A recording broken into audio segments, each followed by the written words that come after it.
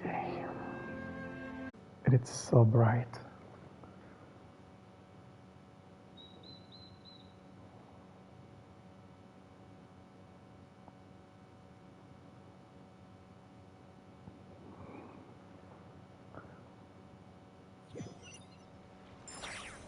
Are there drops? Oh, look at that. There are drops. Am I getting them?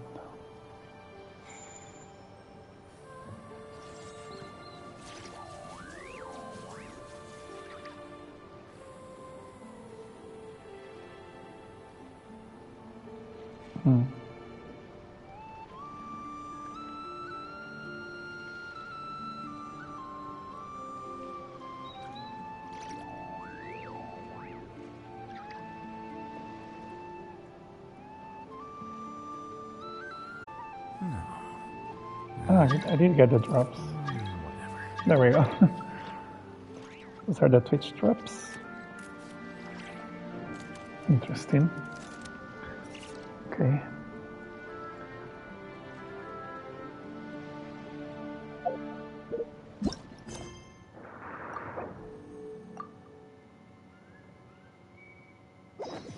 All right, so we're gonna start Act 4 at the time.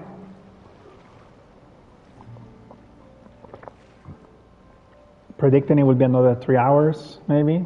Probably shorter. The scribe's work is simple, which is exactly why I took Because the pace really picked up on this one, on Act 3. Is there a line directly?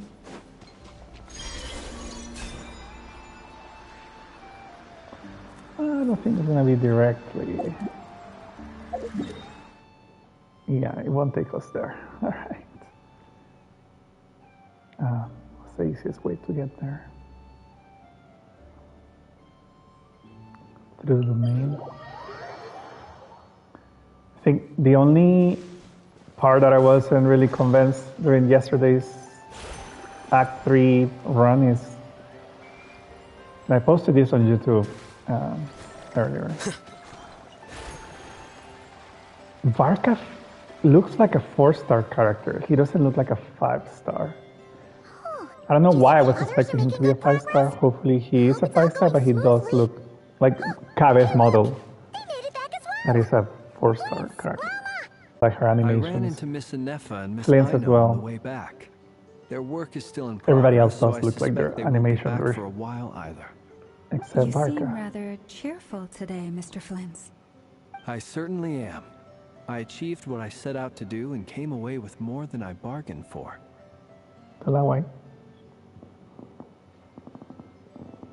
Fighting alone can get quite tedious. Oh, Albedo. But I had the good And fortune Durin. to run into a pair of brave young warriors. We meet again. How have you been? Albedo! What are you doing here? It's been too long. Yeah. Thankfully. When was the last time? tracking In you down turned out Azuma? to be a lot simpler than we envisaged. These two courageously lent me Right? a hand while I was fighting the wild hunt. When they told me they were Sir Varka's colleagues, it all made That sense. event where Venti was Given how in people of outstanding talent tend to the- cross paths, the giant it's no wonder publishing you're house already event. acquainted. So, who's your travel buddy, in a Albedo? long time. Why 2 don't you years? come and introduce yourself?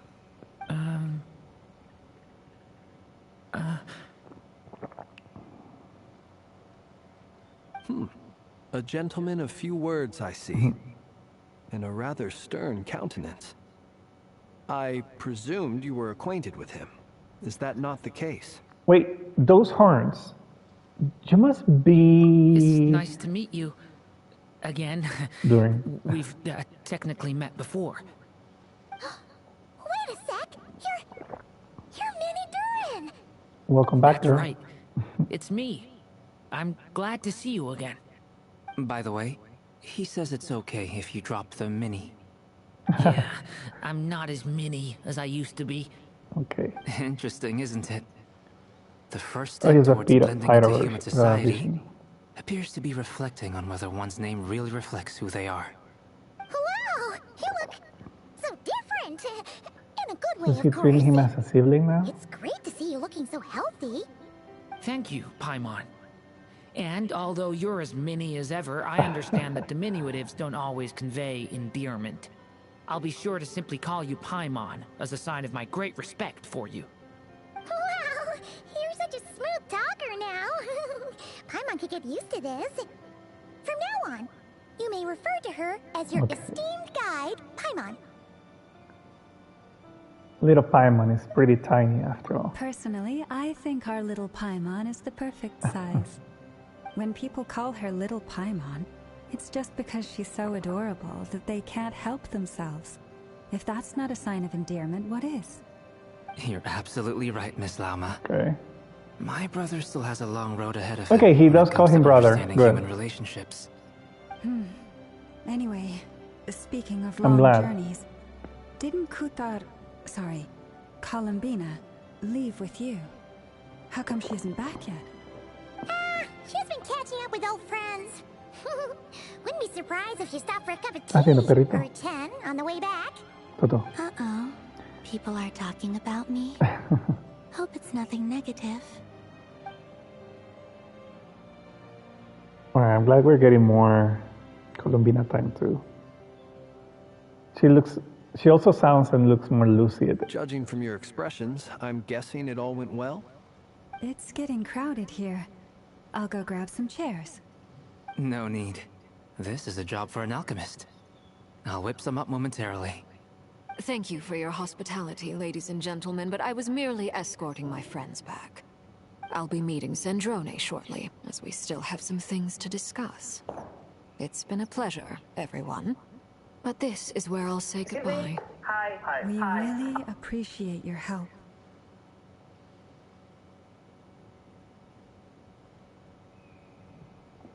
Oh, come on. Spare the formalities. I'm just glad I could help out some true friends. I understand. Well, bye for now, Harlequino. Don't go. Dad. Oh, this place is hopping. It's probably a good thing one of us left. Otherwise, we might not fit all these people in. Are you saying we're about to run out of chairs? As a matter of fact, I am. Come on in and see for yourself. An elegy for faded moonlight. What does that mean? Let me translate that. I don't know how to translate that correctly.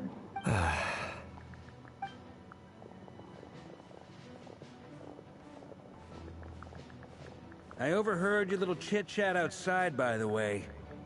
With Miss Columbina's colleague gone, we should be back to the original crew plus the other colleagues I brought in. Though, it looks like we have another new face. Someone else managed to rope in a colleague, too? People are just popping up in Not right now. That's what I probably mean. I think that's what I mean when I said that the pacing is going really fast. Because normally, you know, getting to sit down his sleeve will be until the end of the version. Right? So I guess they're changing things up. Also, this lighting looks good today. I'm glad that it's not picking a lot of the window from the back. Frankly, you and Paimon are the only people I know here. What, you don't This meet, here you don't know is Albedo? Ainslip, colleague of Tibet's greatest guide, Paimon, and greatest adventurer, the Traveler. Well, not exactly colleagues, more sort of friends. Right, colleagues, that would make sense because he did guide the other sibling around 500 years ago. When someone else jumps in to do the announcing, you know you're speaking to someone important. Let's hear what he has to say. Note to Alright. self. What's the Lord Rome? Once Paimon knows your name, the rest of the world will soon follow. Looking for us. Sorry. It's usually something important. Paimon's guessing Yes. you've heard about the Wild Hunt, then. From the looks of it, you're about to hold a meeting. If I were to say that the Wild Hunt is our mutual enemy, would that earn me a seat at the table? Yes. As the saying goes, the enemy of my enemy is my friend. Mr. Dainsleif, there's a seat with your name on it. Though, I can't promise the same for everyone else. Hey, Albedo, think you can rustle up a couple more chairs? After all this time apart, Grandmaster Farkas' first order is to rustle up a couple more chairs. He's the Grandmaster. I've missed this. Is he being sarcastic? Hey, he's your brother. Why are you asking us? I've still got a lot to learn about the nuances of human conversation. I Trying mean, to he barely decipher knows him. Albedo's way of speaking has been like jumping in at the deep end. Oh, good point. Paimon gets you now. Don't sweat it. There are people who go their whole lives Dorin's without getting the model hang is of kind it. of growing on You're me. ahead of the game The more I already. see it, I'm like, okay, he looks cool. We'll see. I wonder what's taking Nefer so long. Perhaps you should go and check in with her. If anyone can hurry her along, it's you. I just got back from the curatorium. Besides, aren't you curious to see what's taking her so long? Miss Nefer doesn't strike me as the type to share secrets. And since gathering intel is her specialty, I'm guessing she'd prefer to keep her methods confidential. Under such circumstances, would it not be tactless for me to impose? Oh, but it's fine for me to impose. What can I say? You have an unrivaled ability to garner people's affection, Miss Moonchanter. Besides, She does have you a way far more in common to with her than I do. influence people. All right then. Big influence. Impressive. She barely fought back at all. I admire your powers of persuasion, my friend. As I'm sure Miss Lauma will realize soon enough, the trick in life is to always pitch in with other people's responsibilities so that you can be selective with your own. Okay. Another trick is to simply hide in the background. Spoken like a true sage. That's Anyway, actually looks like we've got some Albedo time to coded. kill before the meeting. Let's take a little breather, folks. And feel free to chat amongst yourselves. We'll get down to business once the other two arrive. Is it just him? I think I have so much high expectations about Barca that every little flaw is like, I don't know about that, because his mouth is obviously not synchronized to the English voiceover, but it really takes me out. It really takes me out.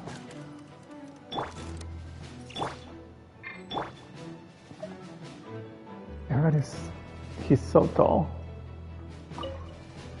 You're both awfully quiet. Why don't I start us off with an icebreaker? Much obliged. Have either of you ever had your portrait painted? If not, I'd be glad to help. That sounds like a lovely idea. You know how to paint then? Oh, the heels have a slight He's brightness. an excellent painter. Tables, That's cool. chairs, people, dragons, you name it. He'll paint it for you. I'm flattered. If I ever get the chance, I'd like to give it a try myself. I'll bear that in mind. Anyway, how about you, Durin? What sort of portrait would you prefer? Oh, I'd be fine with anything. Whatever style feels best to you. Very well. Then I'll play it by ear. You can replicate any I style think I want. the only part, I can try. the tail of If you his show me a model, sample, I'll I do don't my feel best like to it match kind it. of it fits Thank you. 100%. In that case, Maybe because he's a short I'll dig up character. some reference material for you. I don't know how to describe it, but it does feel a little bit out of place. Although we know that he's a dragon, but I don't know. But he looks cool. I love the color scheme. It's very, very cool. We'll see. Probably Durin is growing on me. Hey, Daddy. Is there something you'd like to say to me? Yeah! For starters, why'd you just show up here without even giving us a heads up? Right, he If normally you will think leave us back a to our message. previous interactions, you may recall that that's hardly out of character for me. You do have a point there.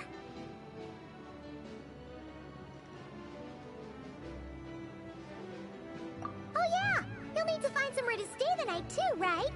Want to tag along with us? You never know. We might get a group discount. Sure, let's do that.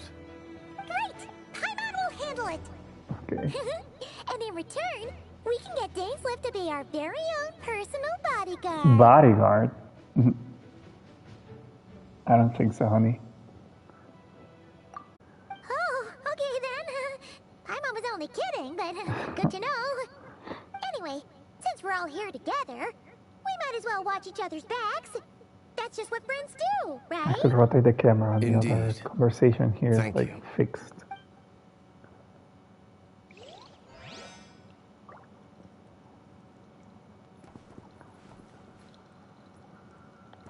Model hasn't changed a lot, right? Same model, I guess. He does have that Cambria theme. Is he taller? Oh, he's taller than Al-Haytham. Okay.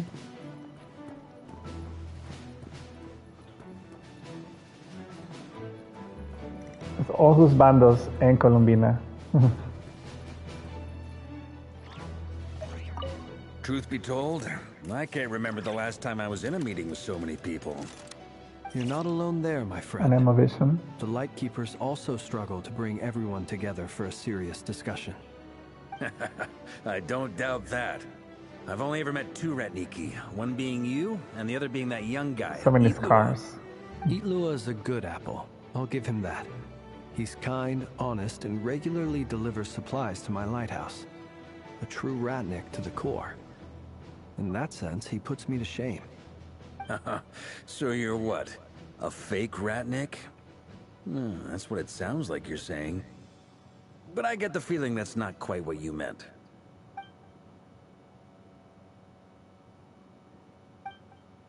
Come on, why the awkward silence? Even the Sorry. music stopped. I'm not even gonna bother trying to hide it. You've known all along, haven't you, my friend? Nah. Let's just keep this between ourselves. Probably best if Itlua doesn't know, huh? I got a lot of lost. Wait, I got so distracted.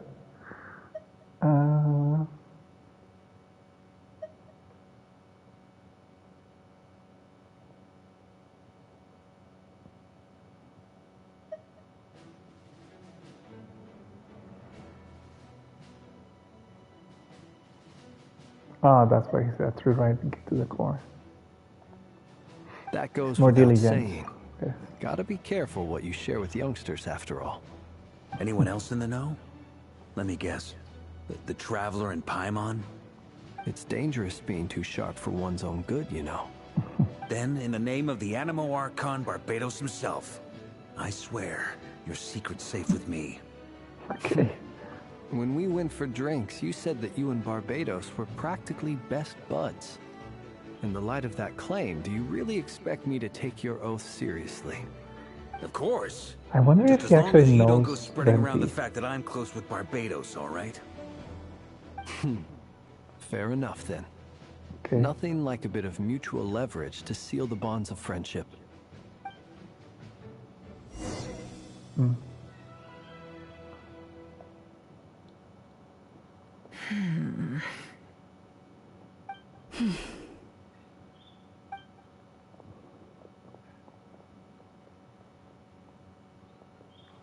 They don't seem to Miss bring good Nefer, news. you made it after all. But what about Yehoda? I'm here to give you an update on how things are going on our end. Once this is over, I'll be heading straight back to continue my work. I left Yehoda back at the Curatorium to watch over things while I'm gone. So much for just this once.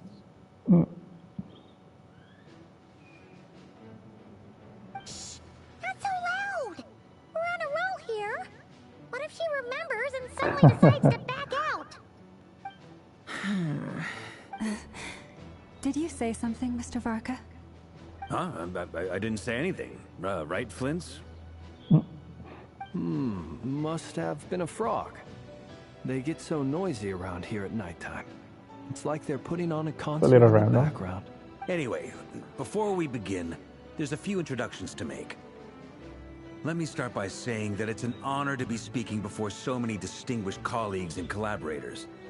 First up, we have Miss Lauma. As Moon Chanter, she's the leader of the Frost Moon Scions, a local religious community in Nodcry. Then there's Miss Nefer, boss of the Curatorium of Secrets, an intel gatherer extraordinaire. Nefer is leading the investigation into Rerer's background, assisted by Yehoda and Lauma. From the little I've heard, they're making some great progress.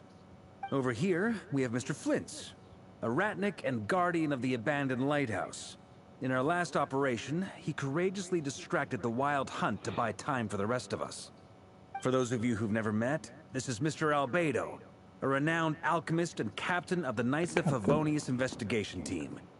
By his side is a new face for us all, myself included, Mr. Durin, who has come to lend his aid. Next up, we have the Moon Maiden and former Fatui Harbinger, Miss Columbina. Wow. Then we have the Traveler, who's earned more titles than I could possibly hope to list out, so I'll spare you the rundown. And Paimon, the ultimate travel companion and quite possibly the best guide in all of Tevat. Wow. He really gave Paimon flowers there. Miss Nefer, it looks like you might have another job coming your way, so, congratulations on the booming business, I guess. You think I haven't got enough on my hands as it is? Who's looking for me now? Oh, thanks. That would be me, Miss Nefer. I have a commission for you. And you are? Who I am doesn't matter right now. What does matter is that I'd like you to gather more intelligence about the Recher of Solnari. I mean, you were there, bro. Don't you know him? Wasn't he like your bestie, drinking buddy?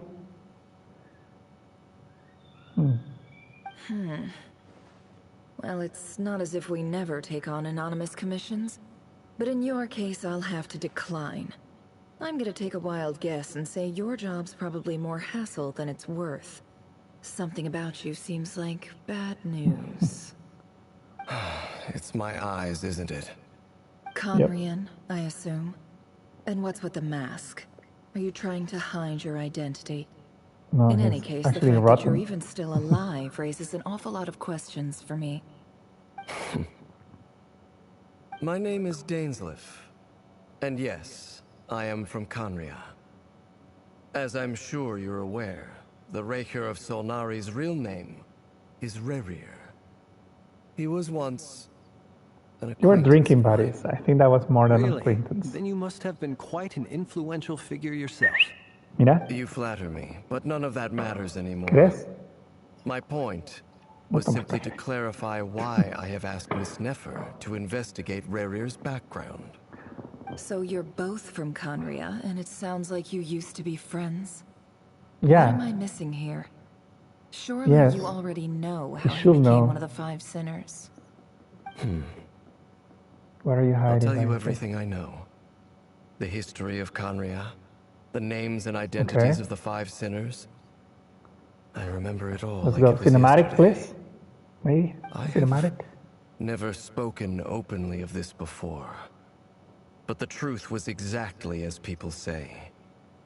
The five sinners were each driven by their own desires, and it was by playing upon these that the Abyss tempted them to their fall, tearing Conria apart in the process.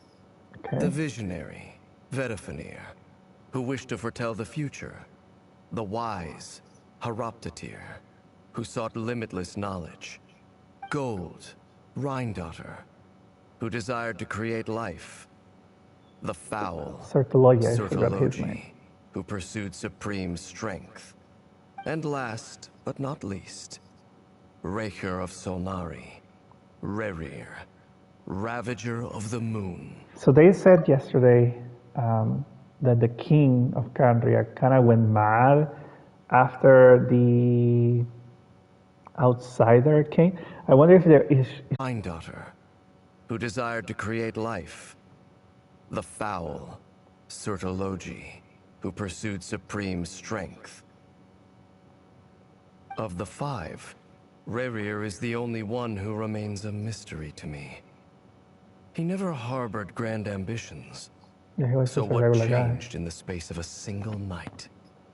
How did he come to fall like the others? In other words, you're saying that his change came as a shock to you, and you have no idea what actually happened? Maybe he was That's orchestrating right. everything. Like, maybe he was doing You an mentioned ice how and the Abyss like tempted in them, Bleach. which led to their fall. But what did that look like in practice? And what other context can you give me about the events of that time? The more detail you can give me, the better. Strangely, Spill that tea. now that it comes to it, I hardly know where to begin. The fateful night took place during the era of the Eclipse Dynasty. One day, my elder brother, the visionary, Vedafenir, was summoned to the palace by the Vinster King, only for the king to gouge out his eyes and cast him into the dungeons. Okay. When I came to hear of this, my fury knew no bounds. I gathered together every ally I thought I had, and together, we set a night to storm the palace and free Ved. Centuries on, the memories of that night still haunt me, like a never-ending nightmare. We broke through the palace gates, just like Cinematic we would had have been planned, great here. each striking towards our separate targets. Just an idea. But then, I was betrayed. Even Vedafenir, the very person I had come to rescue, abandoned me and partook of the Abyss's power. Okay. So, it's personal after all. Then tell me, Mr. Dainsleif, what price are you willing to pay? You, of all people, must know that nothing comes for free. I cannot say what price would be worthy of such a commission. But know this. Rerir was not always a madman. Believe it or not, there was a time when he was just an ordinary man, working for the Conrian Intelligence Service. Uncovering the truth of Rerir's past is the only way to unravel this mystery. But before you decide if you will accept my commission, I will tell you more about him. Enough, I hope, to help you plan your next move. Sounds pretty good to me. Feels like we just flagged down a random passerby, only to discover he's actually a master strategist who has a score to settle with our enemy. Must be all the good karma I've been building. Okay. Can I borrow your halo? It could be useful in the lighthouse. Hey, enough with the wisecracks! Besides, isn't that lamp of yours bright enough already? Relax. It was meant to be a compliment. If that was a little over the top for your liking, I'll make sure to tone it down next time. I'll give your proposal some Can we serious keep thought, Dainsleif Mr. talking, Dainsleif. please? Let's speak in private once the meeting is over. Before that, there's a few things I'd like to share. Okay. Oh, okay. We got to tell them that. Just to help her on the Archon. Now that we've united the hearts of the 3 moons, your power should be greatly enhanced.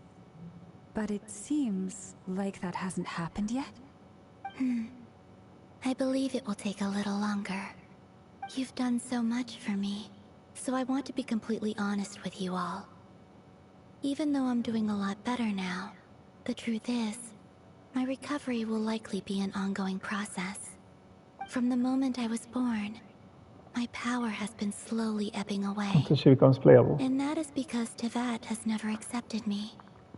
Even with the moons united as one, it seems my rejection cannot be undone.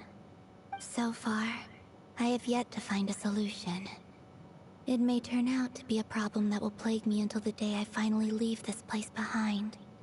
Even so, I will do everything in my power to help you drive out the Rayhir of Solnari.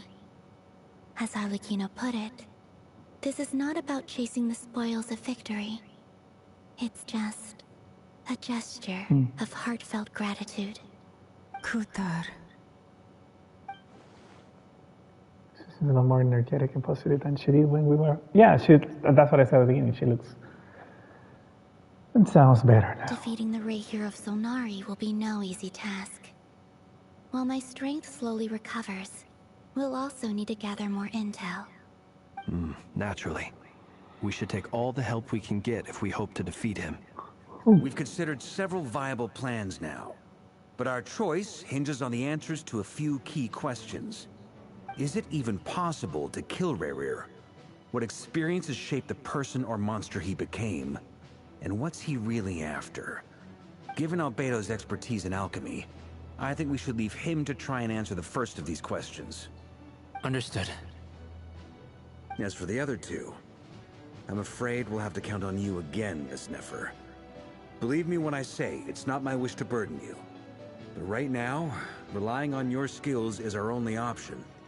So you're placing all your hopes on me, huh? We can't thank you enough for agreeing to help us. Honestly, I can hardly believe how lucky we are. You sure have a talent for changing your tune, Miss Moonjanter. Timid like Yehoda one moment, then flinches insincere flattery the next. Ladies, please. I must object to your portrayal of me. That's all. Feel free to keep bickering. Just pretend I'm not here. I almost don't want to leave this room. I'm curious to see how this plays out. I have faith in you, Miss Nefer. Something tells me you'll stand by us until the very end. Oh? And what makes you so sure of that? What if I suddenly decide that my compensation is insufficient? This isn't about the money. I can sense that you've got a deep-seated distaste for Rahier. And knowing you, that alone is motive enough. Look at them getting along so well. Like two peas in a pod. And I'm the one they accuse of insincere flattery. Miss Lauma, you have to understand something. Unlike you, I don't... Is that right? Well, maybe the fact that I'm willing to put my hopes in other people says more about me than you. But the fact is, I also trust you. And that's because I know that you're someone we can count on. Anyway, Also, I do feel that this is a little repetitive because it also kind of has to do the same type of convincing in the previous quest. And Traveler, Maybe we once we're could finished, edit that a if little bit you've more. nothing else planned, I'd like you to come with me. Yes. This whole experience is teaching me a lot. For instance, I now know that when other issues come up in the future, I'll have far more luck getting Lauma to convince Miss Nefer than trying to do it myself. Hate to say it, friend, but that's one of the funniest things I've heard in a while. Why? You think I've got it wrong? Quite the opposite. But what makes it so hilarious is how long it's taken you to realize. Okay. Okay.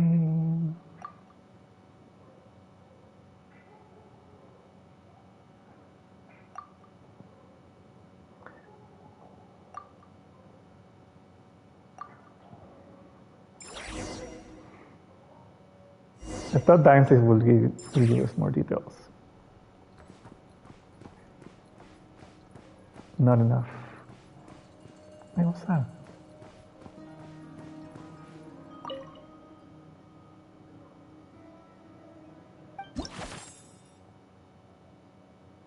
Risley?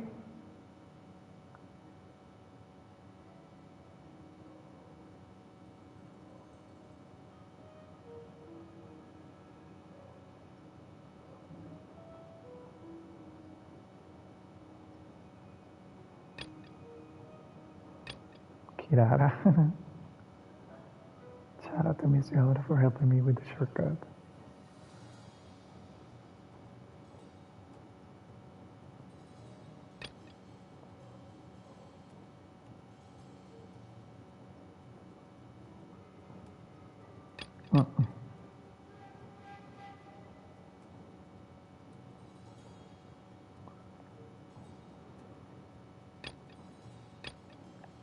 So the cat is an employee.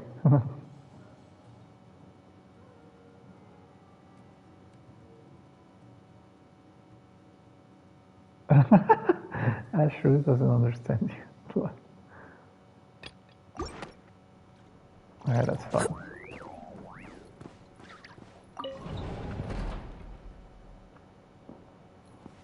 Oh, this is the other space. Okay. Can we see it here? Oh, I guess not now. Thank you for waiting. That's okay. We actually used the time to help Dainslift get a room at the hotel. That's very considerate of you. Now, I trust you share my curiosity about Rarier's past, and you seem fairly familiar with Mr. Dainsliff already. That's right, we know each other for quite some time We now. spoke at some length after the meeting. He was the one who suggested I should invite you to join this operation. He feels confident that these secrets will be safe with you. Dane has a lot of faith in us, that's for sure. Thank you for your trust. Likewise. I appreciate that you got right on board without interrogating me about why I invited you. It shows that you trust me to explain everything in due course. I mean, Because we know what you're choice. capable of. We appreciate you too, Nefer. You might have been forced to help in the beginning, but this time, it was your choice. That's one way to put it. Another is this, that once a decision's been made, it's set in stone. After that, my only goal is to see it through. Alright, so here's how it is. I'm going to access Rarier's thoughts again using my confidential method. Now, I'm sure you've seen things like this before on your travels, so you're surely well aware of how dangerous it can be.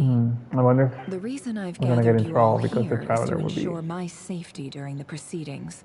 right. I plan for us to enter the fragment of his consciousness together, and once inside, I will focus on searching for information. Okay. Think of this as a diving expedition into someone's brain. If I'm the diver, you are my safety equipment, tasked with keeping me alive while I'm under the surface. Once the ceremony begins, we will all be spying on privileged information. But in the interests of safety, you must remain absolutely silent at all times. You hear, Paimon? We will discuss our observations after the ceremony has concluded. Lastly, any individuals of a weaker constitution are advised not to partake in the ceremony. In any case, Paimon has her own job to do, which requires staying in the room, but not joining the ceremony.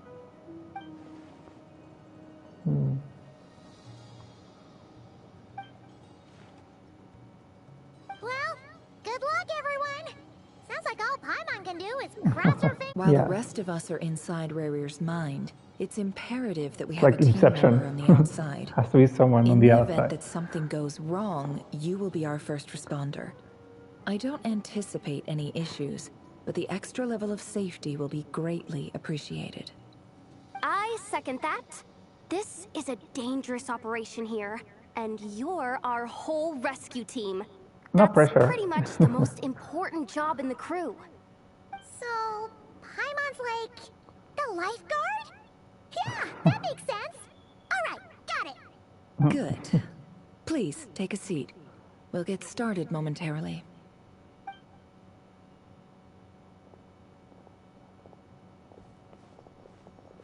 So, did Mr. Dainsliff tell you anything else? He told me that he believes Rarier kept some big secrets in his life.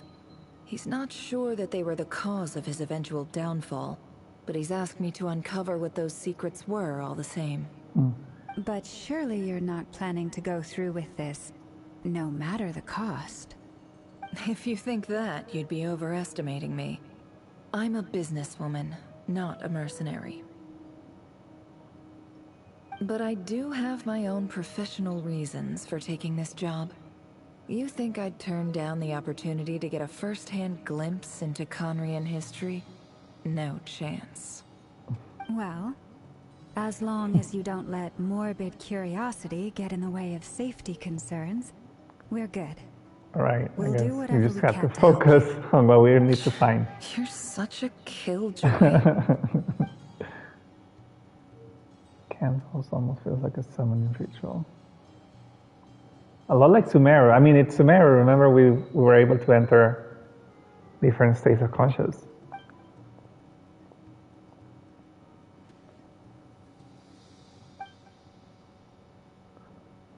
It's like the meditation that the sages did. All right, I'm good to go. All set over here too. Promise, Paimon, you'll be extra careful. Pinky promise. All right. Let your whole They body didn't even relax. animate the pinky promise. We're about to begin. Such a lost Close your chance. eyes. Missed opportunity.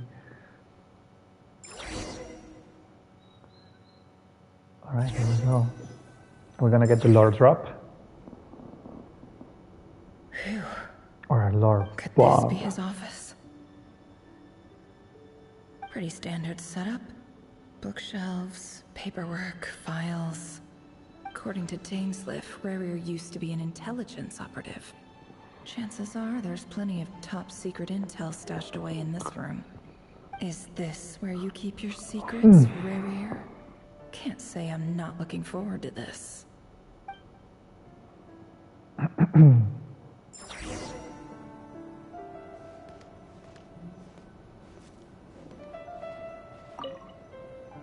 A file tucked inside a folder. The title reads, Dear Breakfast Shop Owner. It's a list of names. But at this stage, I have no idea who any of them even are. Maybe targets? Wonder what kind of encryption technique this is. Seems like it has to be inserted into that camouflage device nearby. Aha! It's an audio recording. Audio? Please, hear me out. I can't shake this feeling that someone's been spying on our house. No, I'm not being paranoid. It's true. I saw someone dressed in all black. It was a couple of days back, but that was on another street, not near my house. I swear, I know what I saw. There's a note in the margin. Surveillance of the Runfather residence has concluded. We apprehended the target and filed the mission So it's like report a last night. secret Could the voice in agent. the recording belong to one of Rarier's targets? Yeah, they're targets. All those names.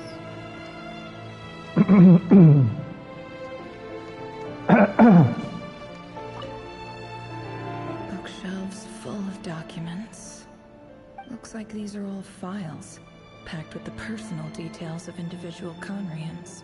The Crimson Moon dynasty preceded the eclipse. Since Rarier worked as a secret agent during the latter, it stands to reason that he was tasked with purging remnants of the old dynasty. Yep, lines up exactly with what Dainsliff told me.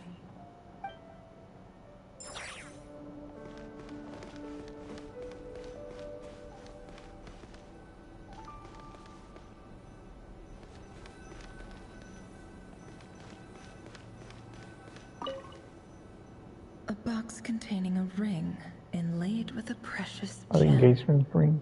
Must be for his girlfriend. He looks even gloomier than last time. I wonder what's changed.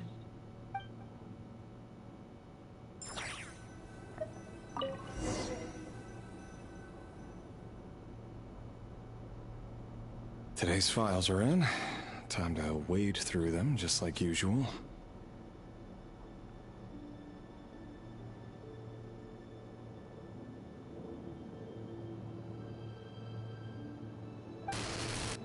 Male, 51. Occupation, cook. Confirmed Crimson Moon descendant. Has maintained frequent contact with other descendants over the past year. Poses a threat to the dynasty. Neutralized. Okay. Redacted. This one should be archived under purged targets.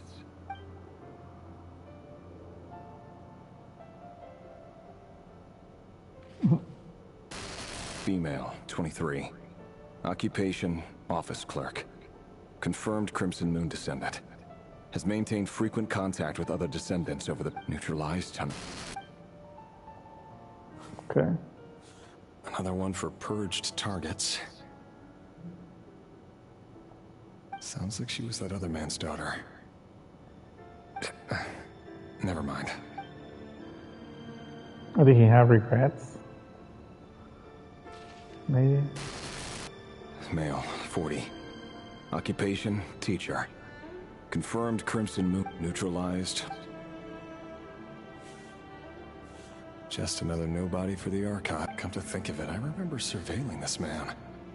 A case like his never would have been considered a priority in the past. Huh. He barely even interacted with other Crimson Moon descendants.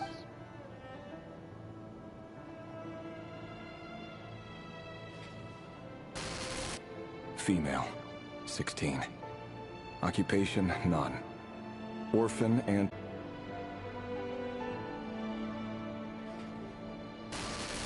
Female, 13. Occupation, none. Orphan and confirmed Crimson Moon descendant. Neutralized and... Filed.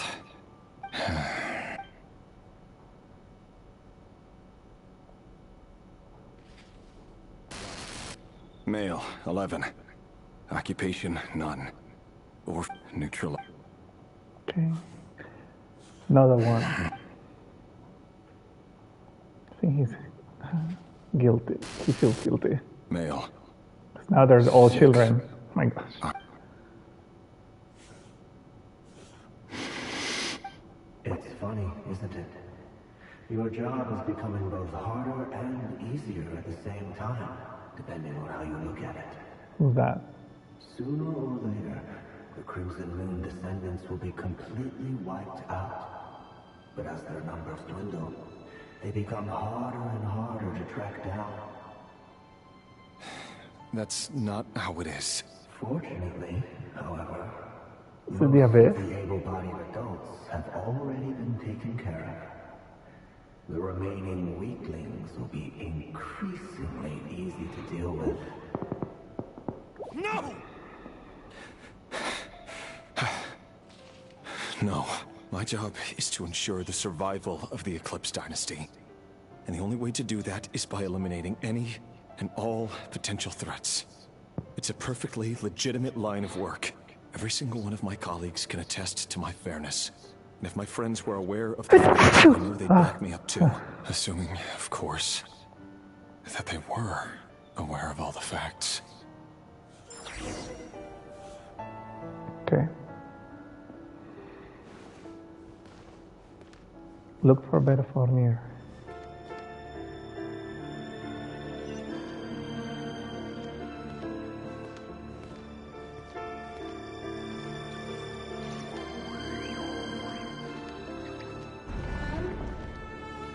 Oh, those are some strange doors.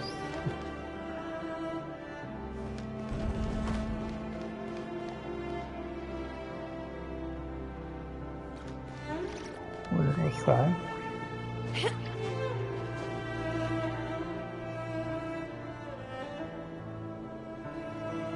Can barely see.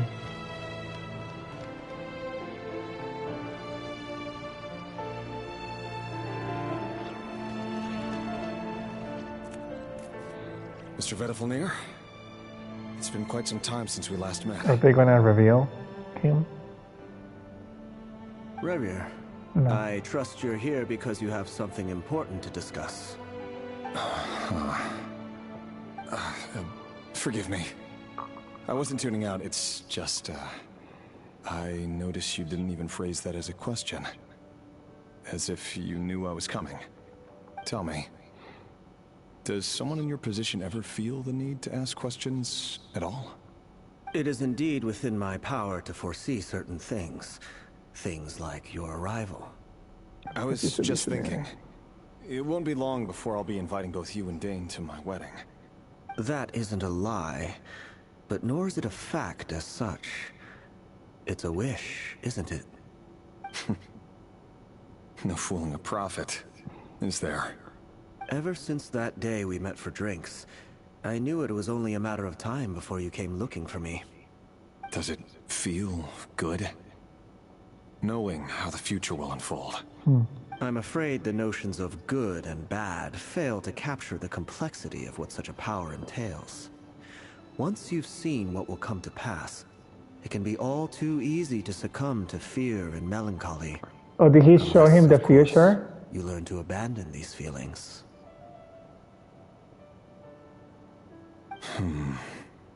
Maybe. You fear my silence, and long to hear the words I left unspoken that day. I think that's it. That's right. He probably read his future You must or have something. noticed my reluctance to broach the subject. And the reason is simple. Because the truth could never have lived up to your hopes. For both our sakes, such words are better left unsaid. The burden of prophecy was never meant for your shoulders. So who exactly do you deem worthy to hear your prophecies? None but our exalted king? Or rather, our king as he once was. You're closer to his majesty than I am. You must know better than anyone how much he's changed. You say that as though it is to my benefit. Yet precisely because of that, I dare not speak rashly. A king can turn out to be the most virtuous of rulers, or a tyrant more terrible than the most vicious of dragons. You are so wise and far-sighted, yet still you would have me live in fear of the unknown. I think that's what happened then. He told him the future. You make a fair point. I don't know. Especially given my silence alone was all it took to send you spiraling downwards. Scam. Very well then. Let me offer you some advice. And I say this not as a prophet or a visionary, but simply as the brother of your friend. Okay. For many reasons, there is very little chance of your marriage ending in happiness. If happiness is what you seek, you should find another fiancé. Damn. That's it? There's that same black fog again. Could this memory belong to Thelindis? Guess I'd better tread carefully. I think that's a problem, that we're not looking at his memories, maybe, in full. I don't know. Can't see outside.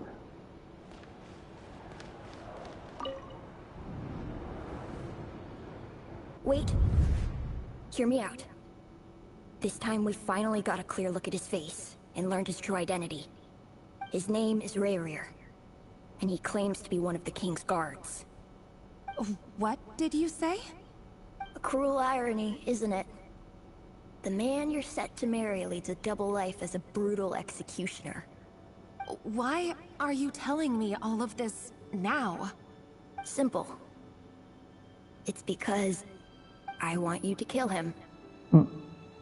You are the only person he would never suspect.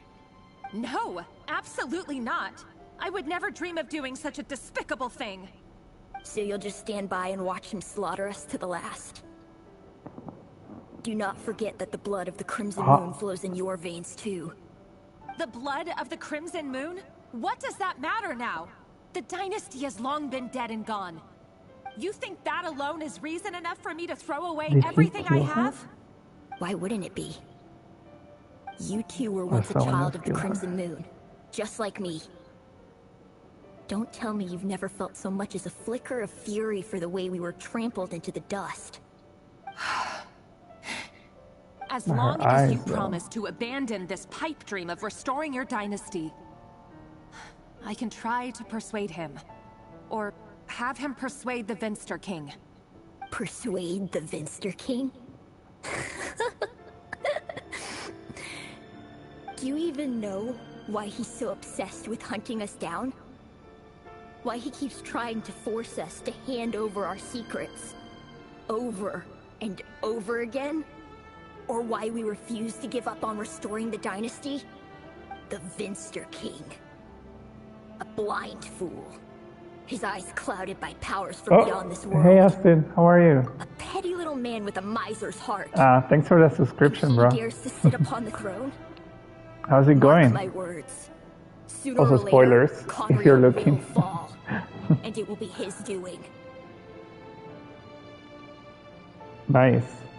What are you trading today?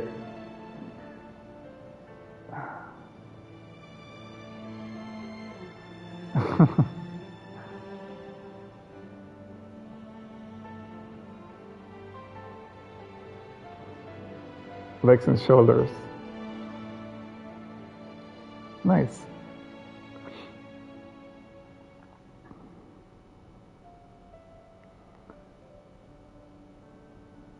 I'm on the middle of the quest, so you're probably gonna get spoilers if you haven't done it.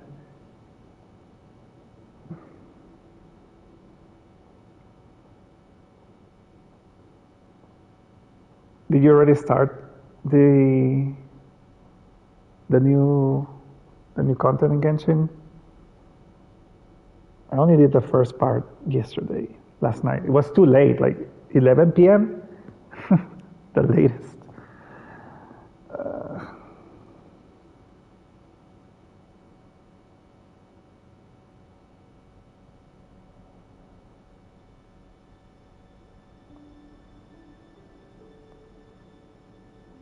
The new mode. I haven't tried the new mode. I'm gonna probably do that later.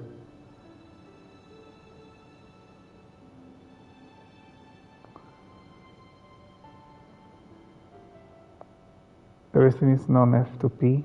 Ah, okay.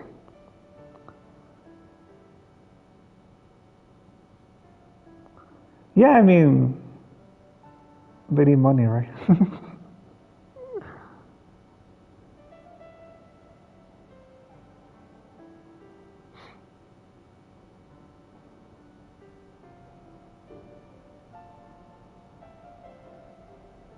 The shop doesn't have bonuses.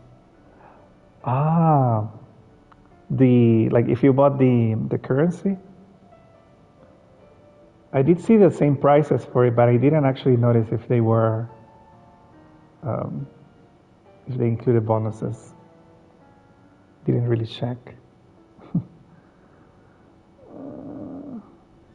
It's all for money.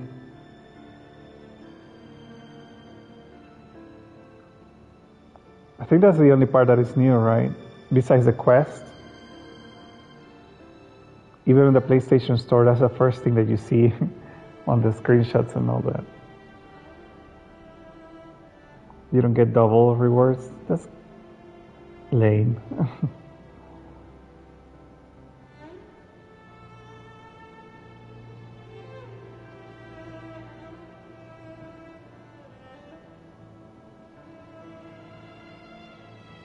Let's see.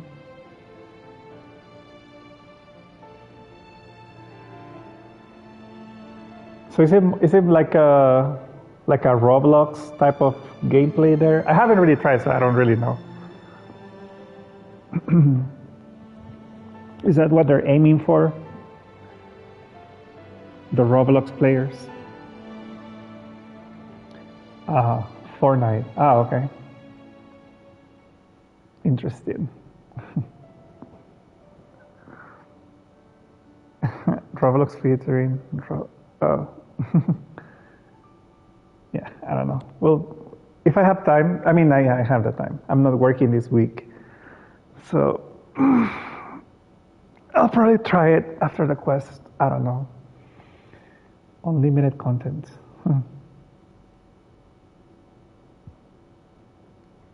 I mean, the thing is that by the time we get to Shishunaya, the game is going to weigh like 300 gigabytes in PlayStation. At this rate.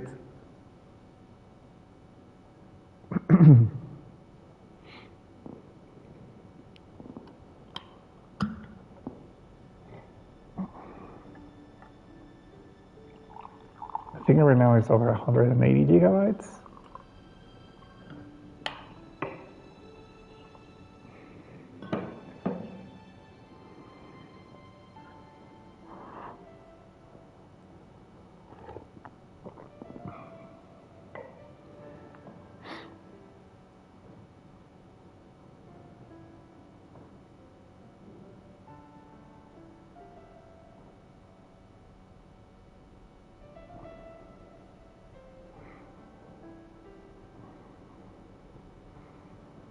I think they're giving rewards for the.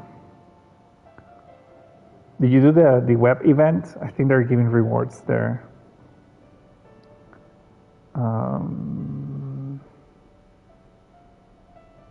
Where do I have that link?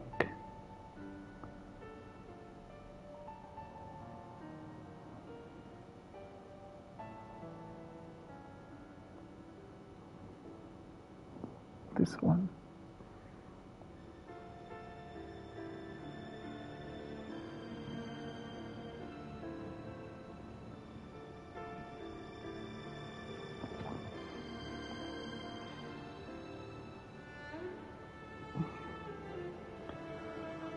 All right, I'm going to continue with the quest, so feel free to lurk. Thank you so much for the resub.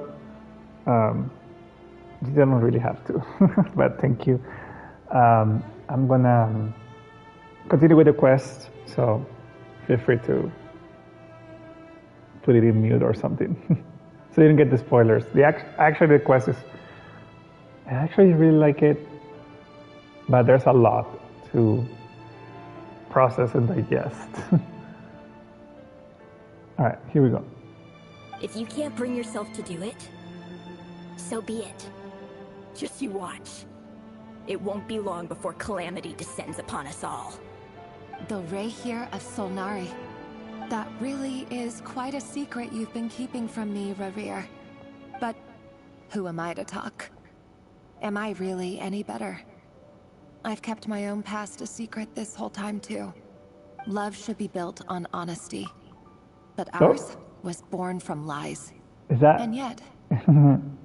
Hey, Ronnie. I hope you're doing well. Thank you for the lurk. Hey, Juice. Yeah, we're doing well. We're having our coffee, getting some Kandrian lore. Sending you hugs.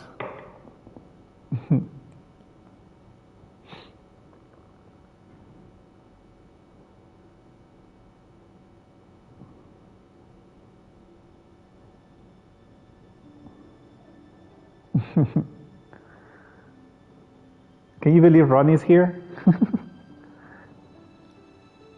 All right. Good luck. Hope you win, Austin.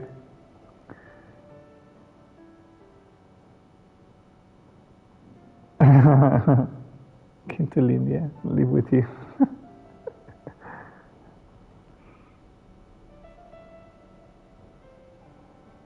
Lot to explore. Laura the Explorer. Okay, I haven't read that. 1 second.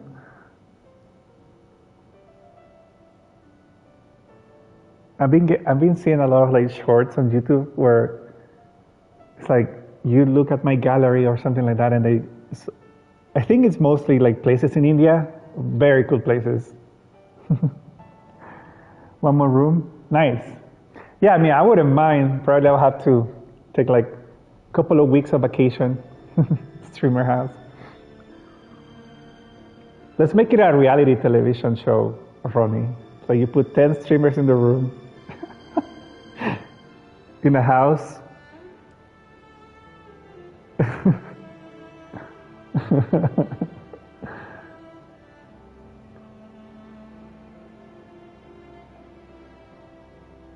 The Real Housewives of Twitch.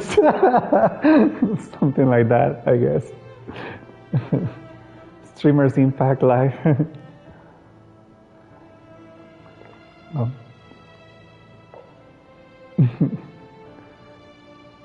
The beaches of Twitch.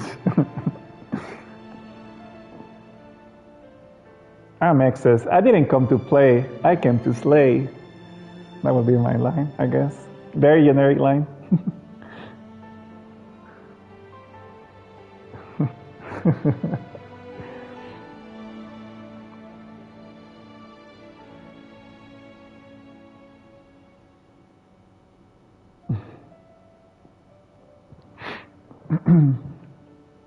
You want to say hi to Toto? Let me. Oh. See if I can. Well, there he is. Giving you the side eye.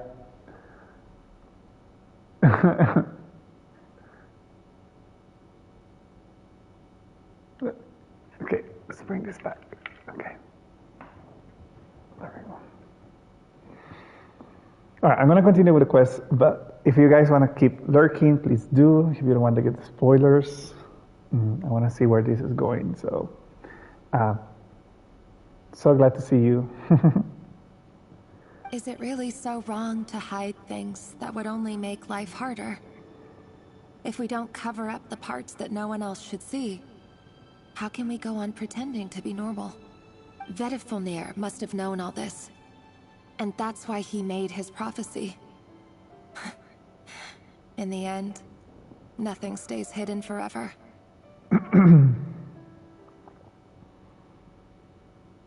But I won't just sit by and watch this disaster unfold. I'll do everything in my power to protect what I cannot afford to lose, no matter who I have to face. Okay. How do we... Huh? Was that Rerir who just walked past the window? Doesn't it give you the chills that he still takes the same road to work every day? As if nothing ever happened. Those people at the deli. Enough already. They're clearly pretty taken by their own disguises, so just smile and play along.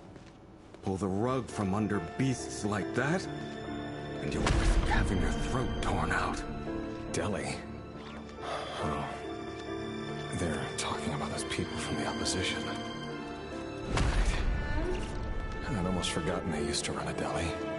People of no consequence always vanish so easily. And no one even remembers them.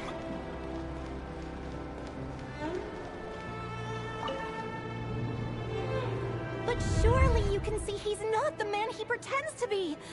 So many have died already, and they say that the king's madness grows with each passing day.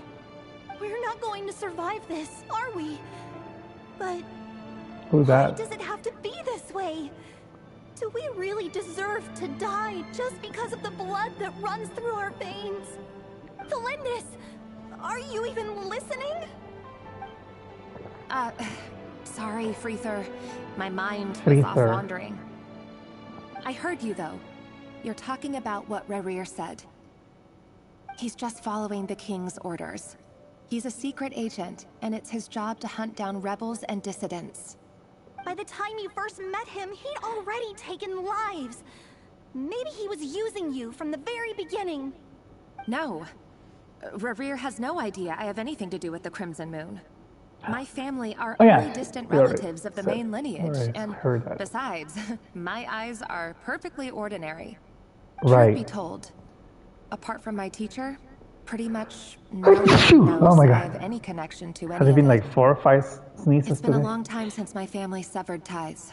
Because it's very windy outside, I guess. Who could A lot of possibly pollen. talk sense into that raving lunatic of a king? No one. I'll work something out. Trust me, I'm with you all. But for now, you need to keep yourselves hidden.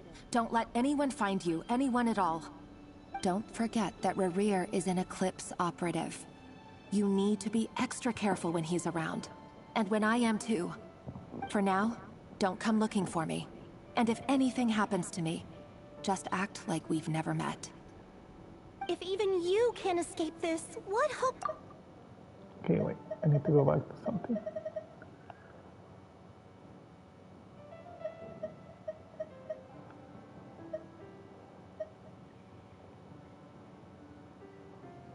I have nothing to do with my family. Are only distant relatives of the main lineage. Okay.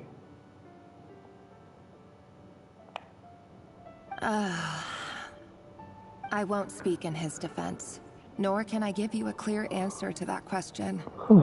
But I'll do everything I can to put an end to this. Here, hold on to this. If an opportunity to escape presents itself, take it. You'll be glad you took some spare change. You call that change? But... It's a million more. I've got a job, and there's still money coming in. But you can't go anywhere right now. Please think about yourself for once.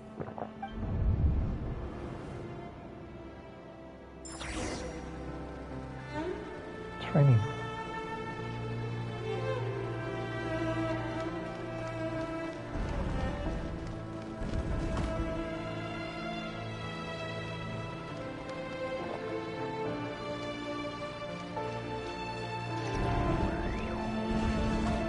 day, another round of assassination training. Training ground is just beyond this hidden passageway. When you kill a person, doesn't it bother you when you end up covered in their blood? Why would it? Are we all just walking blood bags? But not everyone was accustomed to hunting down others like prey.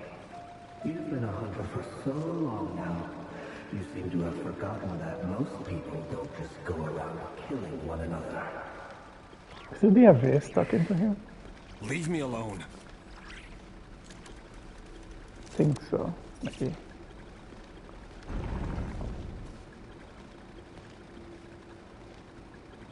Are those? Oh, I thought they were Healy rules or something. Okay.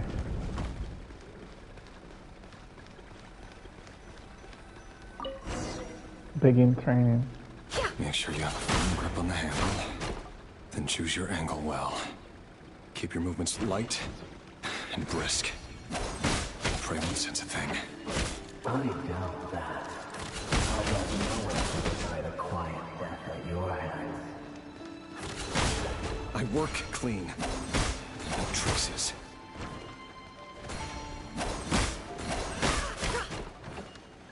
Can I just prove right now?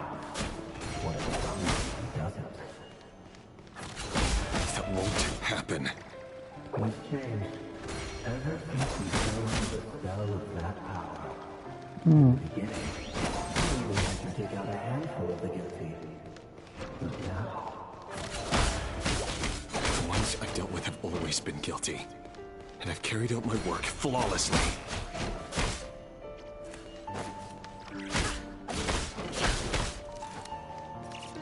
it all adds up? Okay.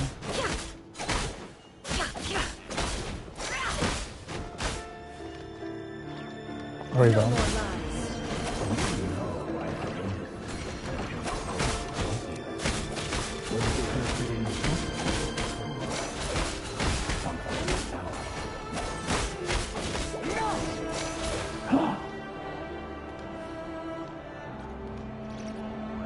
Okay, so I guess they were actual kids or something.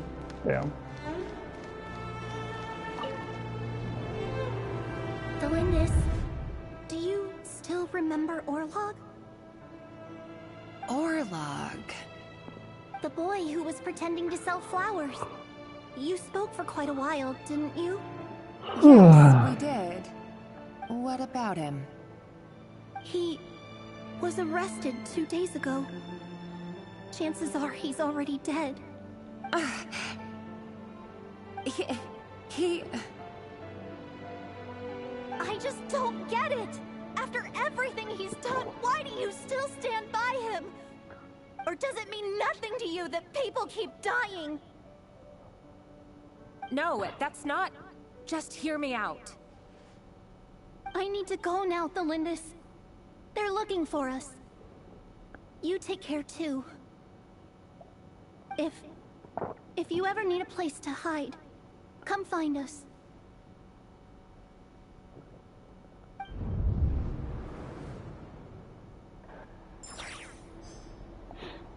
Okay.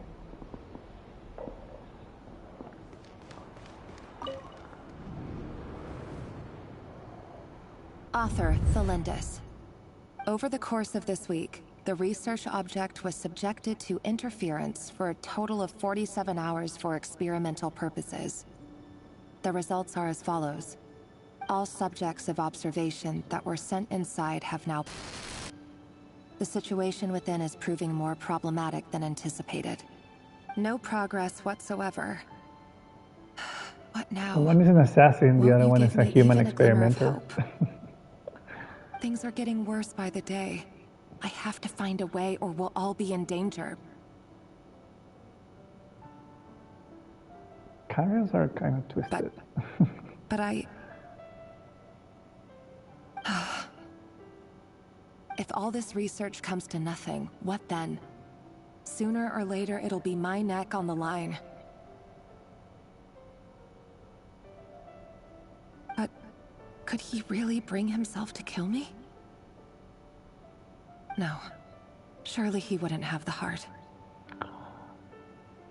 I have a feeling that maybe he did kill her.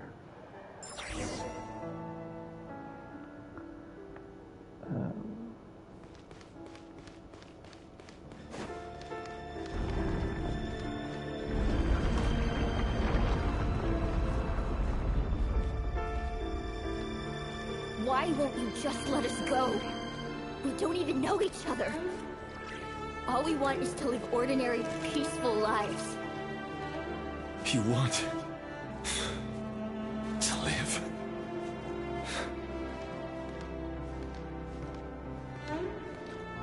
Yes.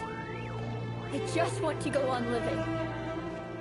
Is that really such an unforgivable crime?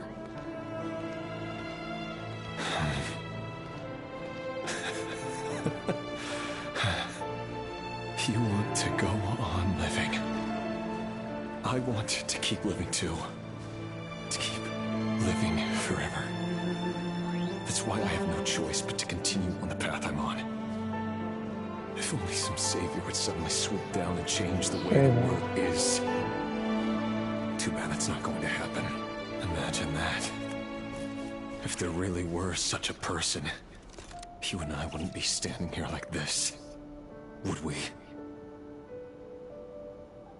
So the traveler hasn't arrived yet.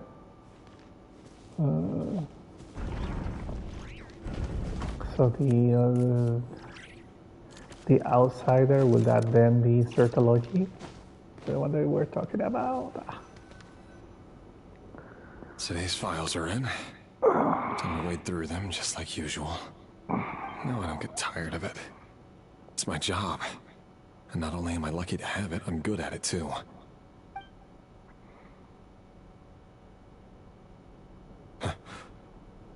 Wait.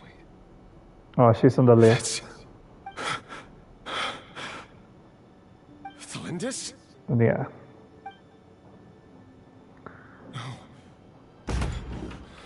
No. No! Why? But you bear no mark of the Crimson Moon. How could you possibly have anything to do with them? It cannot be. A diluted bloodline. Carefully concealed. I see it now. You've been living in the shadows just like me. Just like me. Oh, I've been not telling her that's numbing myself with talk of justice. Even imagining my friends would back me up. But in the end, Sul, Finster King! How far are you going to take this? From the direct bloodline to secondary offshoots? And then what? Irminsul, isn't that the name of the sacred tree?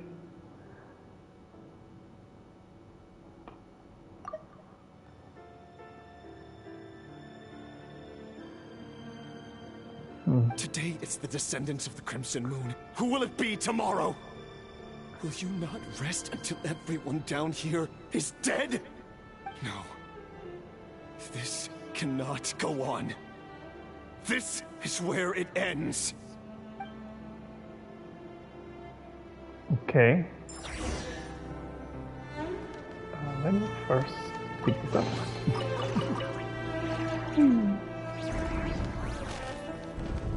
Is he gonna confront better for Nier?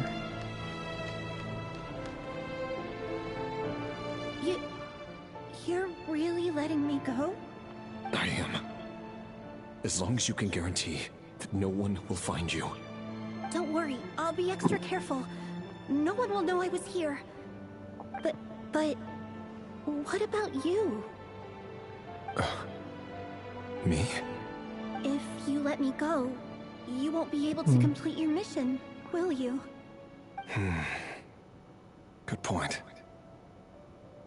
In that case, maybe you should stay. No, please! I just want to see the outside world again. To... Go on living? Yes. I know you're a man of your word. So please, just let me go. If I let you leave, What will become of me? Just kidding. Go, now. Timing. But remember, don't let anyone know you were caught. We'll be seeing each other again very soon if you do. Even shadows in the dark must live by a code. But you can't save everyone. You've been whispering in my ear for days now, It's Vedifalnir. a lot more like. What are you trying to do? Never Break me before. down? I only say this because you long for an answer to your problems.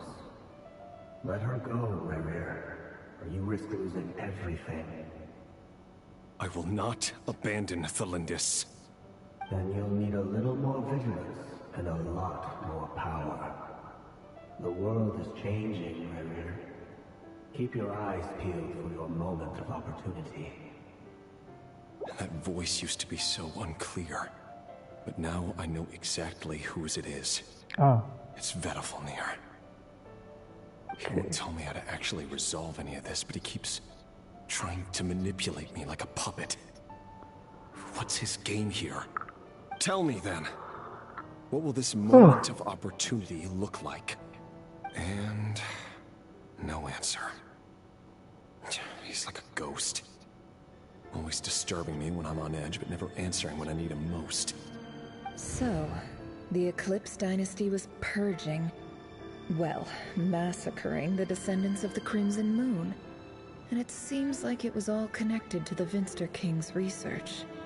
The King's obsession with abyssal power left the future of Conria hanging in the balance. No wonder every aspect of Rerir's life was so unstable. And it looks like this Thelindis, Rerir's would-be fiancée, herself belonged to a sub-branch of the Crimson Moon Dynasty's descendants. It almost defies belief that a couple like them could hide the truth from each other for so long. If the Vinster King hadn't intervened in such a drastic way, they might have gone on deceiving each other for the rest of their lives. And why does Vedifalnir, Daneslif's older brother, keep talking in Rerir's head? This guy kept more secrets than I ever imagined. The human mind is like a vast desert of shifting sands. When you follow the flow of someone's memories, you only ever see the parts they're willing to let surface. Time for something a bit more creative. We've been inside Rerir's mind this whole time, building up a picture of his psyche.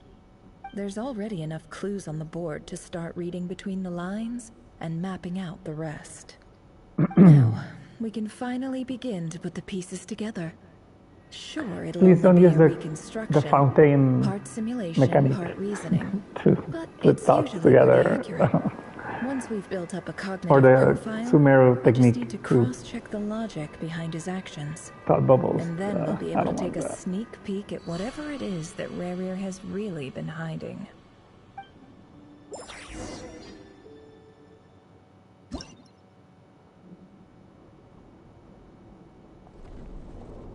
Huh?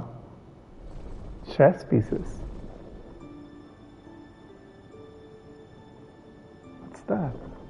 Rerir, are you there? Moving pieces consumes action points. When all action points are used up, you'll be returned to the previous save point. When a piece moves to a square with this marking, you gain the corresponding number of action points. This square will also become the latest save point. Ooh.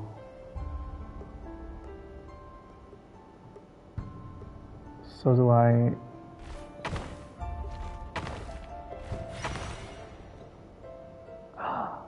That wasn't...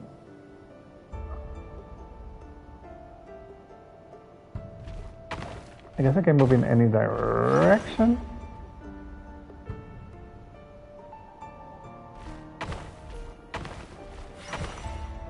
Okay. Hey, Rerir! But it was like an actual chess piece, like the... Dane? What's wrong? Quick, come with me. I'll explain everything once we've met up with the others. Okay. I'll come. but the Lindis is still over at the Universitas. I'll need to leave her a note. All right then, but make it quick. Dan's voice I've never seen Dane a so lot worked up younger. before.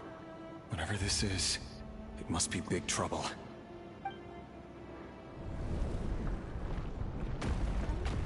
Okay.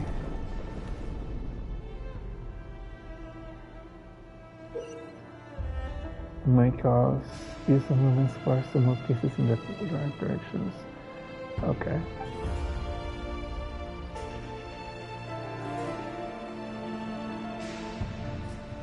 Can't see though. Oh.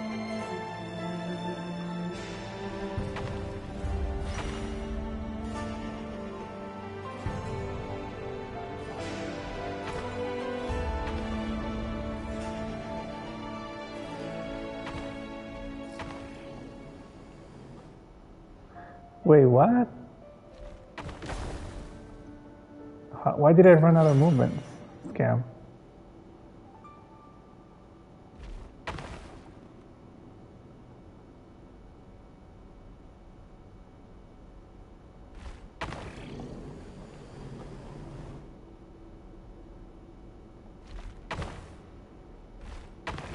Oh, okay. I think I know what I did, but return to previous save point. I think they want me to take the 5 points from the bus, from the back.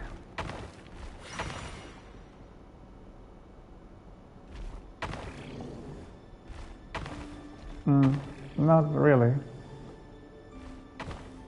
Alright, okay, that was it.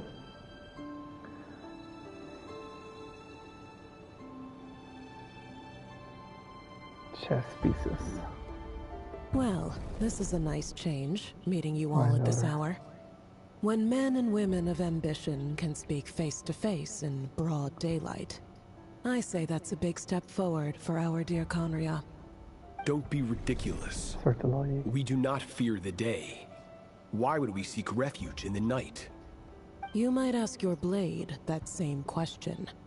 I'm told it prefers the cover of darkness. The word on the street is that Sir Elegy only strikes when he has an unfair advantage. But that is patently false. I see you're missing an arm and a leg. Surely only a fair fight could explain that. If this is your way of offering me replacement limbs, believe me, I'll take them. Oh, we can certainly discuss that. With bioalchemy, anything is possible. Assuming I have your full support in my research. Okay. Lunatic. Robtatir, what brings you here? Why, Dainsliff, of course. He invited me. Please, cast aside your apprehensions, Miss Rhindaughter. Whatever the rumors may say, I am but a humble servant of the king, and I can assure you he affords me no greater convenience than he does you. Well, the Universitas Magistrorum won't stop fawning over you, so at least some of the rumors must be true. You're clearly doing well for yourself, so drop the humble servant act. It endears you to no one. You're president of the Universitas Magistrorum, the chief royal mage known as the Wise by royal appointment, and by far the most favored among the 4 pillars of Conria. Vice President Veet doesn't even try to hide his envy when he sees you. My success is the product of hard work and good luck. It's as simple as that. Were the king not such an extremist, I hardly think I would have received a senior post at my age. Of course, no job is without its gripes.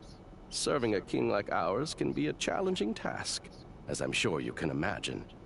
And as for Efterveet, in missing out on the presidency, he's dodged a mountain of stress. Like everything else in life, it comes with pros and cons. You're all here. I apologize for the short notice, but it was an emergency. Wow, so many expressions in their faces. You must be Rarir. Mr. Sir Elegy, Yes, I handled your case file Kind during of your hate this. sentencing. This is like Nothing personal, no human of course. expressions. I'm pleasantly surprised that you remember me. You're clearly a person of substance if you've been invited here. But Dainsleif, you'd better have a very good reason for convening this little gathering. It's my brother, Vedafenir. After he spoke at the court this morning, the king was so infuriated by his words that he had him blinded in both eyes and thrown in prison. Vedafenir in prison? Strange.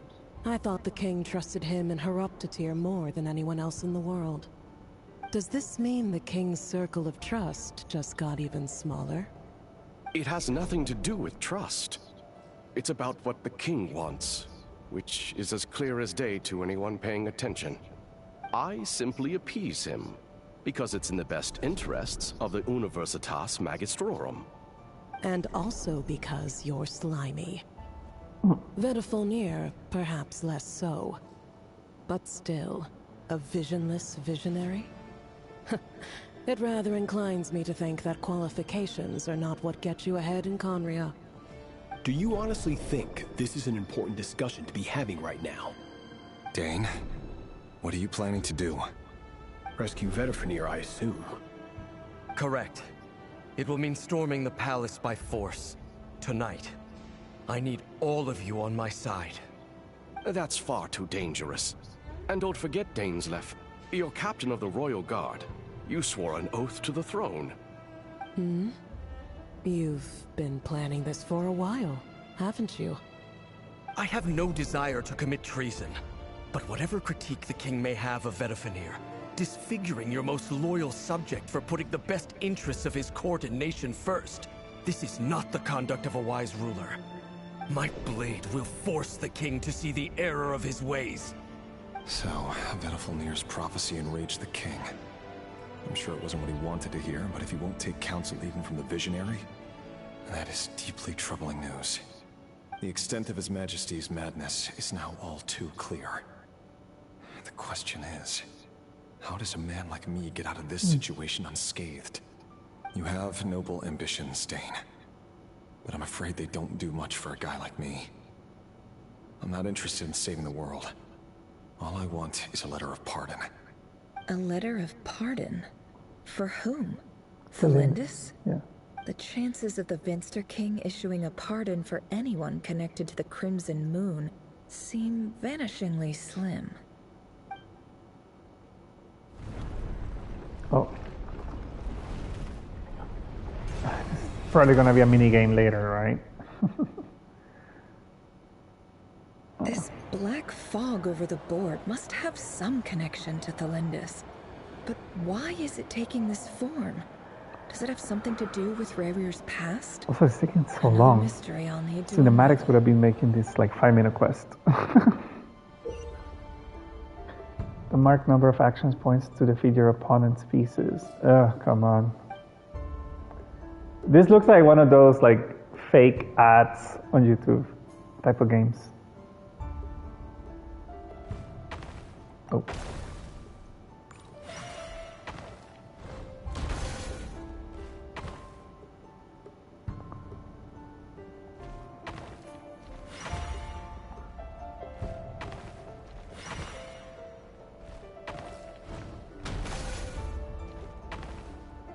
Oh. Never mind. Wait, what? Okay, I guess I can just take the points and go back.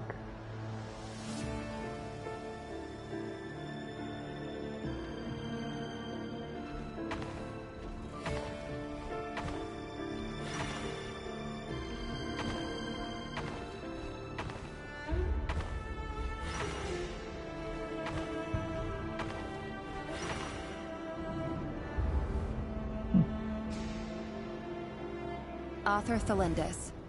Over the course of this week, the research object was subjected to interference for a total of 60 hours for experimental purposes. Damn, The results are as follows. Research dating back to the Crimson Moon dynasty has established 2 points regarding moon marrow.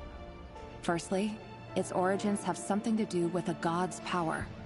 Secondly, it serves as a portal to an as-yet indeterminate location. Moonmarrow can thus be defined as a spatial gateway. However, there are a number of hurdles to overcome before we can answer the question of where it leads to. To start with, opening the gateway requires a specific power source, which the relevant literature indicates.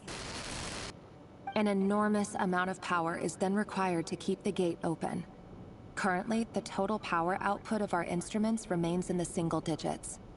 To make matters worse, I am now the only staff member remaining in the Moonmarrow lab.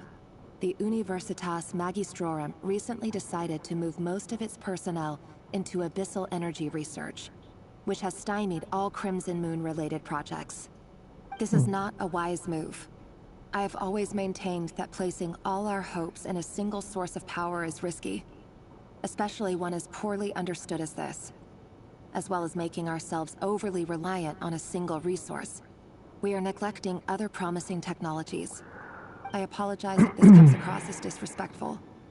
But as a Moonmarrow researcher, I desperately want to see the world beyond the gateway. If we really made it there one day, what would we find? And how would we go about taming the unknown? My imagination is endlessly fueled by questions such as these.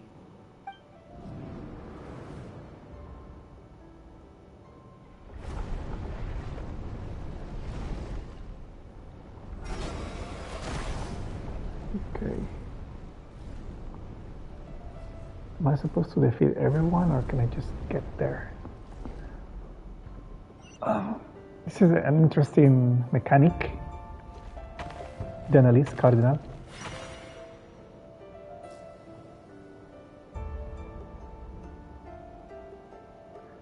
Okay, so I just have to get there. It doesn't, I don't need to defeat them all.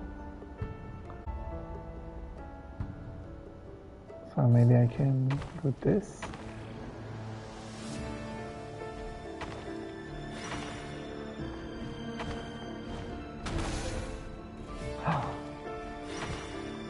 Okay, maybe I won't run out of points. Ah!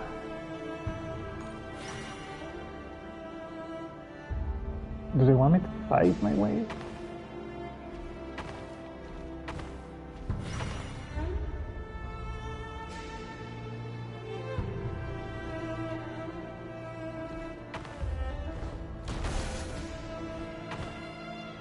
Oh.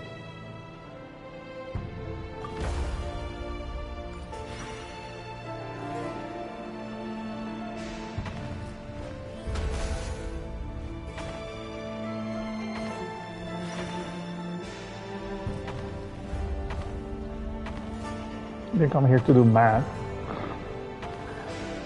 Oh no! Okay, we did it. This is for you. I heard you're gonna leave the city with your parents. Delindis, did you hear about what happened? I've heard nothing.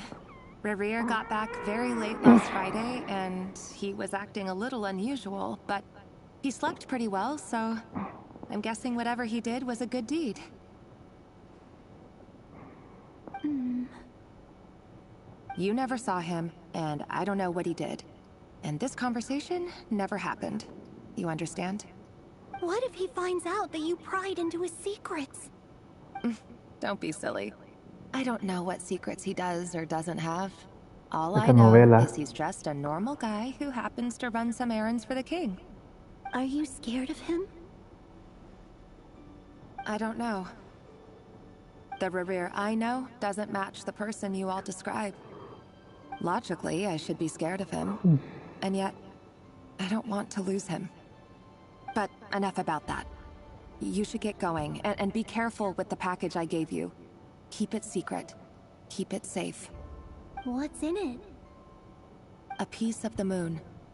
All you need to know is that as long as you keep it safe, then in the future, everyone will be able to see a red moon. A red moon? You mean our moon? That's right. Our moon.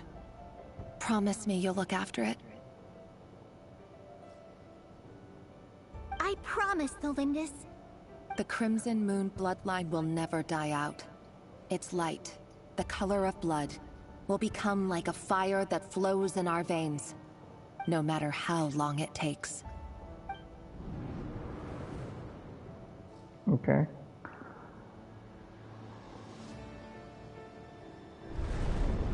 Okay.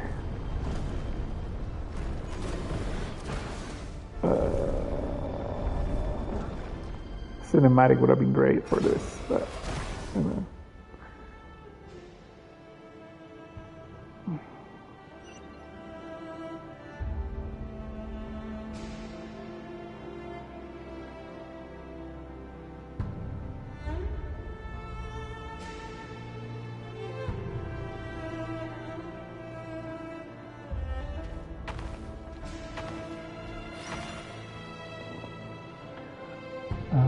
That will leave me without points.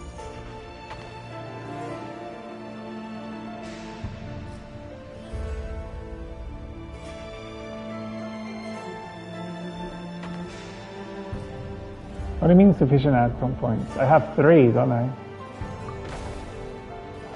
Oh, it's because it's the same amount. Okay, never mind.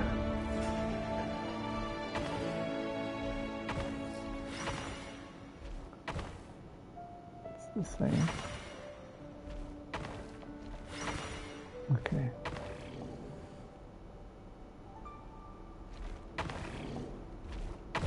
Never mind.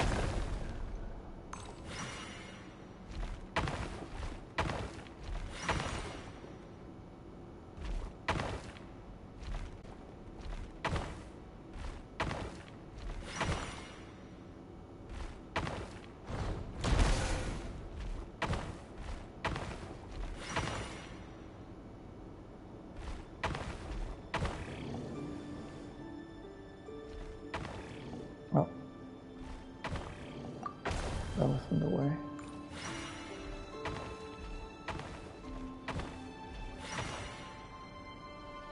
No.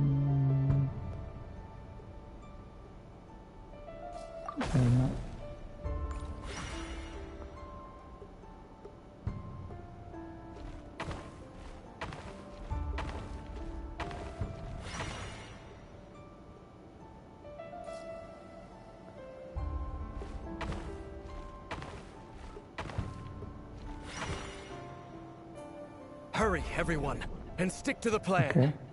Sir Dainsleif, what are you? Is this treason? You know what happens to those who betray the throne. Please. It's kind of lame though. That is not even animated as like people. He has betrayed Because they haven't made the complete designs of them. I don't know. Left for justice in your heart, you should join me. It's showtime.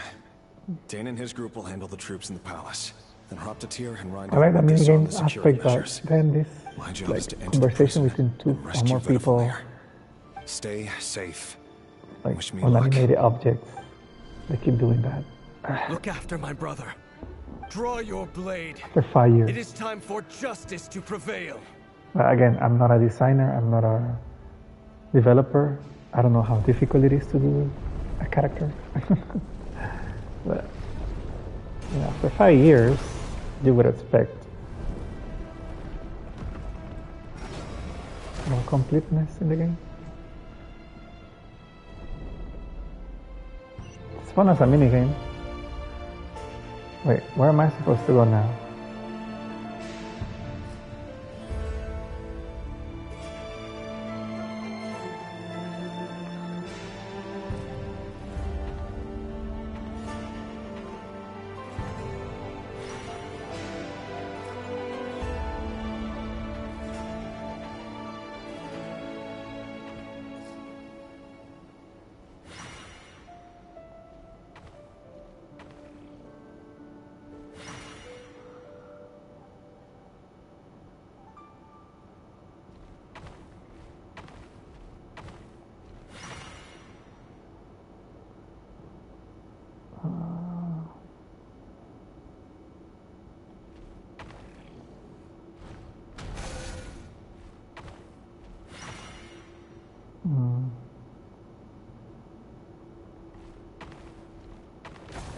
Never mind.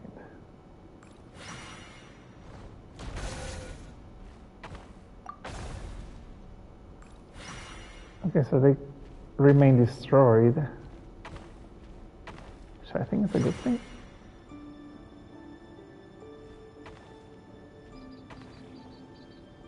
Oh. Okay.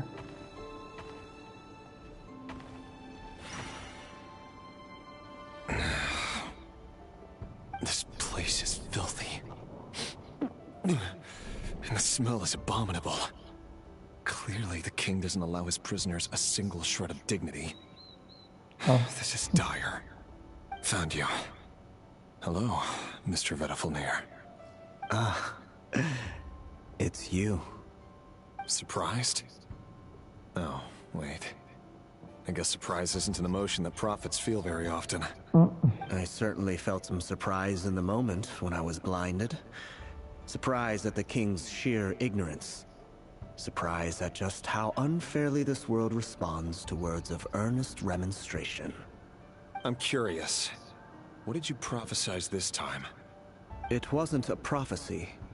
It was a word of warning. Someone had to say it. The king has forsaken all reason in pursuit of his obsessions.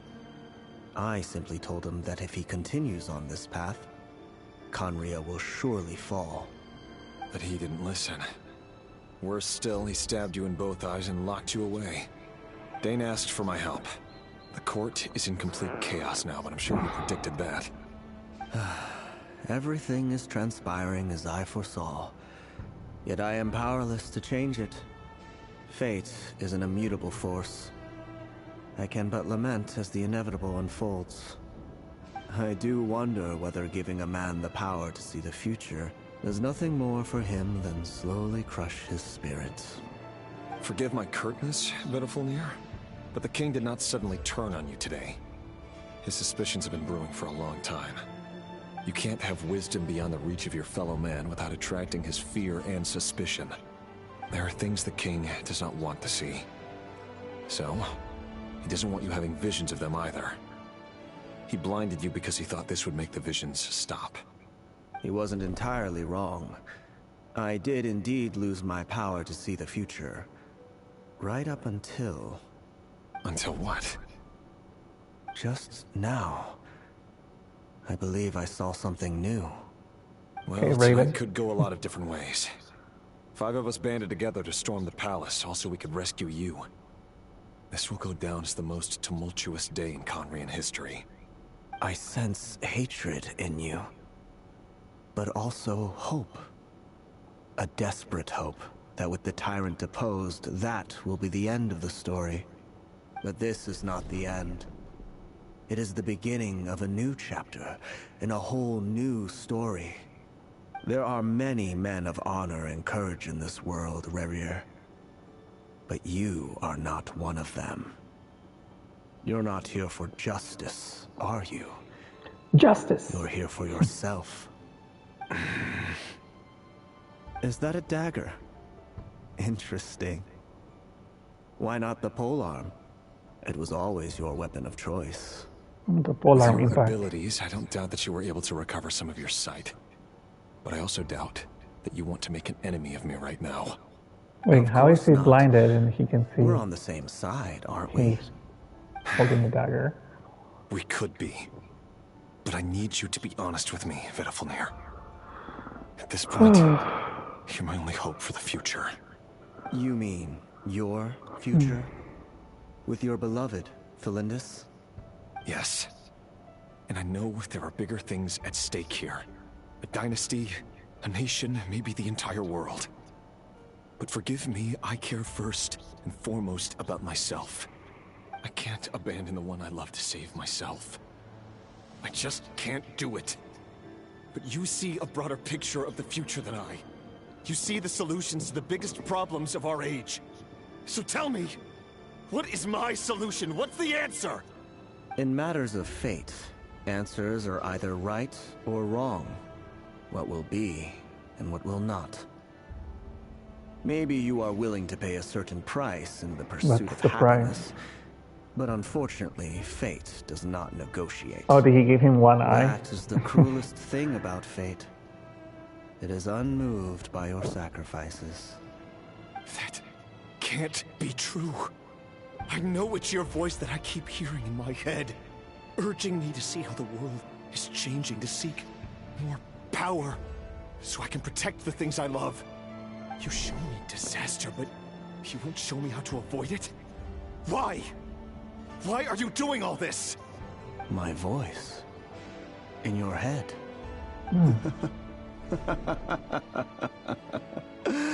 So it's the abyss. You hear it too? The voice that steals your mind, gains your trust, and drives you crazy. It turns out that we are not so different, you and I. Vedifalnir just broke into the strangest smile I've ever seen in my life. As if he'd discovered some monumental secret. But then he suddenly switched to looking extremely weary. Very well then. My advice to you is as follows. You must persevere. Whatever trials and tribulations you may face, be steadfast in the belief that they are your path to the future. For as long as you live, your story with Thelindis shall not come to an end. That is the only chance you have of fighting back against fate. It is up to you whether you believe my words. Regardless, that is all I will say on the matter. I have no right to intervene any further. I will hold you to your word. Thank you for setting me free. In return, I will tell you one more thing that you cannot afford to ignore. Just then, a strange wave of energy rippled through the city. We had no idea what it could mean. If I were you, I would head to the Universitas Magistrorum. The Universitas? Oh no! I'm sure we'll be seeing each other again very soon, Rerir. Whatever Vedifalnir said, I didn't catch it. I didn't even help him out of the prison. There was no time to lose. Again, a cinematic would have been great, instead of seeing unanimated objects with voices. You know, some feedback. Thanks for the chest. Alright, now we have our complete team. And Nefer. Interesting. Monsters? Is this Rhine-Daughter's doing? Or the Universitas Magistrorum? Out of my way!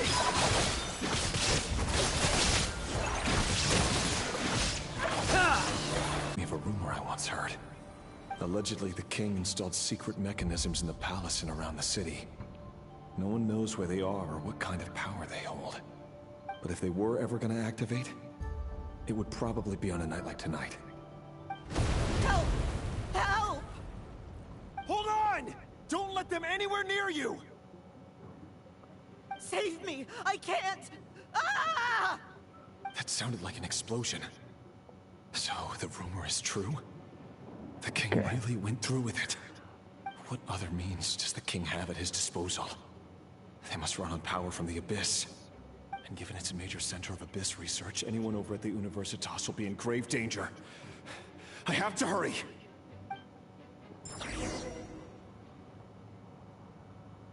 Or we can take our time.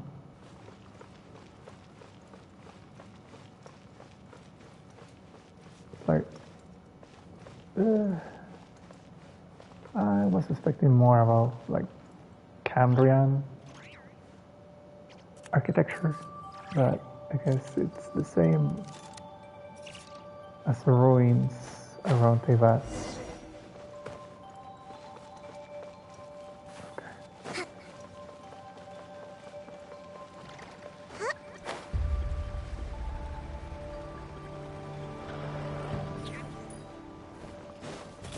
Hold the line! Shine down! Brace yourself! Think you can get away? No more lies!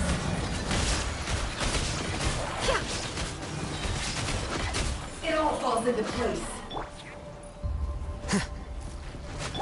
The deception ends here. Torn to oblivion! There is no escape. Rest and rebuild.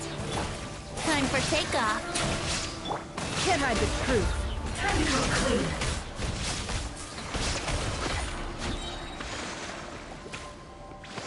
E66, blood mourning. What? Oh, this thing? Now you shall perish.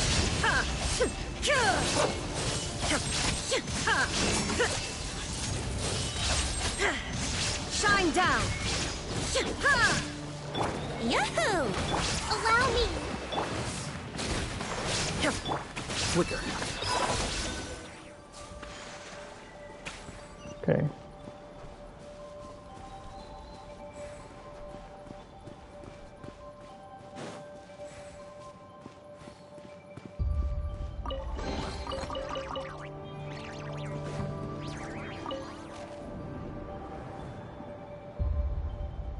Monsters at the Universitas Magistrorum?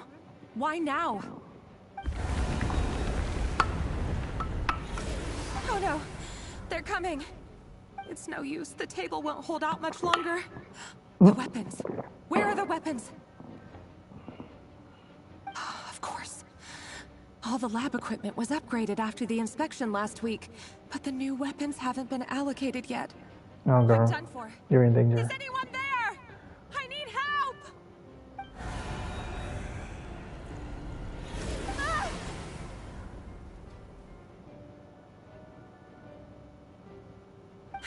Stay back!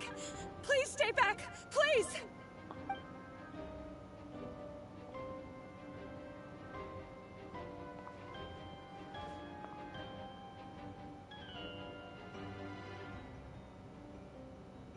Okay.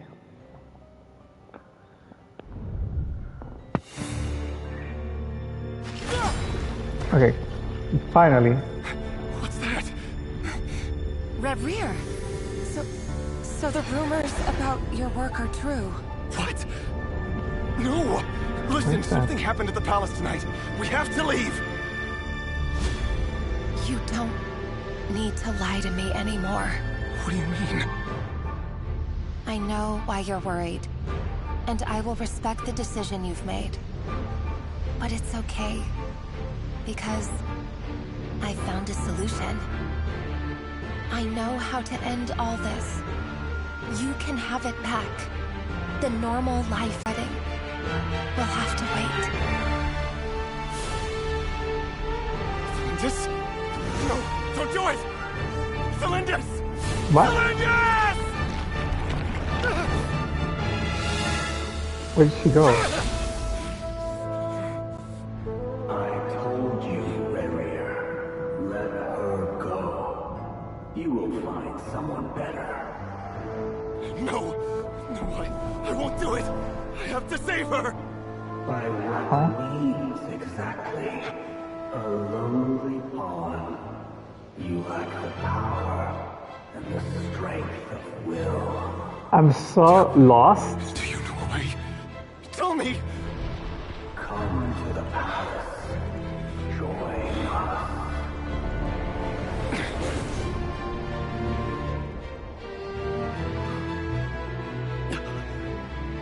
Rare, thank goodness we... Step forth and take your share. You made it. Not you too. Thanks, Luke. Hatred or grief, despair, desire. We all have our own.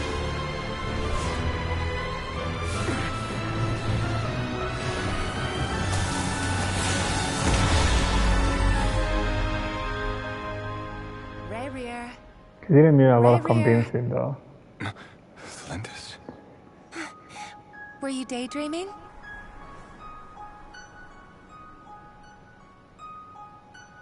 You still remember, Reverie? That question you asked me a couple of weeks ago? Oh. You mean the proposal?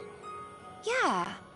I'm wondering, where do you think would be a good place to discuss it? Maybe in the garden? Or were you thinking a fancy restaurant? It's your choice.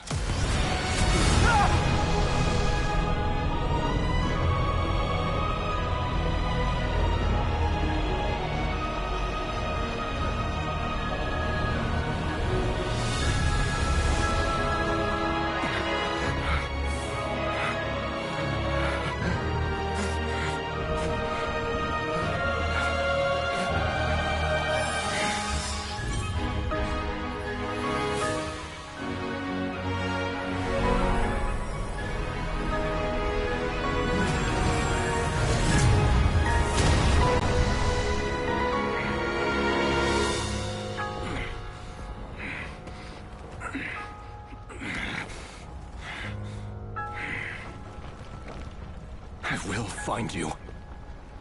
And then you can give me your answer.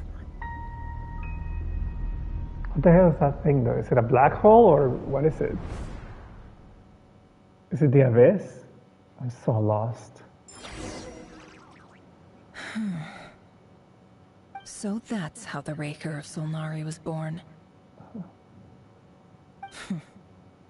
A monster created by circumstance is a monster all the same. Viewing other people's thoughts for too long can get uncomfortable. Right now, I'm feeling a strong sense of loathing. In a nutshell, the story of Conria is what happens when the truth falls by the wayside. Everyone tells little white lies, and before long, you have a huge pack of lies that destroys everything. Time to get back. His past is filled with sorrow, but the tale of any fallen civilization is one of endless tragedy. Cruel as it may be, that was Conria's fate.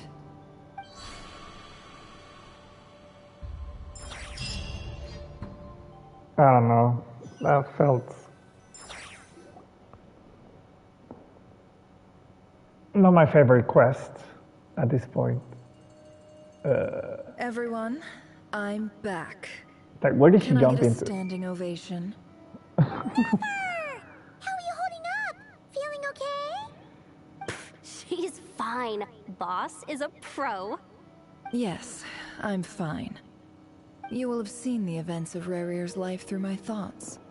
It's now clear that he is just a regular nobody, driven by personal tragedy, as he said himself. I mostly agree.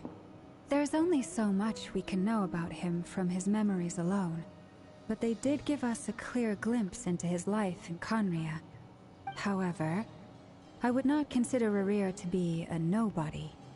He was deeply involved in the events of that era. Yet, when the catastrophe of a generation strikes, nobody is safe. Sounds to me like you're speaking in riddles again. Is this you urging me not to abandon the people of Nodcry in their hour of need? That's not what I meant. Although I do hope you choose to remain a part of the plan. Without you, the mission ahead will be all but impossible.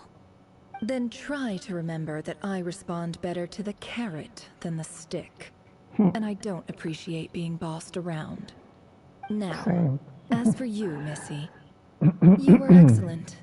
You stuck to the rules of the ceremony and kept your mouth shut the entire time. Bravo. Cool. So, can you fill me in on the deets now? Most of what I saw went right over my head. Patience. You'll hear the whole story, don't you worry. But let's meet up with the others first. It will save me narrating it twice. Yehoda?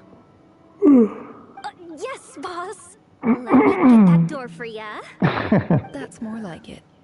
For a moment there, I was worried you'd forgotten about the first clause of your employment contract. Which is?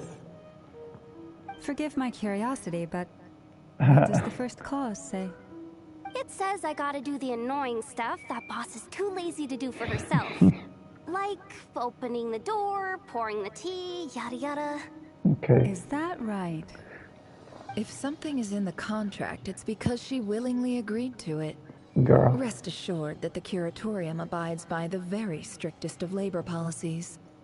You don't... Okay, let's go. Let's I've hardly shied away from my share of the work today. There's nothing I dislike more than other people enjoying themselves while...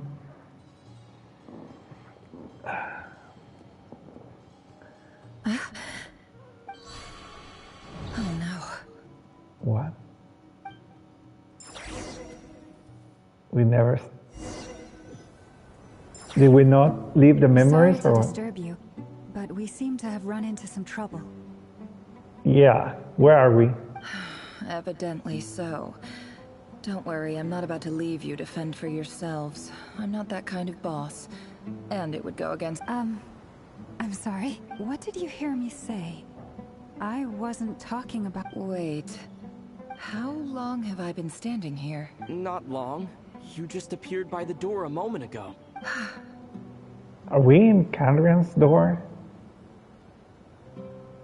Boss, what's wrong?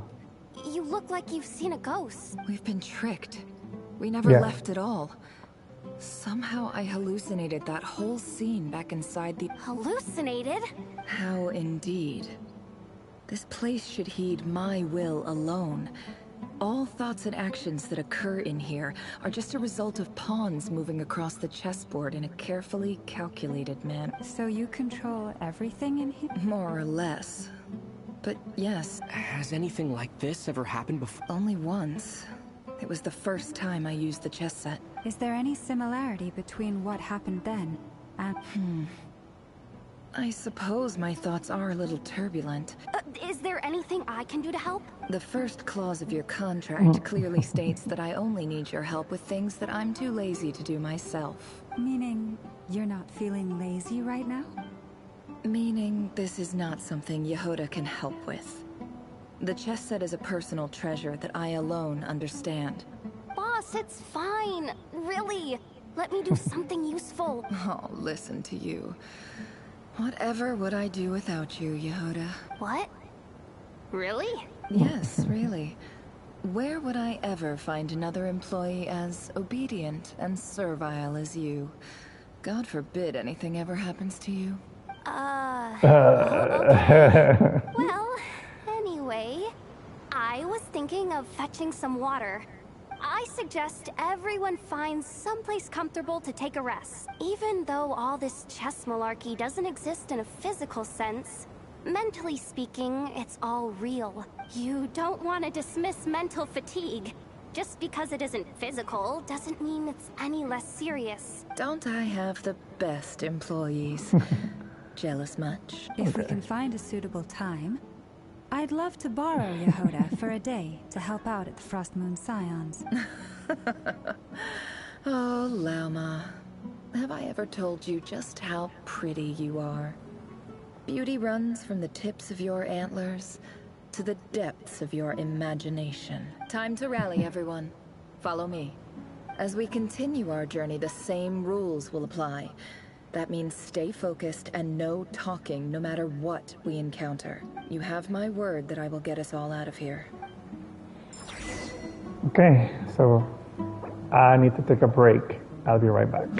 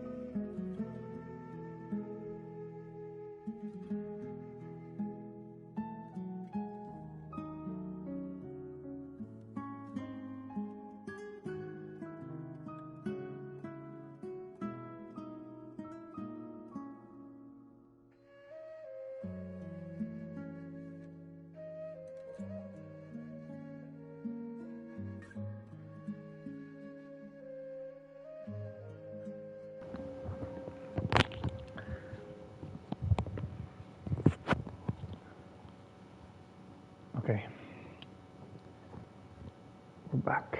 I wonder how much time we're missing. Because I gotta make lunch in like an hour.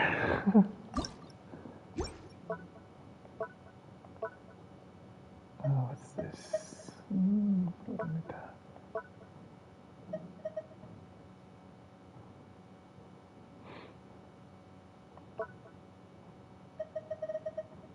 Okay.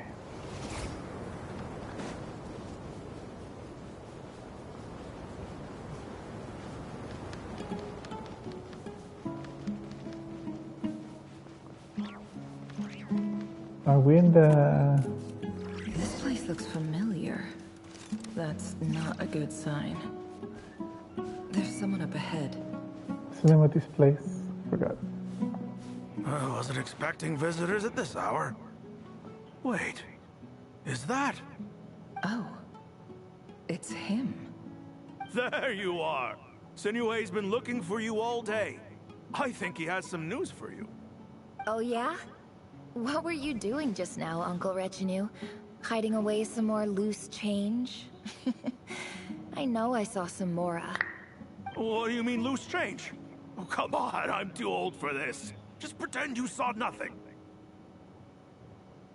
Okay. So we're in Nefer's memories now.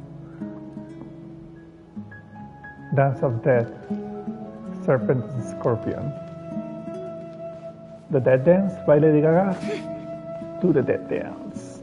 Do the Dead Dance.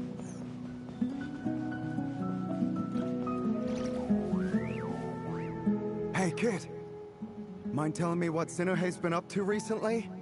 I'm trying to get in his good books and I need a way in. Get in his good books? Why? What do you want with my dad, Uncle Apepi?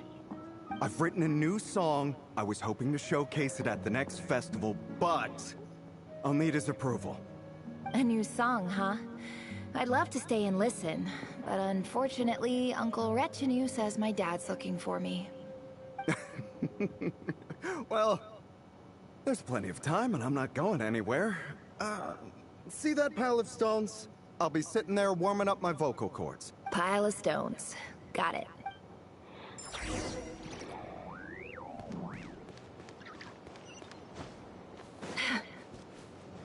No more lies. Can't hide the truth.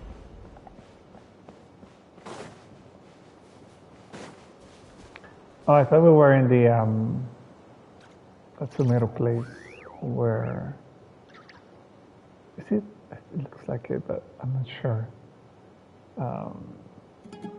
What's her name? Yeah, where Tandon lives. Outer Village, right? I thought it was here. That's Hi, different. Dad. Uncle Retinue said you were looking for me. Ah, there's my little princess. If you'd gotten back just a little sooner, you could have shared the spoils of war with me. Spoils of war? Who were you fighting against, Dad? It was just a figure of speech. The aftermath of a sandstorm is no time to be waging war. I was talking about our war against thirst. I went out to fix our water supply problem, and now I'm back. Which means... We have water? We have a well again! That's right. I found a new one and brought back as much water as I could carry. It should last us for a good while. If it wasn't for these blasted sandstorms, our wells wouldn't be caving in. You wouldn't be spending all your time out searching for new water sources. As the chief of our tribe, I'm supposed to be leading us out of hardship and poverty, onto better things. You know how prosperous our ancestors were. I've told you all the stories. And look at us now, squeezed into these hovels. No one would choose this, if it wasn't for the endless wars over the years. But things are looking up. I started working with some folks from the academia a few months back. They gave me some contacts in return for my assistance in the desert. So you're the academia's helper now? Special ambassador, they call it. Think of it as a partnership. It's nothing bad, okay? We've been isolated here in the desert for too long. Seeking opportunities elsewhere is the best thing for us, and the fastest way to progress. So, do you get anything good out of being a special ambassador? Of course. My luck's improving all the time. One day, I swear I'm gonna lead us out of this place. We'll find somewhere new. Somewhere better. Okay.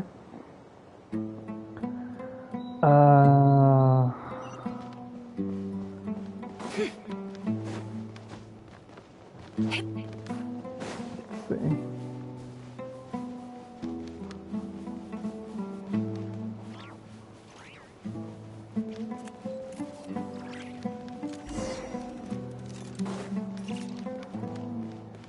No more lies. It all adds up.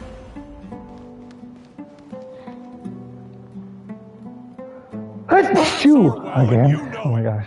You stole from us! Well, you've gone from chief to thief, and now you have to face the consequences! Uh-oh. Did you really think you could take our water without permission and get away with See, it? it's so different when they do add like even NPC models to play the parts. And that special ambassador act? Yeah, nice try! We spoke to the academia. They said it was all news to them. You're a liar and a cheat! Oh no, we're gonna see how her dad got killed. I heard Yehoda gasp, but I don't blame her. Most people are terrified by the sight of blood. Corpses strewn across the ground.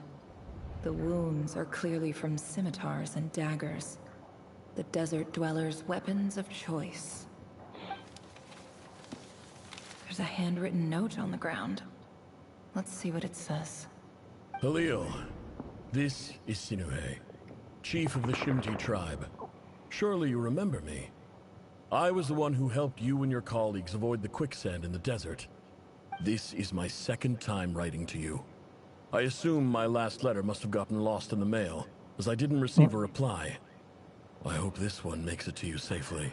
Not lots of I'm mail. writing to you because I need some help. That sandstorm the other day completely blocked up our well, forcing me to look for another water source in Iab and Unut territory. It was a matter of survival. Praise the gods. The well of the Iab tribe was intact. It was my last resort. I drew what water I could and left, but not without being spotted. I fear they will retaliate. You told me to write to you if I ever needed help. You said you'd be my ally in the academia. I urgently need you to formally recognize my title of Special Ambassador and send some of your people to assist me for a few days.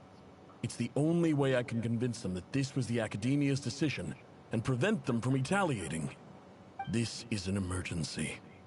Please send help as soon as possible. Looks like this letter never got sent. The writer died a grisly death, and the letter was trampled into the ground. It's badly defaced. Some parts are barely legible. What a ridiculous lie the surviving Shimti tell. Their whole village was butchered over a sip of water. And that's the desert for you. Ah, officer. Welcome. Welcome to our humble village. I thought you would at least have the courtesy to provide some respectable libations. This is the finest wine Aru village has to offer. I promise. Oh, we are in Aru village. Not the Akasha terminal. The Academia has agreed to reserve a single space for a candidate from your village. But I remain skeptical of this entire endeavor. I highly doubt anyone in this desert possesses serious academic potential. Please, have faith. If not in us, then in our god. The child we found shows great promise. I beg you, take her away from this place. Give her a chance. Don't let her talent go to waste. I don't recognize her. New arrival? Oh, She showed up here a few days ago and we took her in. She's a really bright kid. Please help. I'm begging you. So, where are you from? Nowhere special. Just a sand dune. What about the rest of your family? How many of you are there? Just the one. It's only you? Correct. So, no brothers, no sisters, no mother or father? Any who have slept on a bed of sand, I call my brothers and my sisters. Apart from that, I have no family. All right. Get over here. Sign your name on the form.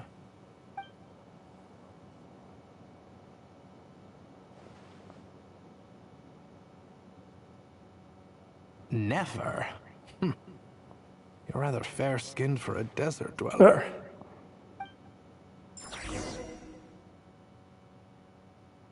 Okay.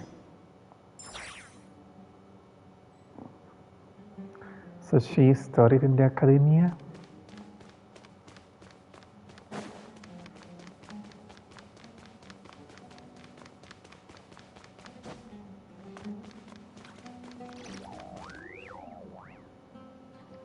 I'm Never, this term's assignments have been issued already.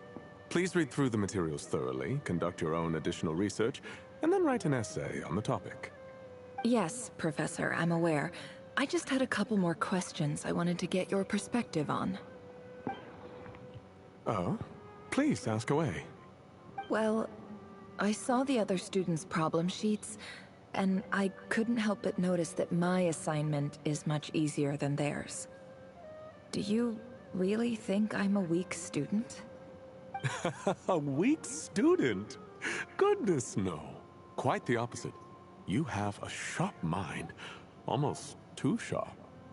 I think what you're saying is, a weak student wouldn't have noticed the discrepancy. And if they did, they certainly wouldn't complain about the lighter workload. You see, sharp as they come. You see things the way they are.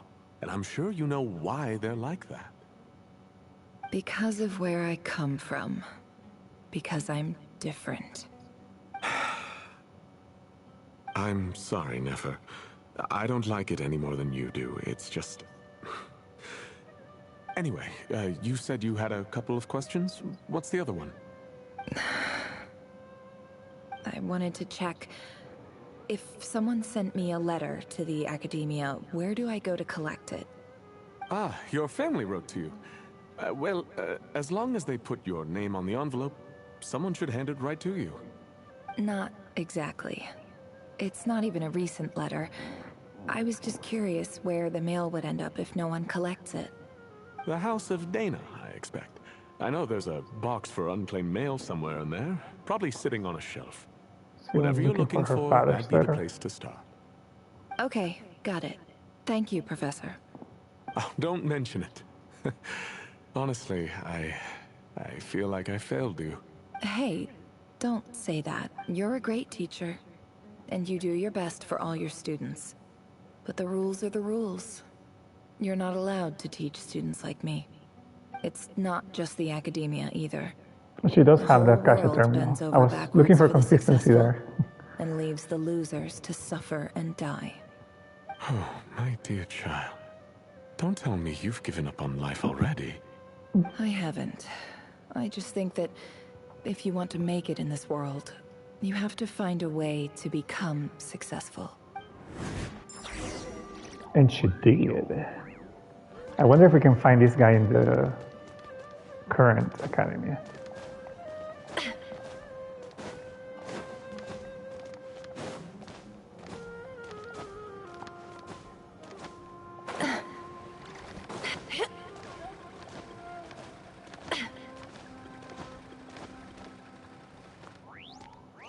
That little box? This must be it. A big cardboard box full of unclaimed mail. And probably some letters that ended up here by mistake, too. Let's take a look.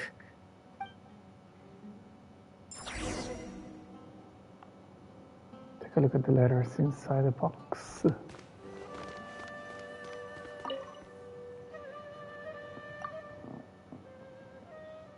Ah, same. Mechanic. Okay, how do I pick them though? A dilapidation survey from Port Ormos. Looks like it's from a Corps of 30 representative. What a strange thought. A bunch of mercs losing sleep over rundown buildings. This one was never even opened. I guess the recipient didn't care what the Corps of 30 had to say about anything. Who was it addressed to? I don't recognize the name, but it must have been a Kasharawar professor. This one is addressed to the Immorta Sage. The title is Changes Observed in Satyavada Life Symptoms. Why do all these letters read like full-blown dissertations? Are they open letters?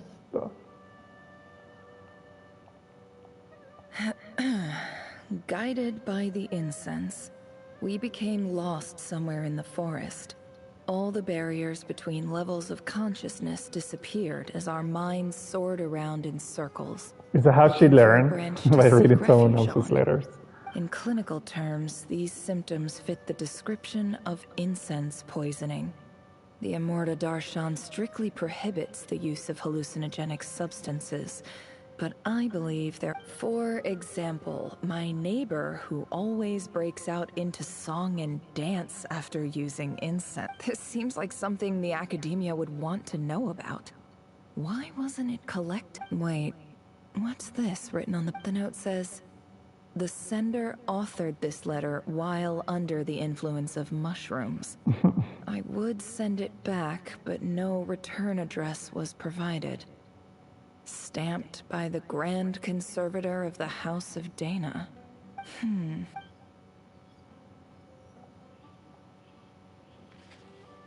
This next one is addressed to Grand Sage Azar.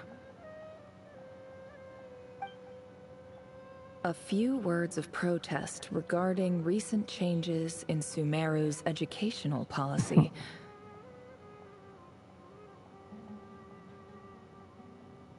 Okay, can we continue? It's too slow.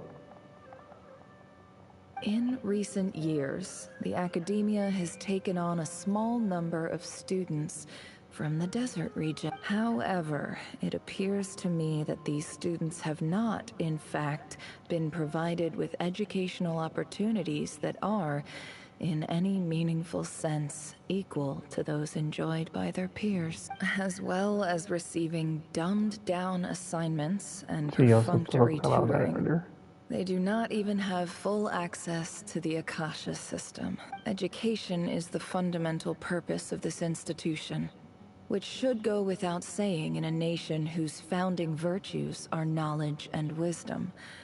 I ask you, is the lip service we pay to the policy of education for desert students truly the standard of pedagogy to which the academia aspires? As Grand Sage, policy decisions are your prerogative, but do not forget your roots. You and I were once students too, and I do hope you will give some serious attention to this matter. I encourage you to discuss issues like this with myself and others. Great letter. And the sender is... Sage Cyrus of Spontamod. That's the Sinus Master, no? I didn't realize anyone else even knew how bad students like me have it in this... So this is where letters from the Sage of Spontamod end up? Nice one, Grant. Whatever. I'm not exactly holding out hope that a letter sent from the desert would even make it here. I can't believe how much discarded mail there is. I don't believe for 1 second that any human being has sat down and read through all the documents in this place. Wait, could this be it? Is that the father's letter?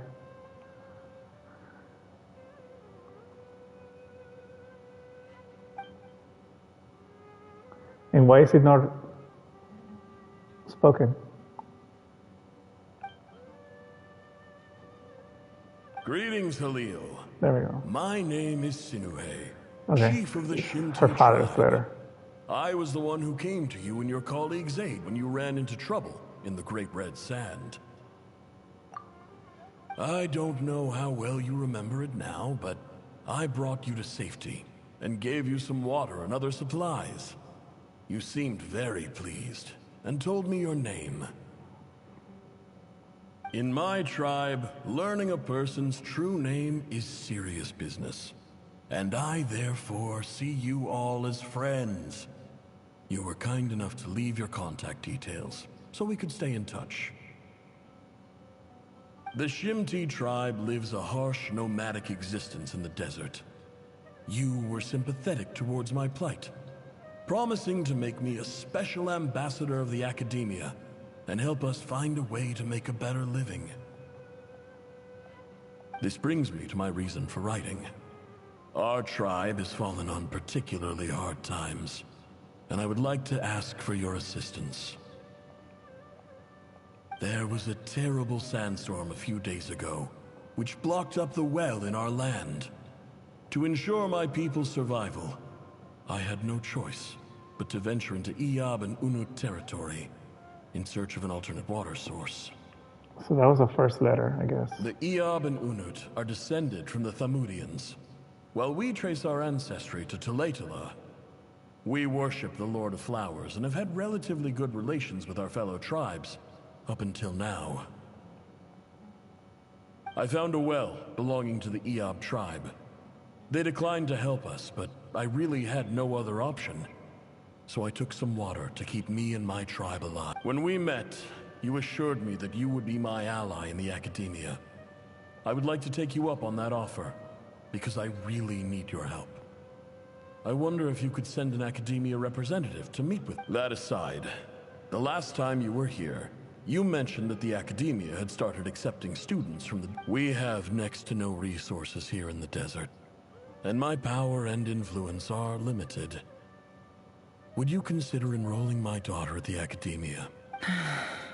From the outset, the Academia never took you seriously. Those things they promised were just empty words.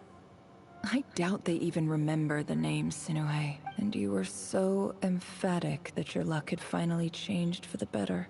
You swore you'd lead us to a better place one day. You spoke with such conviction, like you were the most powerful chief in the whole desert. You liar. You lied about everything. You promised the world and delivered on none of it. And who fell for it? Just me. But which makes you a pathetic liar. I think I'll take over from here. Let me show you how it's done. Okay.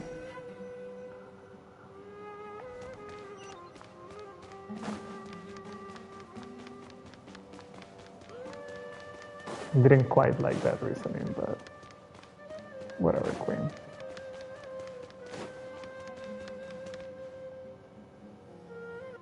Thanks for everything you've done for me in my time here. Nefer?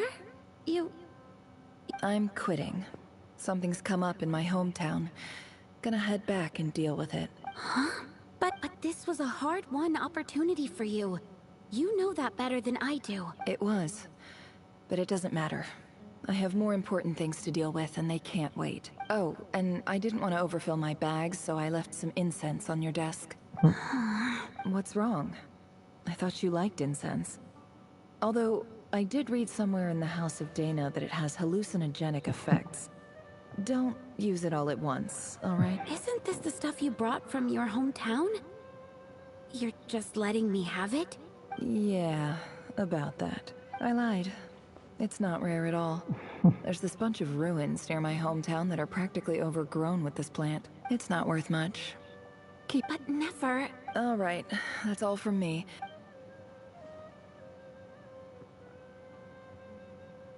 Oh, Don't forget me, okay?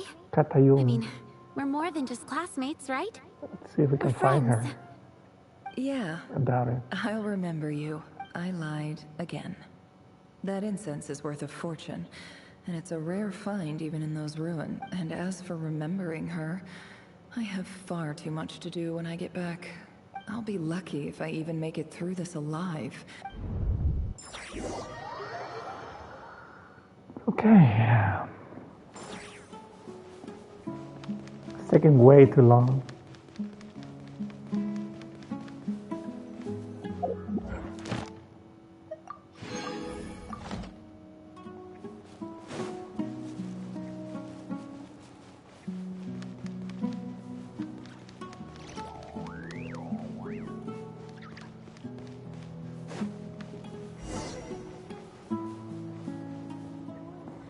I'm gonna kill the chief. Vengeance.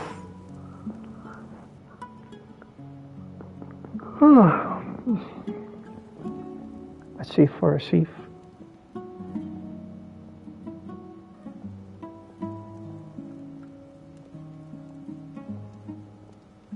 It's a pleasure to meet you, Mr. Arif. So, what does the Academia want? Since they've sent their special ambassador, I assume there's a big business deal to be made. If not, I'd be very disappointed. Please, sir, lower your blade. You're lucky I'm the one they sent. Not all special ambassadors share my admiration for the Eab people. The ever-shifting balance of power in the desert reduced the once great civilizations of this region to rubble and sand. But the story of the Eab has a very different trajectory. Others grew weak, but you grew strong, beginning in obscurity and moving to prosperity. Huh. So, you do know who you're dealing with? This well is the perfect symbol of your strength, is it not? It used to belong to the Unut. You're not wrong. But I'm sure you didn't come all this way just to flatter us. Of course not. I came to bring you some very good news. Some information that recently came to light, which might just be your ticket to freedom. Records uncovered by the Vahumana Darshan show that a certain well currently under Eab control is built on top of some ancient ruins. These ruins are of great archaeological interest to the Academia. I checked the map carefully on my way over here, and I'm confident that this is the well in question. The Academia is offering 50 million mora in return for excavation rights. I don't think I've ever had that amount of money. 50 million? No, wait. If these ruins are as important as you say, 50 million's a little low, don't you think? Don't get greedy. We know far more than you think. We know that you seized this well by force. Wasn't that the first step in your rise to power? To drive away the Unut and steal their water supply? So what if it was?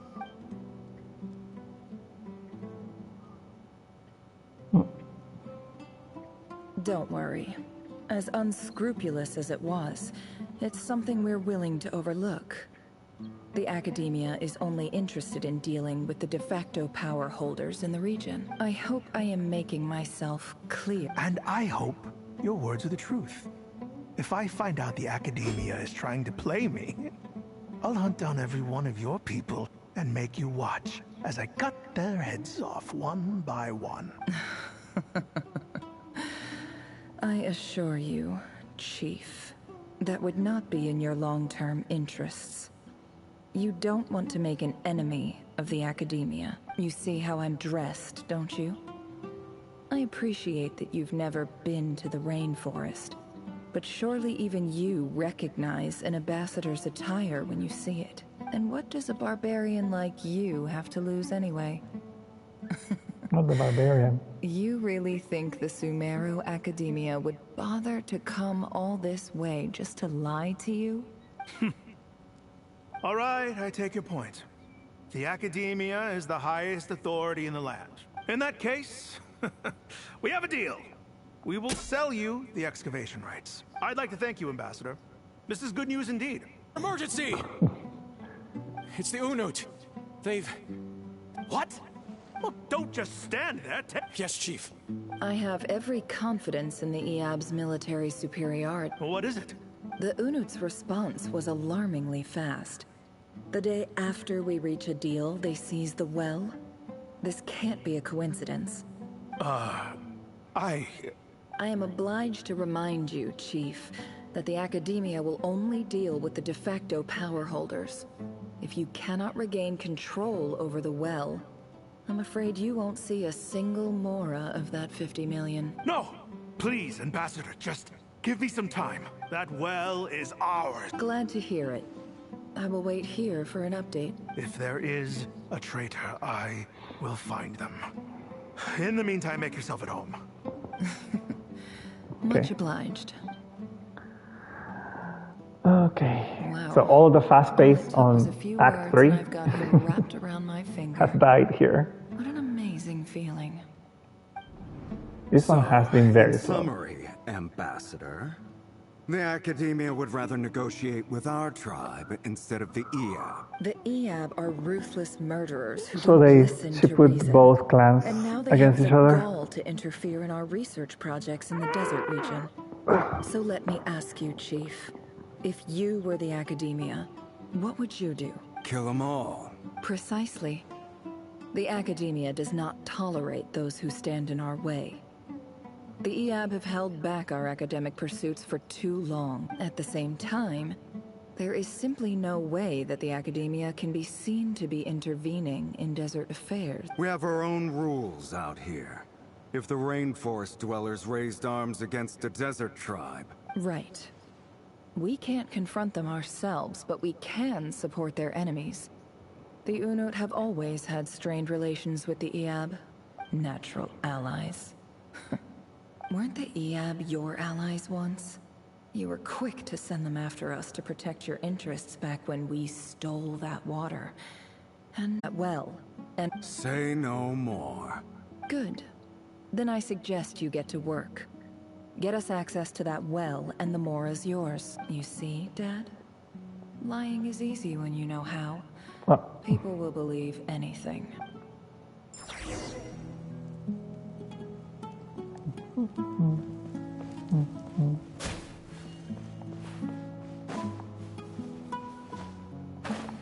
What am I supposed to do? Oh, I guess not this side. Yeah. Where am I supposed to go? Oh, okay.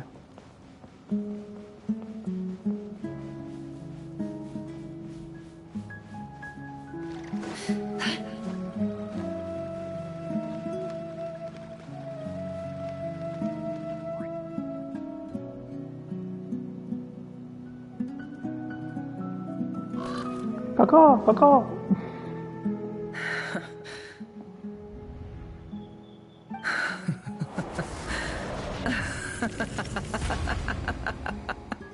Okay. Look at yourselves. You may be vile, savage monsters, but your butchered bodies bleed like any others.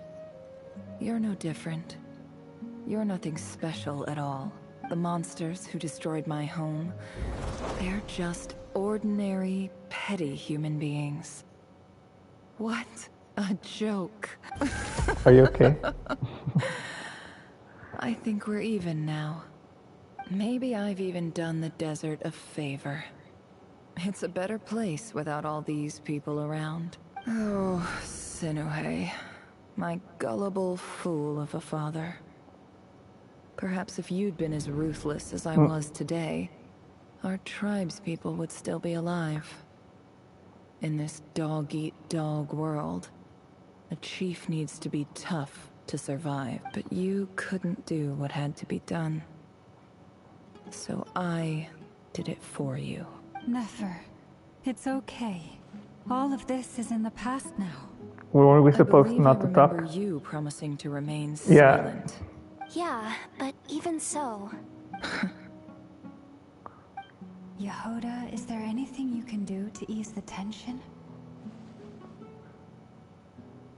Alright, time for a sharp turn onto a completely different topic. So, anyway, that's enough of that. When are we getting out of this place?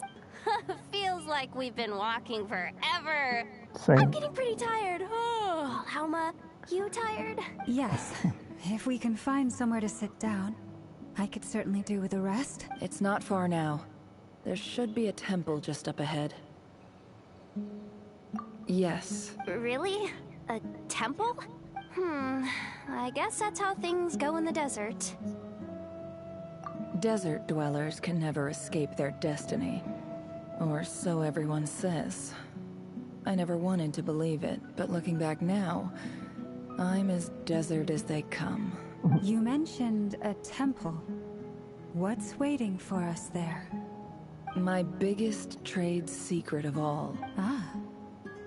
Then I'm guessing it's where you got your power from. The power to peer into other people's minds. I didn't know you were clued up on any other religion. I'm no expert in the history of Sumeru, but since you come from the desert, I would imagine it has something to do with King Deshret. Sounds impressive. Oh, I know who you mean. General Mahamatra Sino. The spirit of Hermanubis dwells within him. That's Boss Neff for ya. She knows everything. Sino's hardly a figure of obscurity, but I know about Sethost. What about him? Well, he's not a small deal, let's put it that way. Please, this is the bare-bone basics. Thanks for your patience, everyone. I'm sure it's been a lot to take in. Yeah. Can we wrap up? And what is the connection to the quests, please? I know they want to sell the... I know they want to sell Nefer, but... Come on.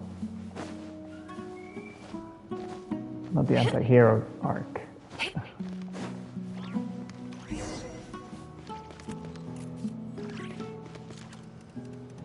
I know this place, I guess. It just looks like any other ruin in the desert.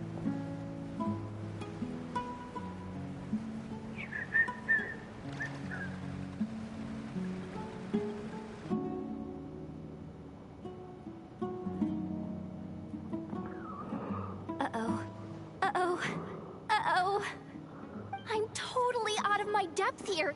I don't have anything to add about any of this stuff. Like, look at that statue, for instance. I want to do the whole name-dropping, this girl knows her stuff thing too, but I've never seen anything like it before. A statue with the head of a bird. That's Thoth, the Ibis King, one of the 7 pillars of King Deshret. The legends say that he, the Crocodile King, and the Goat King were the 3 retainers of King Deshret. Let's take a look. Okay. I know I said I missed Sumeru, so we're back to the King Deshret lore. Forbidden knowledge. Huh? Oh, the cat. Damn. It's just Ashru. So, all is well?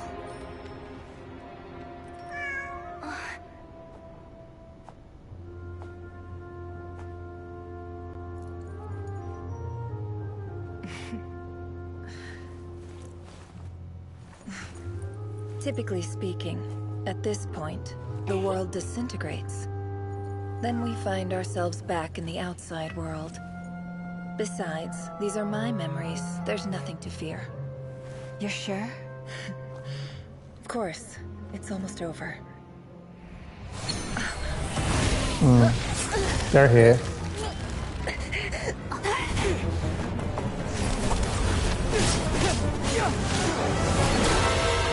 Come on, prototype Rancor.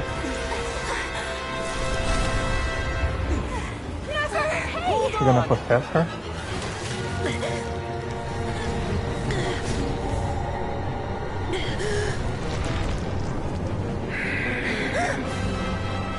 Knowing too much is always a death sentence.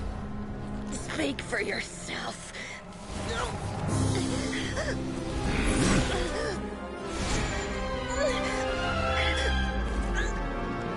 Oh, who's gonna help us?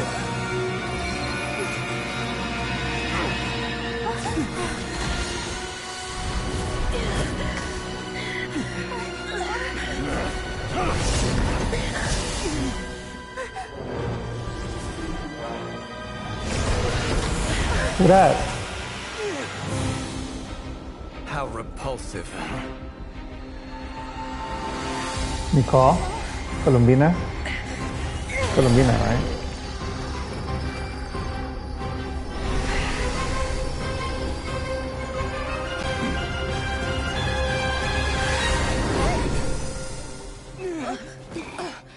Yeah, okay.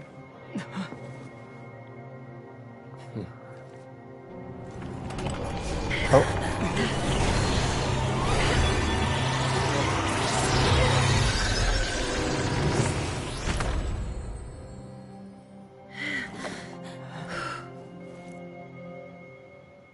Okay, that was interesting.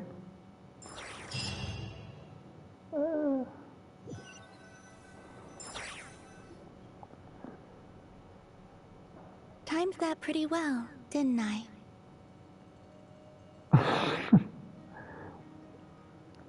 Okay. It's okay. I'm just glad no one was hurt. Paimon noticed you doing something too, Dainsleif. Were you helping get them out? Of course. When I asked Nefer to conduct this investigation, I was not naive to the dangers involved. I had a duty to ensure your safety. Good to know your sense of justice is still intact after all these years. Can I think of Florina saying that word? You saw the truth. Every time you say comes justice. as a great relief. I certainly did. And thanks to your help, I also managed to trap Rerir inside the chess set. Ah. Whoa, really? How'd you manage that? Well, to be honest, I sensed that something was wrong long before we made it to the temple. By using this fragment to probe into Rerir's past, well, the monster formerly known as Rerir, it seems I alerted him. I was tracking him, then he caught on and started tracking me too. Can't say I'm surprised. But how did he track you through your thoughts alone? That shouldn't be possible. Well, Rerir was a secret agent who reported directly to the Vinster King. There we go. He is an expert at finding a trail and hunting down his pursuers. No wonder. He infiltrated the chess set, read my thoughts, and built a new virtual chess set inside of it. That's why we weren't able to leave at first. Speaking of your chess set, it's quite a remarkable item. Would I be right in thinking you have some connection to King Deshret? You overestimate me. I only have a connection with one of his underlings, the Ibis King. You all saw how this came to be. A long time ago, the Eab massacred my tribe, the Shimti, in our home village. A few years later, I enrolled in the academia, where some new information came to light. The Unut and the Eab fought a bitter battle over the rights to a well, all for the sake of a non-existent 50 million Mora. The Eab ultimately won that confrontation, but their victory came at the cost of almost every warrior in the tribe. The final blow to the Eab came at the victory feast, when an Unut assassin beheaded their chief right before my eyes. The remaining Eab fled and have been scattered to the winds ever since. Having gotten my revenge, I returned to my hometown, where to my surprise, the nearby temple was still standing. There it was, seemingly immune to the relentless hostility of the desert, while my tribal home lay in ruins. As I stood there gazing at the temple, I noticed a cat just outside. This cat, as it turned out, was home to the spirit of the Ibis King. He led me to a gate deep inside the temple, and there he made a deal with me. This chess set is my gift from the Ibis King. The chessboard within is made to the same specifications as the one in the mausoleum of King Deshret, and represents his power of piercing analysis. With this chessboard in its container, I gained a certain ability to perceive hidden secrets. Now, you could conclude that the Ibis King simply wanted to give the people of this world the power to seek the truth, but I don't believe that's the full story. Every god plays favorites. Their hearts are as fickle as any humans, full of secrets, perversions, egotistical tendencies. but precious few gods are willing to admit this. It is the same with all powerful forces, including fate itself. Their gaze falls preferentially upon a select few. As you rightly point out, this is an act of favoritism. If you're alluding to the Abyss, then yes, I agree. Gather the others. It's time to share everything I've learned. Okay. So Rory is still there. Thank you all for being here. As promised, I did some further investigating into the Raker of Solnari's background. I am pleased to report that the investigation has been most fruitful indeed. The Raker of Solnari, real name Rerir, was once a Conrian subject who served the Vinster King. I will now share the important details of his story. Please save any questions or comments for the end.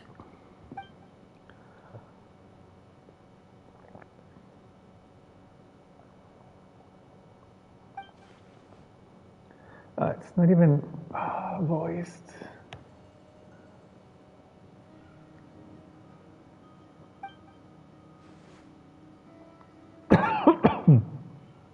Should be voiced. Why isn't it voiced?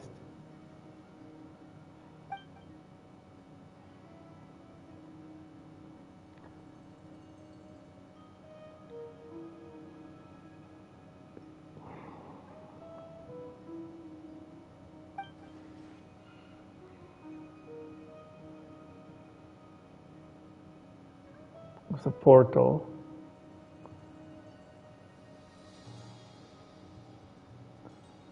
Was finally falling into the hands of the Nate.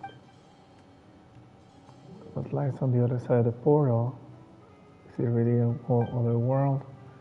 The Lindas never had the chance to share what she found there. Neither did Rerir. So that's why he's so obsessed with the moon. A tragic tale, to be sure. But it does not excuse his many transgressions. No matter how much Rerir suffered in the past, the fact remains that he is what we know today as the Wild Hunt, wreaking havoc upon innocent lives in Nodcry. He becomes more dangerous with each passing day. If left unchecked, it is simply a matter of time before all of Tevat suffers the consequences. This is a threat that the Knights of Favonius cannot ignore. A question for Miss Columbina. Forgive me if this is presumptuous, but have you ever seen the spatial gateway that appeared in Rerir's memory? Never. But I have heard stories of something called the Moon Gate, and this seems to fit the description. Miss Lama, any thoughts on this?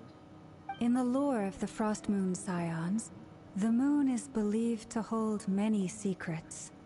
Some sources speak of ancient knowledge, others of a gateway to the unknown. The term Moon Gate is one I have heard before. But as is the case with all of our legends, there are no records of any first-hand witnesses. Then back to Miss Columbina. As a moon goddess yourself, do you have some idea of where the Moon Gate leads to? Not at this stage, sorry. I do hold the power of the Frost Moon, and my strength is recovering well. I can sense that the gate would open at my command, but... But there's more to the power of the Frost Moon than that? Yes. A moon goddess has the right to open the Moon Gate, since it is a path to the moon. But as never mentioned, holding open a spatial gateway takes a huge amount of power. And right now, I need to I'm afraid this is one mystery we may have to leave unsolved for now. I agree. Better to save your strength. But if you'll humor me for a moment, I have a bold conjecture of my own regarding the world beyond the gateway. I highly suspect that neither Tholindis nor Rerir made it through unscathed. The evidence pointing to this is the fact that the Raher of Solnari exists in the form of countless fragments. With the abyssal power he wields, no ordinary foe can touch him, let alone tear him to shreds. And yet, the Wild Hunt proliferates wherever his scattered fragments lie, drawing hordes of monsters to many different locations across the land. So your theory is that Rerir was physically torn to shreds by some powerful force? Hence, why the Wild Hunt is a distributed phenomenon, rather than a unified one? Makes sense to me. Explains why the Wild Hunt is so pervasive, and why he's been trying to piece himself back together. He was whole to begin with, and he wants to be whole again. Without the power of the Abyss on his side, he almost certainly would have perished the moment he was torn apart. But the Abyss, much like a curse, has kept him alive. I could not agree more. The power of the Abyss is most surely a curse. It is a compelling explanation, and one that accords with my present understanding of Abyss creatures. Whether the life form in question is primitive or advanced, if a curse has extended its lifespan unnaturally, it will continue to survive in spite of everything. This raises some interesting questions. I will run some experiments and see if there is any validity to my suspicions. That being said, regardless of whether my research bears fruit, I would like to thank Miss Nefer for conducting such a thorough investigation. My pleasure, Mr. Albedo. I too hope that the information I have shared today proves useful as we look to formulate the next stage of our plan. Hey! What is it, Dainsleif? You look really upset! It's just... when I think of the man I once knew as Rerir, I struggle to understand why things had to turn out like this. The two of you used to be friends, didn't you? I don't know if these words will bring any comfort, but... Mine too. We can never know all the hows and whys of the way things are. The moon and stars are full of untold secrets and lies. And the skies are host to many more mysteries than these alone. Yet, none of that can begin to compare with the complexity of human life. Those are the first comforting words I've heard in a long time. Thank you, both. Well, I think this is a good place to end today's meeting. I'm sure Nefer needs some time to recover. She's been through an awful lot today. That's very thoughtful of you. Of course. Sounds good to me.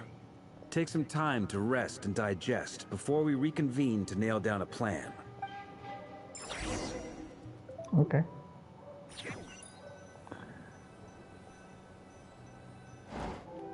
Hey, is this a bad time? Hope I didn't kill the conversation. Okay. No need. Come on, let's talk outside.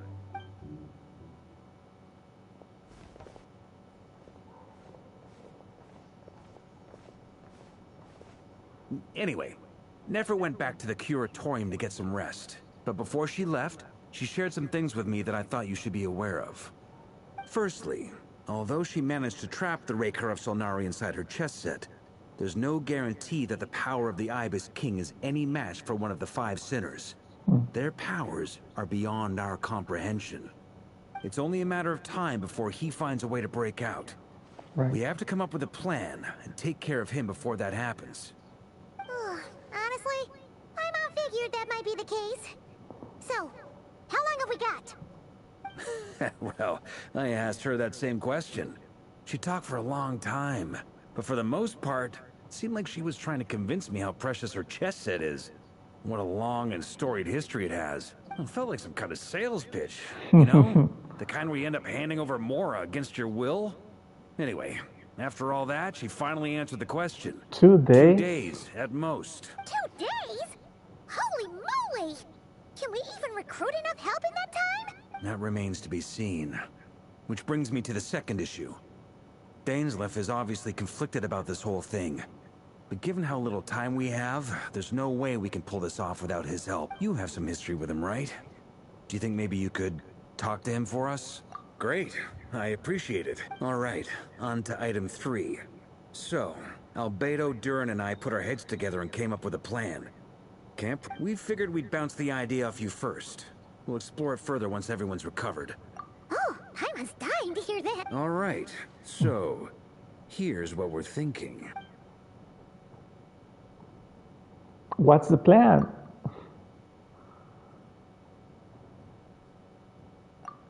We felt a little uneasy about roping you into this. I mean, firstly, you're not locals, and secondly, none of us are your boss. You're well within your rights to refuse if you so choose. Roping us in? Why would you even say that? We know the stakes here. It's all of us against the Rayher of Solnari, or none of us stand a chance. I choose my words very intentionally, I'll have you know. I like to think there's an art to striking a down-to-earth tone even when the stakes are through the roof. Sir Varka, I have a few thoughts about this plan. I'm all ears. I think we can be more flexible with how the roles are allocated. In my view, the most sensible lineup would be like this. What is the plan? I see your point, yeah. Where's the immersion if that's how here? we're going to approach this, you'd better make sure you're ready. To be clear, I don't doubt your abilities. Far from it. I just want to make sure. Are you really willing to take all this on? I want to do everything within my power. The Rayher of Solnari is a truly fearsome opponent, and if I do my part, it'll greatly reduce the risk for everyone else involved. Well, that tracks with what I've heard. Jean's mentioned in her letters that you're so diligent it's almost abnormal. As in, most people weigh up the risks and rewards in situations like this. But you seem to just march towards danger without a moment's hesitation. Well, it's Primo Yams we're talking about. Everyone appreciates a fearless pioneer. But all that aside, I'm the Grand Master of the Knights of Favonius, and you're our honorary knight. I want to make sure your courage doesn't come at the expense of your safety. Thank you, Sir Varka. I should be the one thanking you. It means a lot to have you on board. I'll give some serious thought to your suggestions.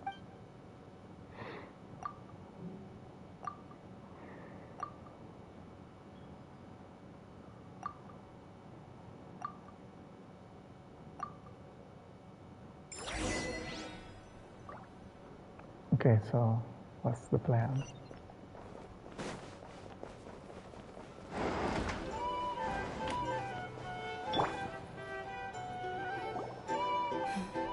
This is a thorough plan. What is the plan? But I do have one last question before we take action. How can we be sure that our enemy won't leave the designated area?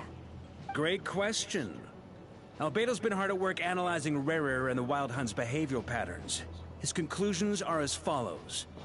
Firstly, from the earliest known confrontation until now, Rayher has never displayed any ability to manipulate the dimension of space.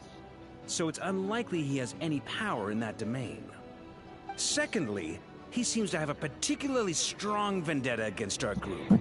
If we put him in a fight-or-flight situation, he'll choose to fight every time.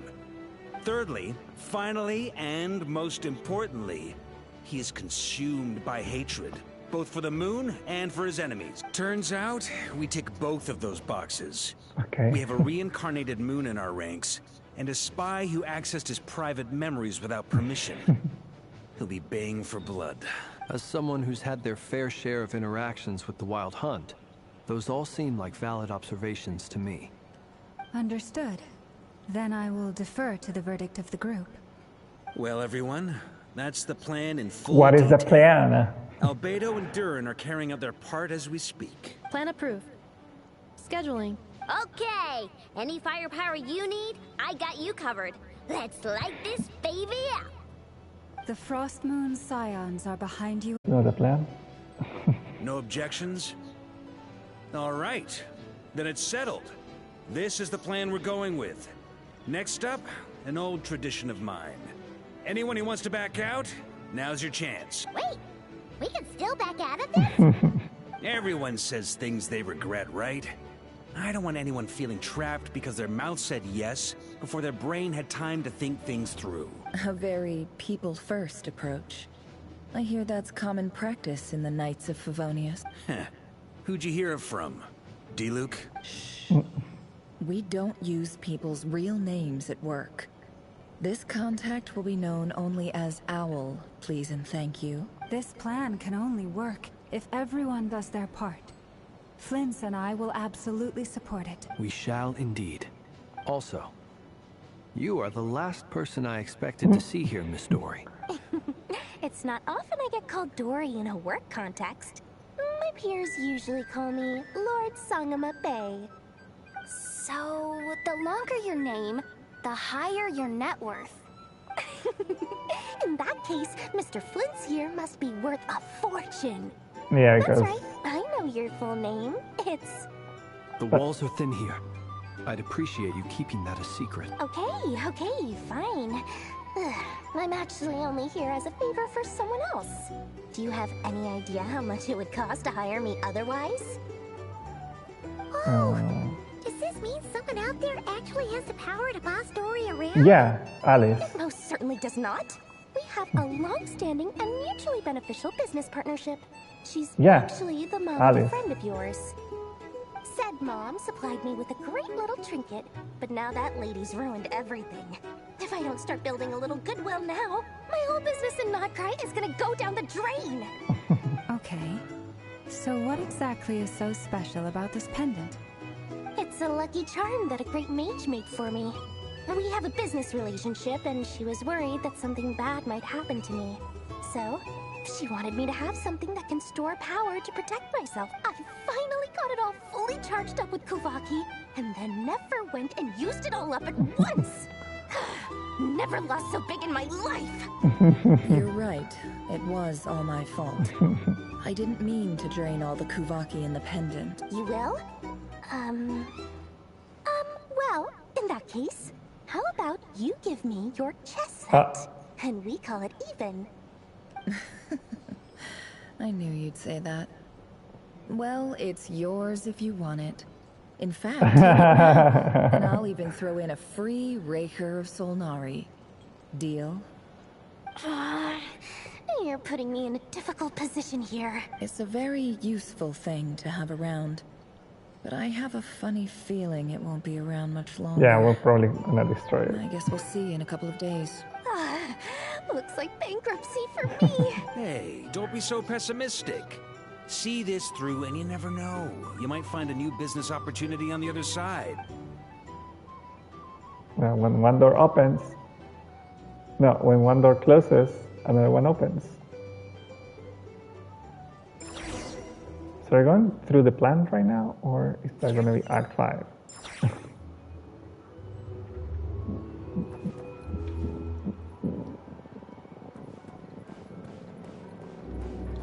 Okay.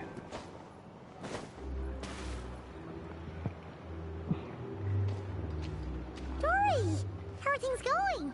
Feeling ready? Oh, I was born ready. We only have 2 days. You think Lord Sangamabe would let an opportunity like this slip by?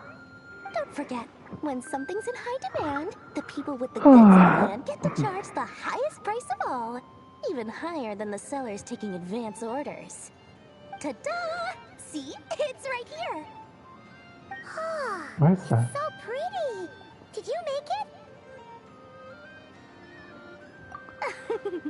No, I have a supplier. We go way back, so he made me a very attractive offer. Aha! No wonder you were talking about lucky charms at the meeting. You've been getting Kave to make them for you. Kave? That's not the full story. It actually started a while back as a project between me and the Dendro Archon. What? Mage Alice once warned me that this world won't stay safe forever. There may come a day when everyone faces a great crisis. I passed this on to the Dendro Archon, and she secretly brought together a research team made up of Sumeru's top scholars to invent a technology that could keep people safe. I won't go into the details because it's all very complicated, but if you want to know more, you can ask the Dendro Archon about it sometime. Okay. Anyway, point being, it was the Dendro Archon who asked Kave to build this little contraption. As one of the top Sharawar talents, he was the obvious choice. Took him long enough. He stressed over it for ages. Must have gone through at least a dozen designs before producing a final product. Yeah. But that's Kave for you. Marak delivered it to me a couple of days ago, along with a letter from Kave. Could I ask why I'm sending this technology to you? And what's your proposed use case? Has it been approved by the relevant authority? So nosy. My fault for sending him the research permit to begin with. Surely Nahida must have told him you were involved in this project. He was probably just nervous. We just casually say Nahida, like... Could be. Anyway, I just replied, let's hope there never has to be a use case.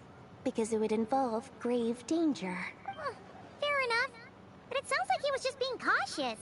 He probably felt responsible as the one who made it. Or maybe he was asking as a favor for his housemate. He's done that before. Not sure why, though.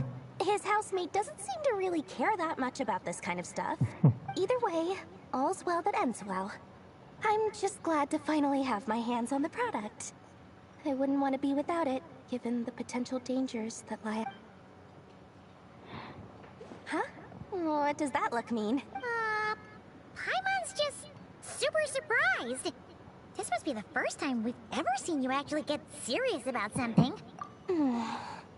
Well, a long time ago, I made a promise to myself. I promised that I was gonna live every day of my life with a big beaming smile. Obviously, Mora plays a big part in that. But there are always gonna be times in life when you have to give something back. That could mean paying back a debt, returning a favor, or showing some kindness. Alice has been a huge help to me over the years. She was the first investor I ever had. Wow. And I want my investors to know that Lord Sangamabe is the best in the business. And more than that, no one knows what the future will bring. Whatever happens, I want to make sure the Dendro Archon and all of Sumeru is prepared to face whatever comes. Oh, that? I was just making sure Nefer and I are square.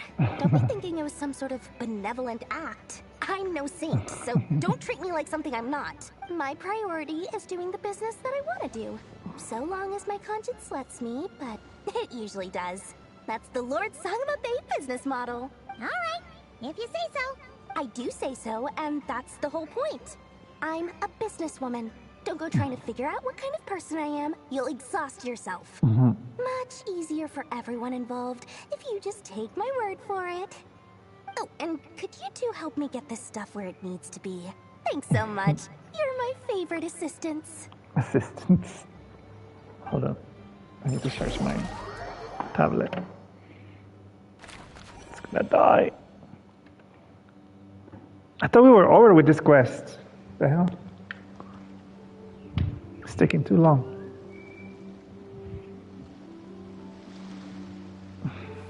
Wait. Okay.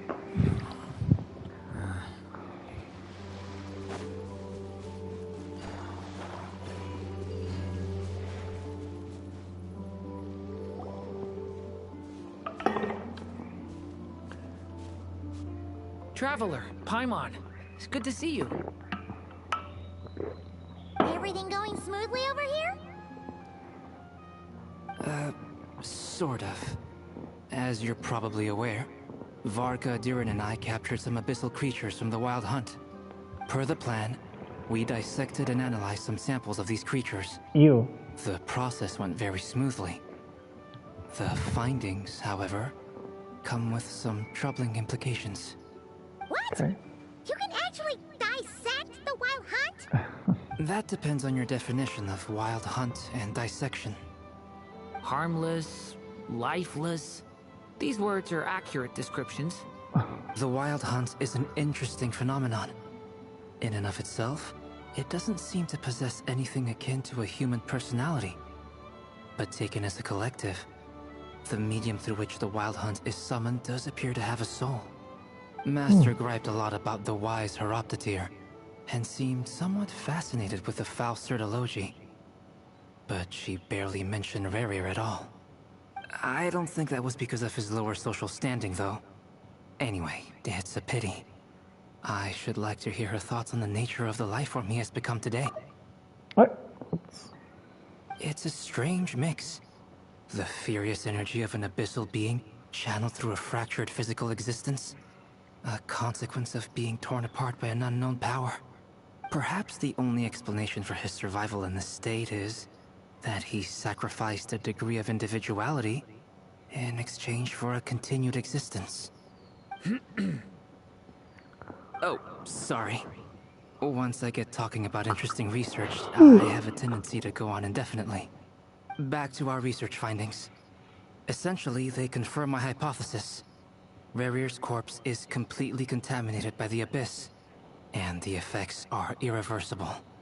You could think of this as Rerir in mutated form. But in my view, even that would be inaccurate. In reality, his whole being has been consumed by the Abyss. In other words, he is now nothing more than a manifestation of abyssal power.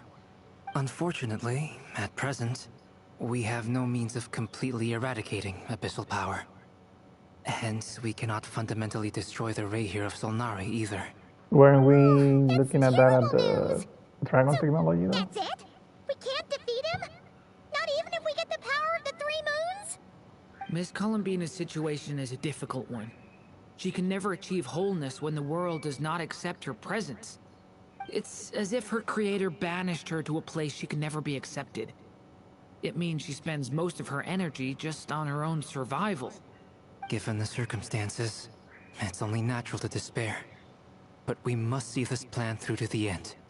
Time to kick off the backup plan. Oh, Paimon almost forgot! This is for you. Dory asked us to bring it. Ah, how wonderful. Well, thank you for making the trip. Durin and I will be heading off shortly. I'm sorry I won't be there to protect you in person this time. Please be careful. All right then.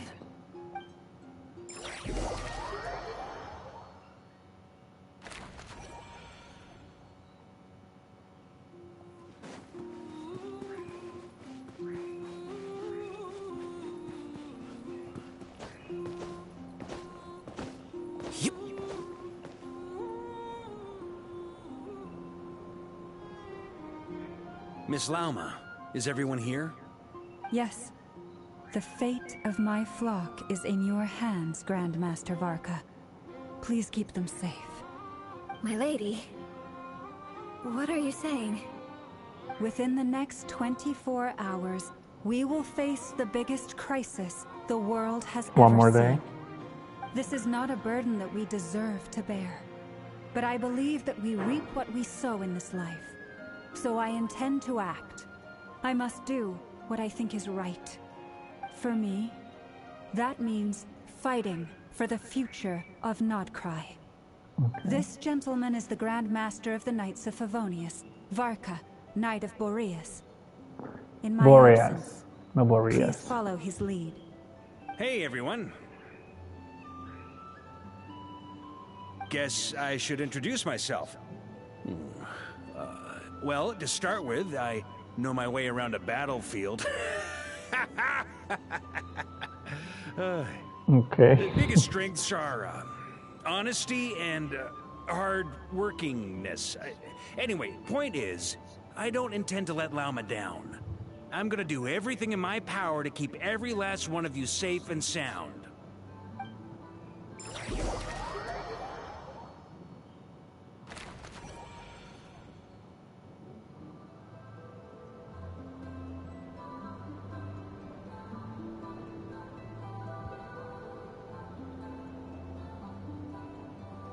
Book learning alone is not enough to cultivate intelligence. All those scholars in the academia are prime examples.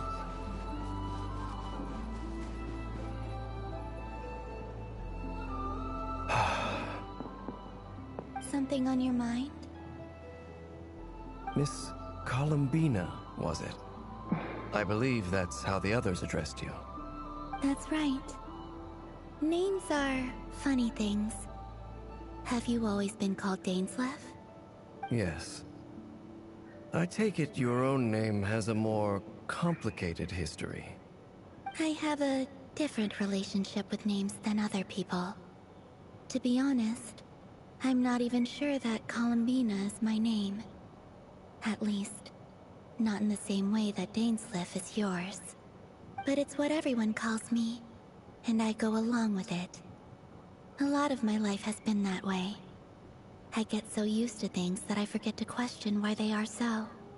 I never used to think much about where names come from, or what they mean to people. Maybe something's wrong with me. You're different from other people. I sensed it the first time we met. You're more perceptive than most. I'm sure your long life and rich range of experience explains that. Do you ever find yourself missing Conria, Mr. Dainsleif? Difficult to answer. I have dreamed of the past many, many times. Sometimes I'm fighting tooth and nail. Other times I'm lying on the ground, defeated. I don't recall any happy moments from that time. Wow. It has been too long. Is that because hatred survives longer than love and affection? That Would you would help not be him for me remember? to say. I make no excuses for the grudges I bear. But whatever the reason, I remember little that was beautiful or sentimental. Thank you for your help with the Rerir situation. Without your efforts, I never could have learned the hidden truth of his story. You're welcome. I know he's your friend. Friend? He betrayed me. And I never really understood what he was going through in life. Some friendship, that is. Okay. So, do you plan to fight him with us? You see, you're torn. Now you know what really happened. You see the things he's done in a new light. I need some time. Of course. I completely understand. Anyone else in your position would feel conflicted too. Actually, I went through something similar myself recently. Something happened that changed my perspective on a situation.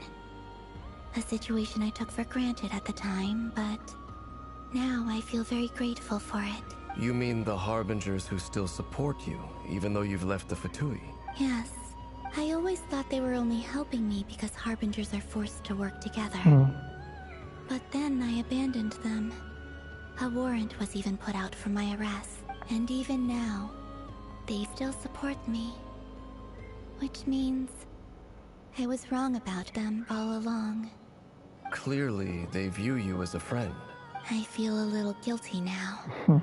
I regret not seeing her help for what it was, and not treasuring it. I see the guilt that you're feeling now. Nefi, thank you for subscribing. How are you? Talking about it will do us both some good. Have you noticed that the Traveler and Paimon are over there? I think they've been listening. Huh. Ooh-wah. Shall we say hello? Nice. Sure. Trying to finish this quest. Hello. It's going so long. What about you? What are you up to today?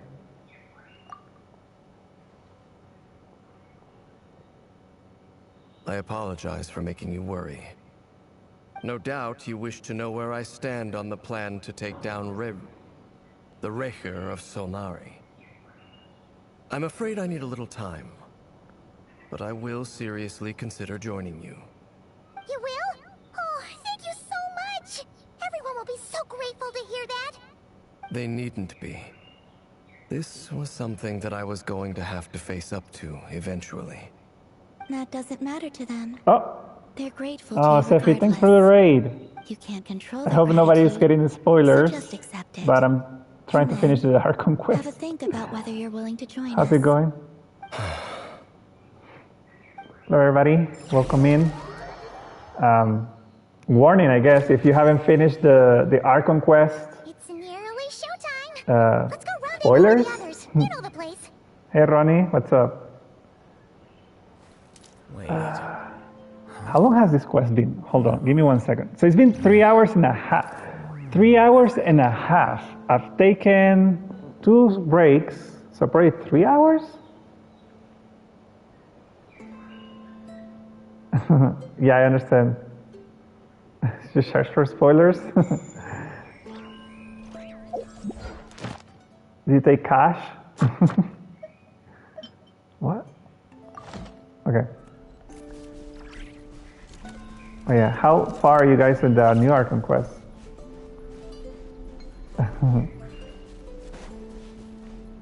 Introductions? Well, I don't know. The first one, so I did Act 3 yesterday. That was like 3 hours. And then I started this one today, Act 4. It's already been more than 3 hours.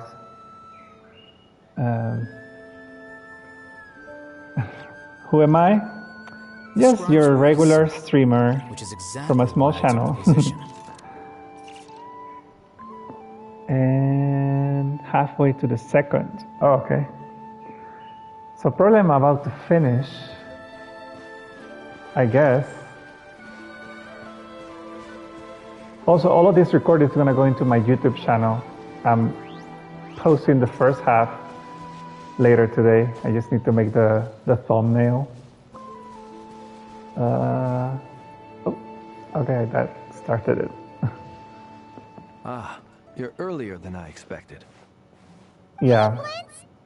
I actually found out recently that I could record I came a little early so I'd have some time to think. on high definition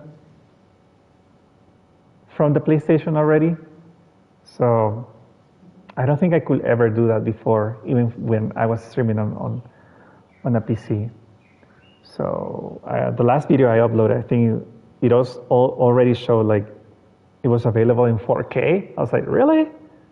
That's interesting. So, yeah. Up to HD. So I just need to upload the thumbnail, then I publish it. This one probably will take a couple hours to upload. But yeah, the good thing is that I do have a good internet, so. Are you nervous about the battle? That was very different from last year. I'm reminiscing on my past. Also, it's already noon here, and I have a window behind me, so it's really bright. I felt like the battlefield was not where I belonged. In case you can't see me. After waging war against the wild hunt for so long, hey Sally, how are you? Long time to see you. A life of absolute peace What's is so simply good? not a possibility for me. My restless flame indicates that somewhere inside of me, there is a deep yearning to root out the evil in this world. Some That doesn't sound like such a bad thing. Thanks for joining the raid. How far are you in the Archon quest, by the way? The new one? In case you get spoilers if you haven't finished. Well, in the past, when I was a Fae whose primary concern was hibernation, it was hardly ideal. But it certainly serves me well here in the present. And I am delighted to be able to join forces with you in this endeavor. A daily scam. Not the first to arrive. That does nothing, by the way. Miss Lauma. Stick to your point. Did you sleep okay last night? I struggled to settle down at first because of the nerves. But don't worry. I got enough sleep in the end. I'll be just fine. Thanks for the bits. Appreciate it.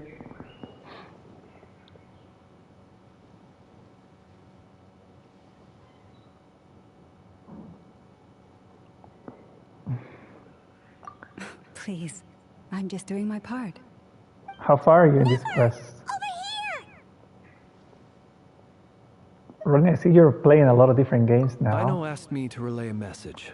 I can see you on the PlayStation, Will be on high you know. alert and keep a close watch over all secondary districts where defense is required, providing support as necessary. Meanwhile, Ino herself will provide range support. Funny that to us everybody's talking directly, about a plan and I using don't her know what the latest plan is. invention. Excellent. My thanks to all involved. Are we gonna fight him?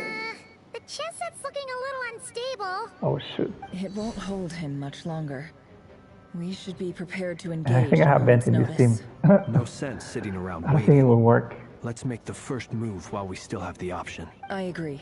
Paimon, find a safe hiding place. Got it. Be careful, traveler. I will. I think it's about time Paimon learns some skills, you know. She needs to be a little more helpful. Everyone, take your positions as soon as the battle starts. Okay, we're gonna fight. Every ounce of strength we have in our bones, let us bring to this fight. Not the fake moon in the background. Let's go. Okay. I've seen all your futile ploys before. Hey, Oz, how are you? Have become the authors of your own demise.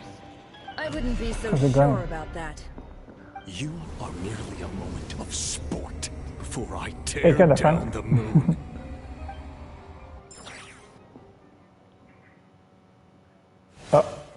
Oh, that's a cool shot. Wait. Oh, it's a fight. Okay. Stay on your toes. Not the Hydro Traveler. You're just dead meat.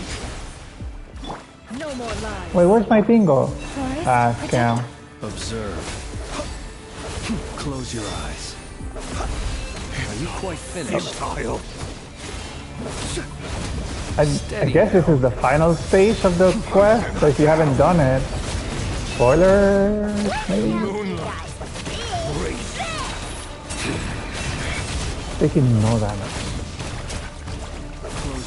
Aquí tratando de ganarle a este maje. Con la... Moonlight betrays you. Hunt them down. Sí, ¿cómo le pasaste a tu cumpleaños? Why is it not changing to I know? What the hell? Observe. Be silent. Moonlight. For the everlasting. I don't know how to use any of the not fair characters, by the way, because I don't have any of them. ¿Ya te salió la mami? The mystery unravels.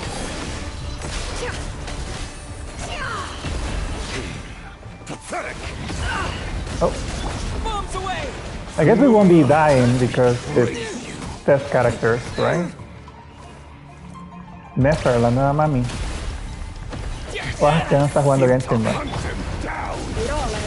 I just wish I could use my team though. I get the need for immersion, but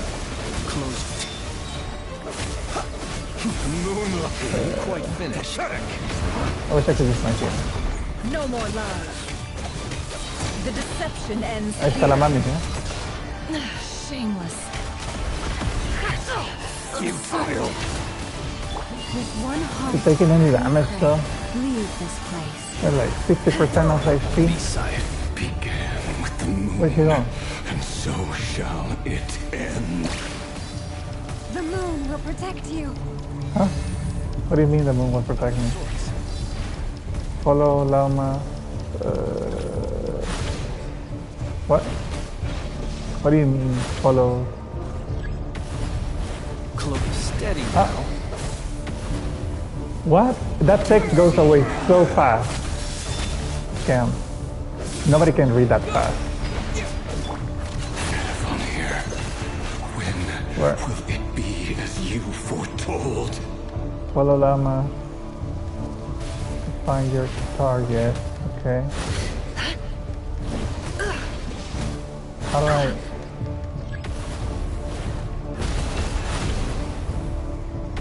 Why is it not doing anything? See, I'm pressing the button. Nothing happened.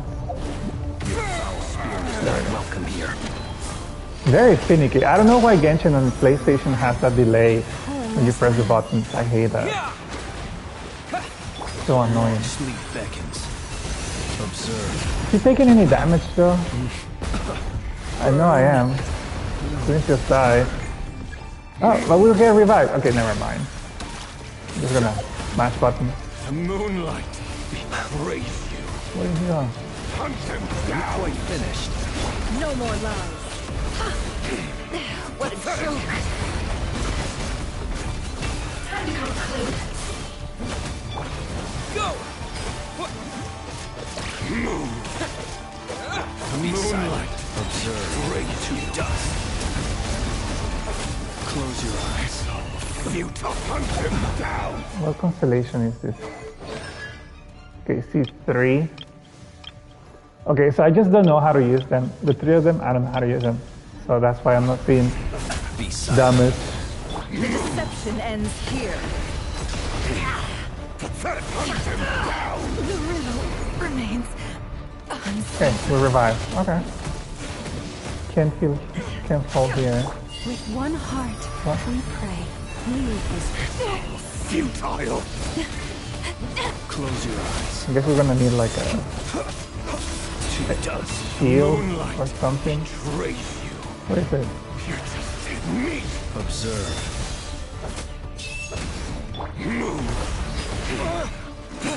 Wipe out. Down. Close your eyes. Observe. You poor lost land. A brave Then keep pushing on.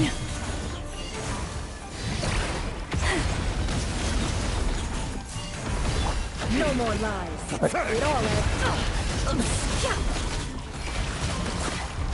No more lies. Futile. Moonlight. Great. Your game of heroics is over. Who wants to go first? Oh. Get wait, out what? of my sight! Why did he... No, we've been separated! My grasp. What do you mean we've been separated, Cam? Never! Where are the others? Stuck outside the barrier. I guess he really doesn't like us. He really doesn't like us. Knowing too much is always a death sentence. Be careful what you wish for.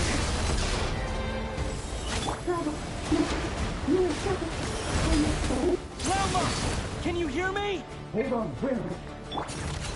Also, where? Archon. The voice destroyed. But at least the world is still there. This is so annoying. Stick to the plan. Remember my most important task. Keep silent. Be silent for long enough. The moment will come. Can't hide the truth. Oh, damn.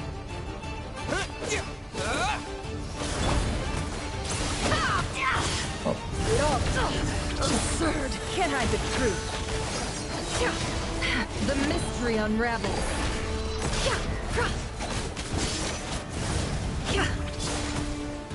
It all adds up. No more lies. How unfortunate. Oh, you heal. Okay. I'll give you energy.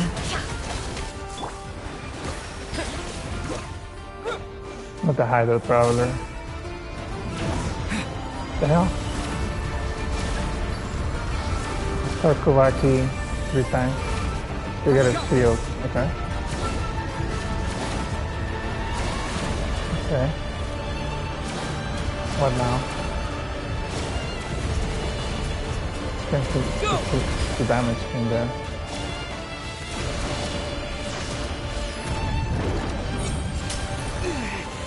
The shield's broken. I can't keep this up. Don't push your luck. Destroyed. Reborn. I don't get Nephros kit either, so I don't know. The deception ends here. Time to come clean. It all adds up. I'm so used to be able to switch the camera in Gua. I keep doing it here by mistake. Like, that doesn't work here, bro. Can't hide the truth. How farcical. Ah, es cierto, ya no estaba jugando. I saw this coming. Do we die?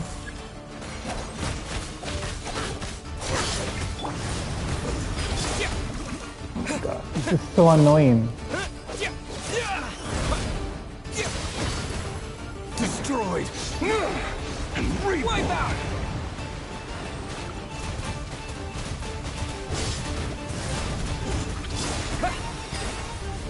How much power? Okay, that's healed. Okay. Can't hide the truth. The mystery unravels. Let's see what you're made of. Wait a second. Why can't I switch? Oh, my battery is gonna go around in the control. There's no other way. Wait.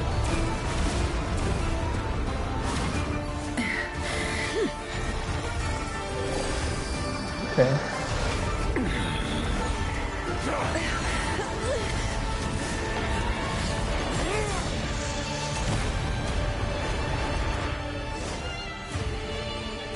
The only way to defeat Rarer is to borrow his Hold own on. power.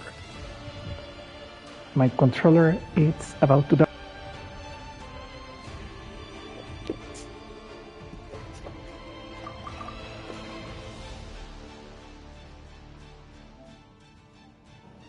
Okay. I think we're back. Okay. Let me just check.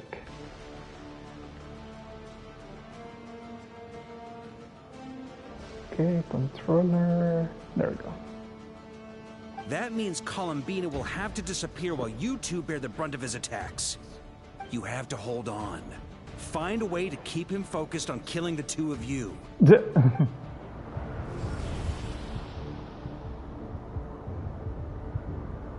Never. Your eyes are bleeding. Soon you will be powerless to resist.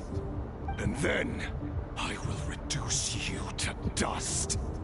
But that dust will plague your memories. Come on. Keep holding on.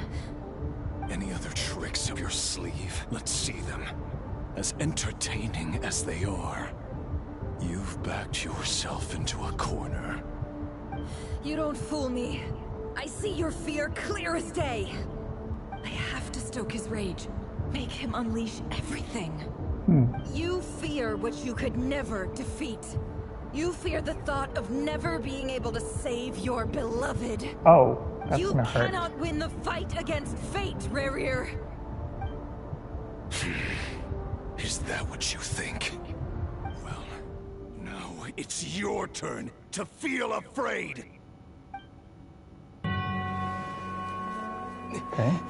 You fear the sound of your own name? Is it us you hate? Or is it what you've become? Let's see what becomes of you!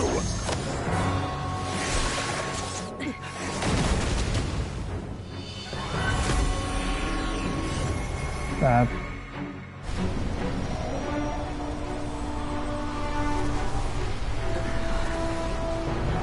Who's that?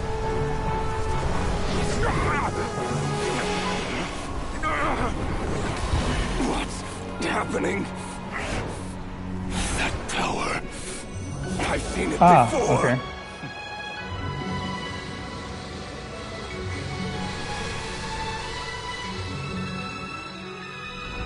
His power is on another level. We'll need to use an alchemical array to convert his power into a usable form. Then quickly channel it into Columbina, rendering her powerful enough to compete with him. I'll join you. I can help. If I release enough abyssal energy into a confined space, it'll create a potential difference, allowing us to extract a huge amount of elemental energy. Next, I'll synchronize with everyone's minds using Pyro, then give you temporary access to their abilities and fields of view.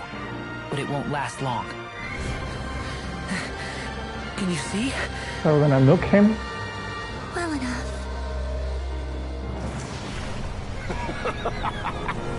So, we have a student of Gold Rhine-Daughter in our midst. How about that?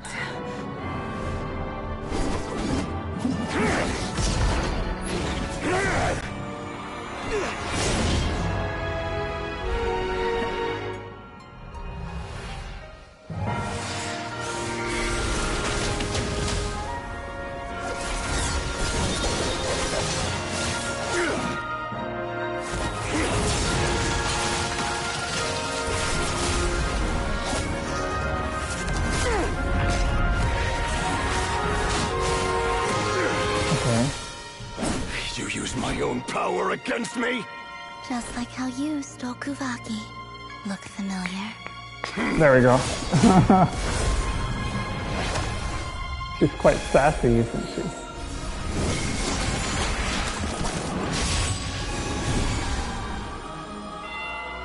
Okay.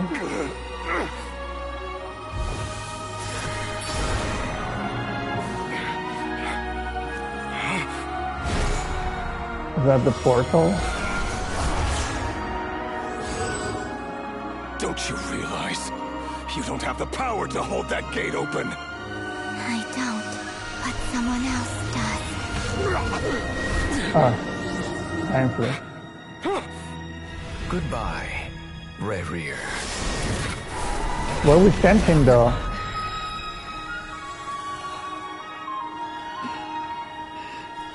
We won.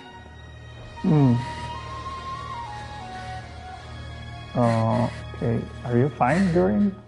Are you okay?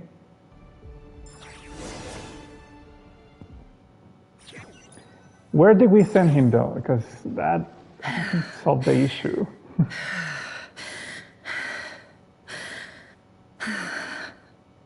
Nefer, how are your eyes? They're fine. Apart from the blindness, of course. Oh. It's not too late. Let me handle it.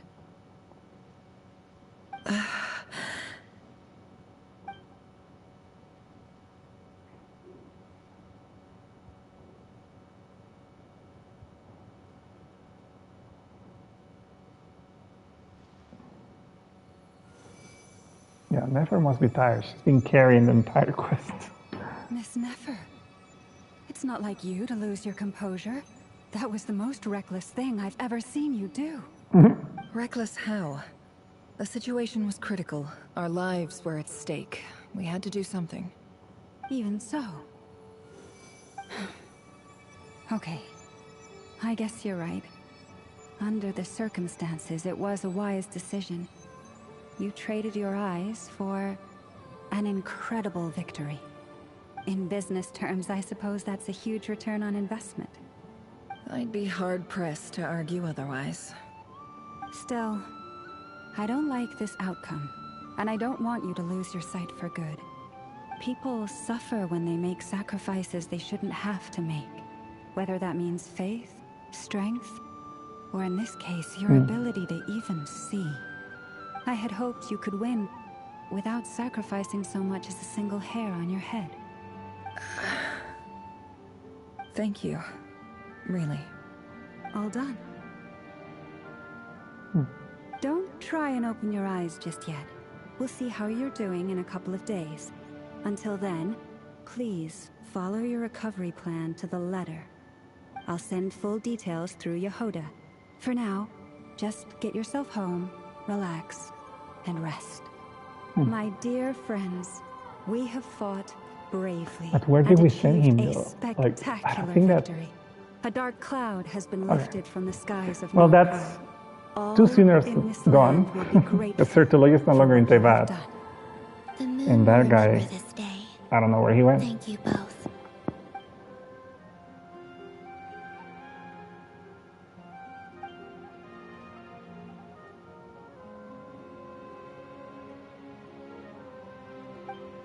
There's something I want to let you know. Okay. What is it?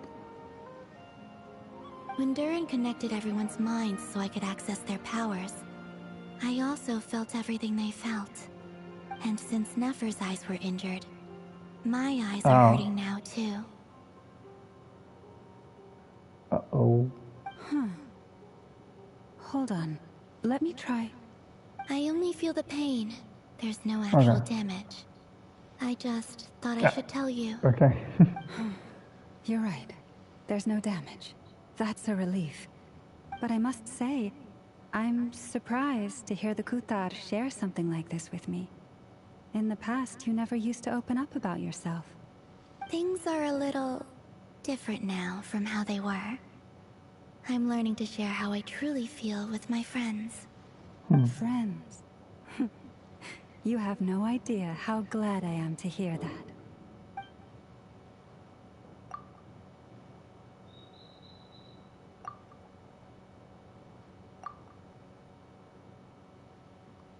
Okay.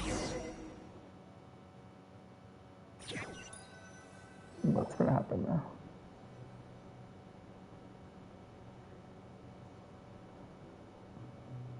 Yay! You're awake! Am I? How are you feeling? Any aches and pains? Did you sleep well? I'm doing all right, Paimon. No need to worry about me. Phew! Well, that's good. Paimon's been sitting on the edge of the bed worrying about you for ages. You slept a whole day and night. Poor Paimon had to eat all by her lonesome. Glad to hear you didn't starve. How was the food? Well, it wasn't the same without you there to share it.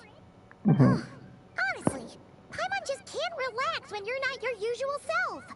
She couldn't enjoy the food and settle down to sleep. Well, I'm back to normal now. Oh yeah, and Albedo swung by earlier. He said to tell you to head to the tavern when you woke up. Varker and the others are organizing a victory feast and they want to celebrate with you.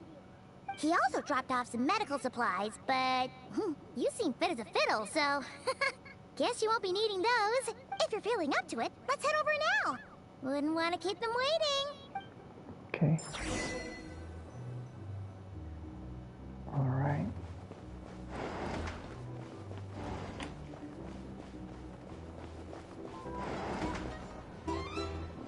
I wonder what's gonna happen now.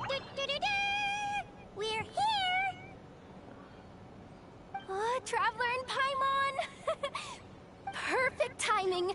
We were literally just saying how there's no way we're holding this victory feast without you. How are you feeling today? Much better. Thanks. Relieved to hear it. If that changes, just let me know. Yep, we're here for you. Oh wait, where's Nefer? How are her eyes doing? Nefer's right over there. I'm sure she'd love to catch up with you. Has she recovered?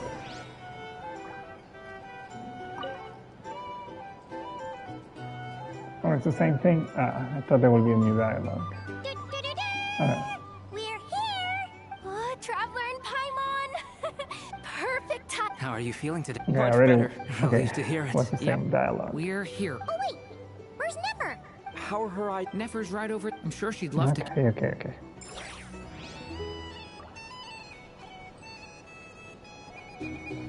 Barca's here. What's up, dude?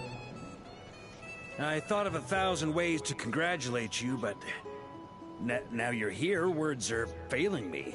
The honorary knight stuns them speechless once again. Well said. The honorary knight showed us all how it's done. The other knights told me that Mondstadt was the first stop on your journey. All of us are truly delighted to count you as our friend. I'd like to thank you for supporting the Knights of Favonius, and also for helping us save Nodcry. I don't think we're done though. Nonsense. Of course I'm gonna mention it. This is more than just business. It's a relationship. And there can be no relationship without showing gratitude where it's due. Okay.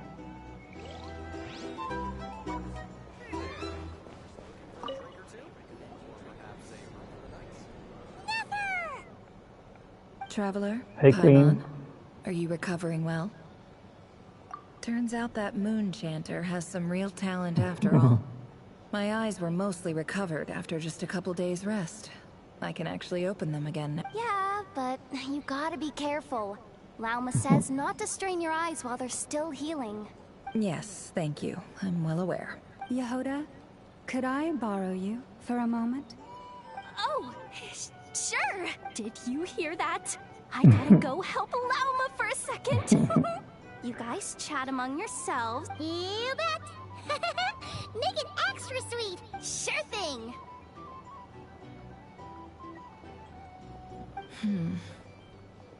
What's going on? Even the music stopped.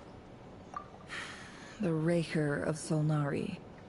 Kind of a snake, don't you think? More of a wolf. No, definitely a snake. A poisonous one who spewed his venomous hatred everywhere. Anyone who seeks revenge out of hatred for other people has become a snake. That's something my dad used to say. Perhaps. I'm sure it sounds like a very wise and open-hearted perspective to your ears. But me? I think hatred is a perfectly justifiable emotion. What else is left when everything you depended on in life gets stripped away? If you're worried about me, you can nip that in the bud. I'm not someone who gets stuck in the past. It's just... I suddenly feel like I was wrong to call my father a liar. He was just a fool. Oh, Father. How much better things could have been if you were a skilled liar. Look at the Ibis King. Thoth is a fiendishly cunning liar. And yet, strangely, he feels more like a father to me than my real dad ever was. He's never brought it up, but I'd bet he feels the same way. Why else would he give me the power to perceive the truth, while at the same time training me in the art of deception?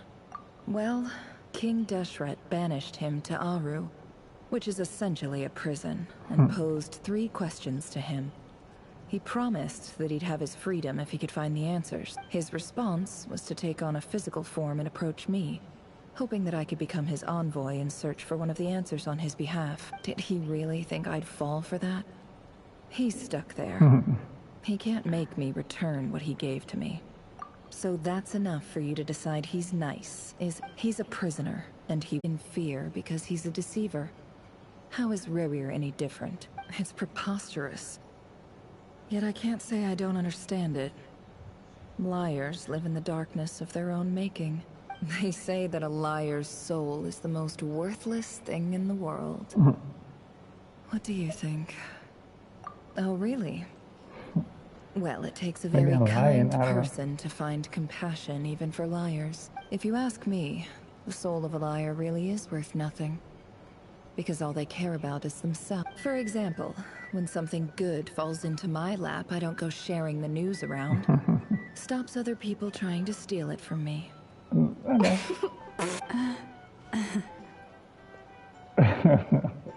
So be it. They have sharp ears. I can't keep anything from them. Wow, is that what it looks like?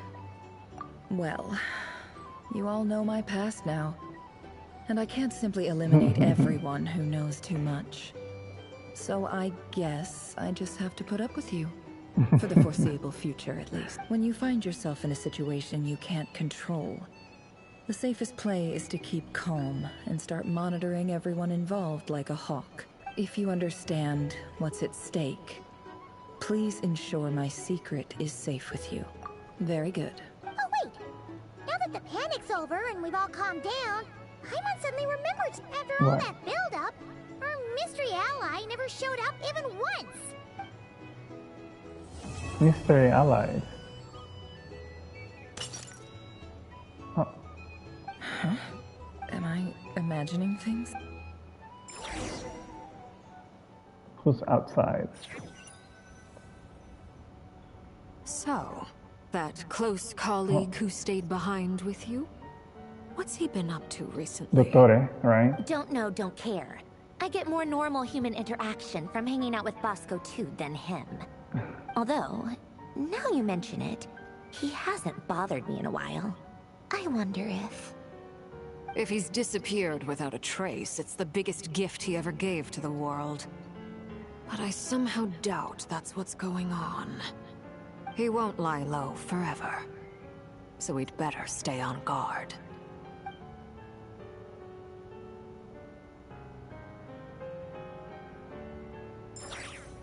Interesting.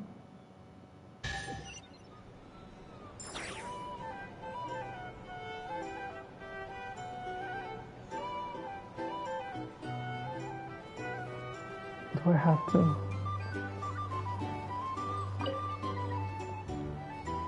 How have you been holding up? Any adverse reactions? You don't need to worry about me, Grandmaster. I'm... What? You're too humble. You played an indispensable role in the battle for Nodcry. Sometimes, when people praise you, it's because you deserve it. The best thing is to accept it calmly and with grace. Let's do a quick demonstration. Albedo, that was an incredible feat of alchemy. The pressure was on, but you worked flawlessly at lightning speed to... Thank you. I can't take all the credit, though. See? Did you catch that? A masterclass in how to take a comp. Okay, yeah. I did work pretty hard to help prepare for the battle. Hey, you guys! Hey, look who's bounced back. Looking good, Traveler. Seems like you've recovered. You won't need to take any more medication. Can I get you a drink? Huh? You know how to order at a bar now? Handling a drinks order is ridiculously simple compared to alchemy. Paimon believes it. You're clearly a fast learner. To be totally honest, though, Paimon didn't quite follow all the details when you first explained the plan to us. I didn't even Don't worry, get to read the that's details. completely understandable. Unless you're a student of alchemy, it's hard to grasp the principle and how the process works. To put it in the simplest terms, we saw how our enemy stole the power of Kuvaki. And that gave us the idea of stealing his power to turn it against him. When facing an enemy you have no hope of defeating, it's best not to engage them in battle. So, instead of looking for a way to overpower him, we decided to help Columbina get strong enough to at least stand up to him in a fight. For this to work, we had to analyze his modes of attack, confirm who his main target was, and make sure that he wouldn't go for added security. We prepared a total of 4 arrays. But to mitigate the impact of the battle, We identified one location in particular as the ideal spot. The alchemical array absorbed his abyssal power. Then Durin processed it to render it usable by Columbina. That power enabled her to do what would otherwise have been nigh on impossible. What surprised me was that Dainsleif actually agreed to join us. Given his history with Rarier, he had every right to sit this one out. But we're extremely grateful for the decision he made. It must have been a painful choice to make. Absolutely.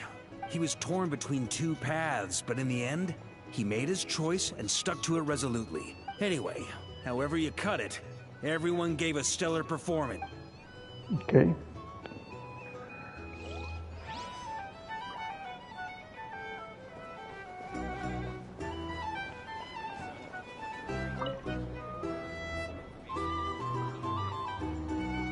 Oh, these two. Lord Sangama Bay. I must thank you for the device you provided. It was an enormous help. Why come and ask me when you clearly know already? I mostly came to thank you. That's more like it. A little gratitude goes a long way with Lord Sangama Bay. Play your cards right, and you might even stand a chance of becoming my long-term supplier. The chance to work with such a kind and charitable investor as yourself would be a great honor for the Curatorium. Huh? Charitable? Who said anything about charity? Let's see. The first plot of land you purchased in Nodcry, your desert interests. Stop! What do you think you're doing? It's nothing to hide from. They're all perfectly legitimate investments.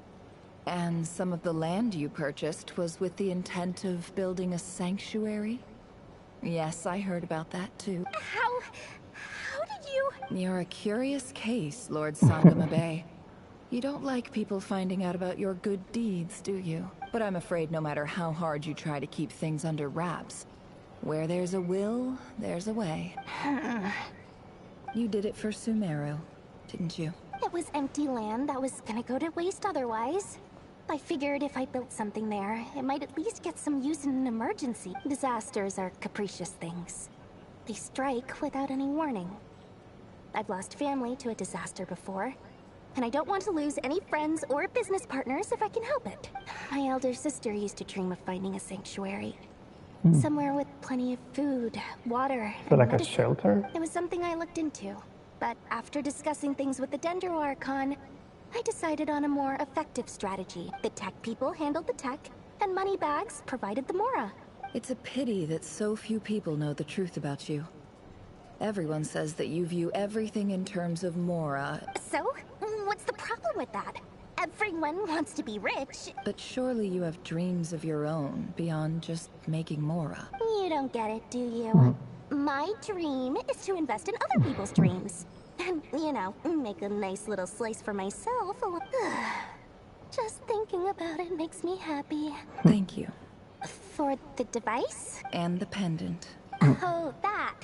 I was just returning a favor. Seems like we've both been away from home for a very long time. Yeah. So long that I barely remember what my family even looked like. That would be your mother, father, and sister? Yeah. Though it's been years since my sister passed away. It's not like I want to forget them, obviously, but memory can be even more ruthless than the most calculating business person. My sister can't help me now. Slowly but surely, her face is fading from my mind's eye. Not everything will fade. When loved ones pass away, the beautiful memories are the ones that last the longest. Yeah, that's true. If you ask me, that's the one silver lining in all of it. Well, that, plus, I'm sure that life is much better now than it was back then. Oh, absolutely. I have tons of Mora, a big beautiful house, business is booming. You've got a lot going for you too. Boss of the Curatorium of Secrets? I appreciate the vote of confidence. Okay. What else? Oh my gosh. Again? Oh, now Steve fighting with Columbina. Here. Yes. I've thought a lot about it. And I've realized that you, me, and Arlecchino should be friends. I think this is very important. So I felt I had to come and tell you. Well, this is a new one. I'm so moved. I can't even hold my teacup. If that's all, you can leave now. Do you not want to be friends with me? Oh. Or is it that you prefer being co-workers? What is this, Columbina? Are you deliberately testing my patience threshold? Right now, my politeness module is active. But if you say another word, I swear I'll shut it down. If your politeness module was active, wouldn't you say the word please at some point? Polonia, please see Lady Columbina to the door. Oh my gosh. Will you still invite me to your next tea party? What? Yes, I think you will. Bye-bye, dear Sandrone. Oh my god. She likes to tease her. Oh, now... Escorted you out. Would you rather I handled it myself this time? We just wanted to, you know, see how you were doing now that it's all over. Why? Out of concern for my safety?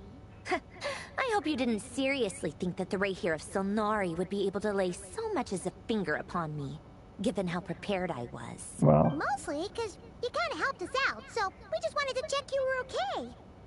Looks like all your robots are fixed, huh?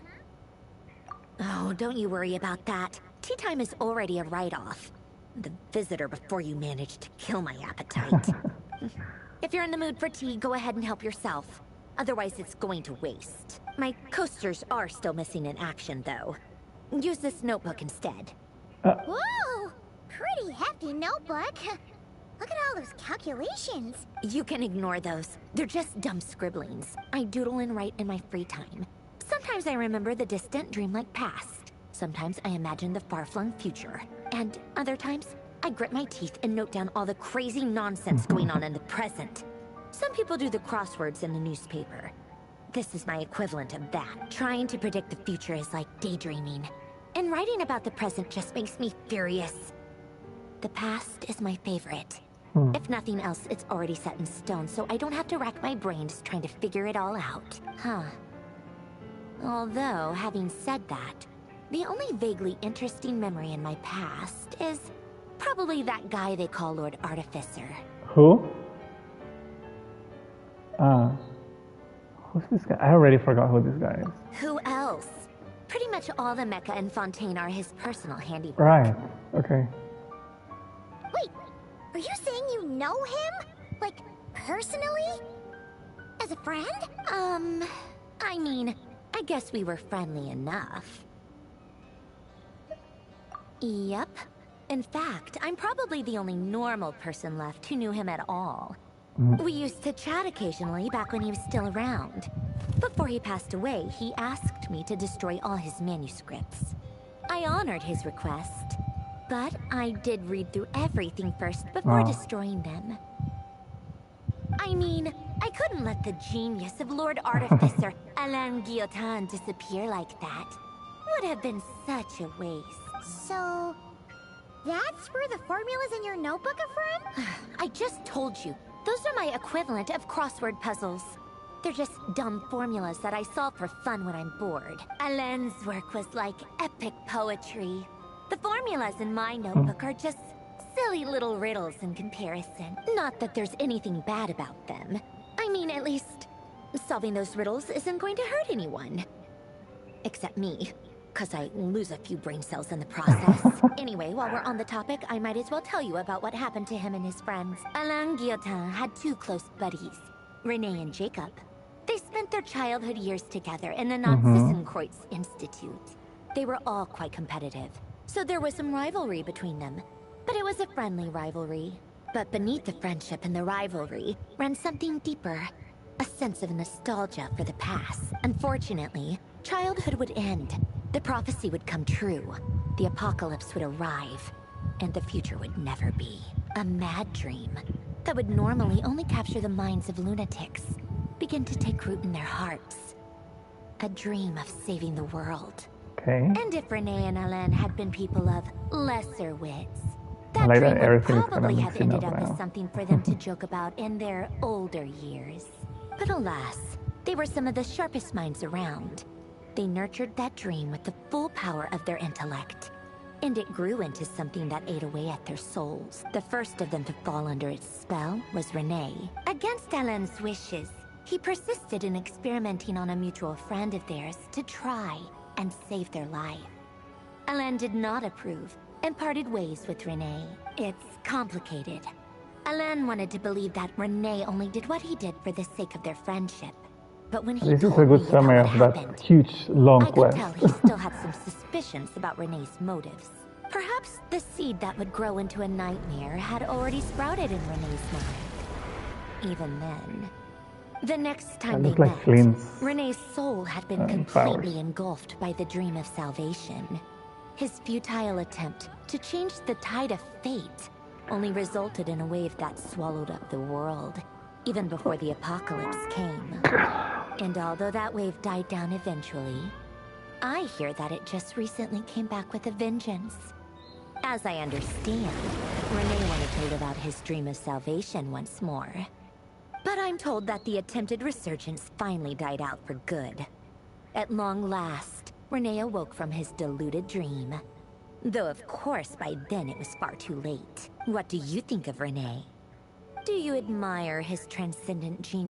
Dismiss him as an evil madman who wrought havoc on the lives of everyone around him as he pursued his delusional dream. Same difference, really. Just a matter of perspective. What a cop-out. But I suspect you'd have a more incisive and insightful answer if we dug into it further. I don't like fanatics who give up their whole lives for their ideology. Nor do I like fools who let their delusions take control. Maybe I could understand if Renee had just been an ordinary person. But he had a sage-like intellect. And still managed to get himself lost in a labyrinth of his own desires. Anyway, that's enough about Renee. Now, moving on to Alain Guillotin, the Lord Artificer. He managed to put a stop to the first storm whipped up by Renee. But after that, Alain lost his friends and family. To his credit, I suppose, the loss of his family and friends was purely a tragic accident. It's not like Alain sacrificed them for his cause or anything. After that, the only thing supporting his work was the same dream that had dragged his closest friend down to the abyss. But although the desire to save Fontaine drove him to found the Fontaine Research Institute, Alain continued to reject any form of transcendental knowledge or power. He was suspicious and fearful of it, having seen the way it had affected his closest friend. I think that formulas and machines derived solely from human intellect were the only thing that gave him a sense of spiritual comfort. Yet Alain's intellect was simply too great. It barely left him space to breathe in his lifetime. Once he realized that the end of his life was approaching, he finally accepted the truth. The Nazissenkreuz Institute needed someone, and a human being, to see its story through to the end. He quit working on his formulas, trading them in for the fairy tales that had played such a formative role in his childhood, but which he barely touched in his adult life. He told me that the director of the Nazissenkreuz Institute used to read those fairy tales to the children as bedtime stories. Apparently, they worked wonders at sending kids off to sleep. I think that all he wanted at that time in his life was to be able to sleep deeply without being plagued by depression. By that point, nothing else really mattered. At the very end, he laid down to rest in the ruins of the former Nazissenkreuz Institute orphanage, while the Fontaine Research Institute he had founded continued tirelessly with its work. Many years after that, tensions over competing dreams would once again cause a rift, this time between members of the Fontaine Research Institute.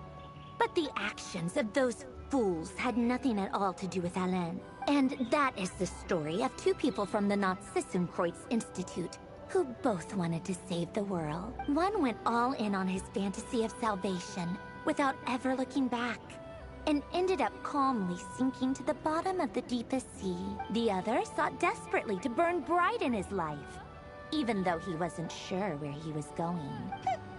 I do sometimes wonder, why is it that people like them have such grand hopes of saving the world? Even the grandest tree starts as a tiny seed.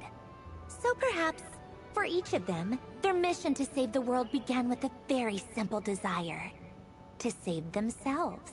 They were young children with friends and family who mattered to them. Desires to explore the meaning of life. Ambitions to have a successful she went so deep. I just wanted some tea, girl. Taken away in one fell swoop. Not the tea. Or maybe they just wanted to find something to anchor themselves within the chaos. To stop them getting quietly swept away by the storms of life. But instead, the search for their own salvation took them down the rocky road laid out by fate. Do you think the desire to save oneself is enough of a justification to try and save the world?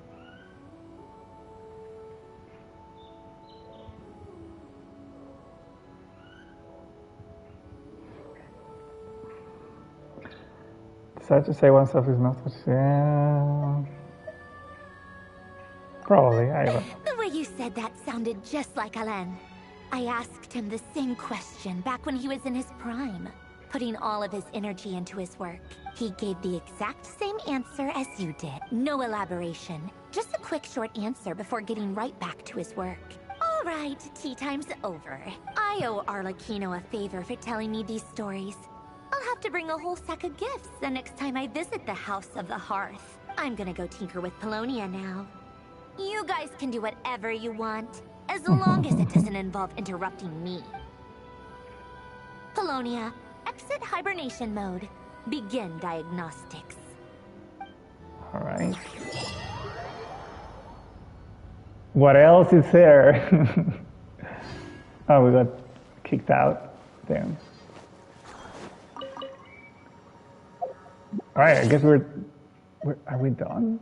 Let's see. Yeah, we are. All right, that was an interesting Archon quest, I must say. What?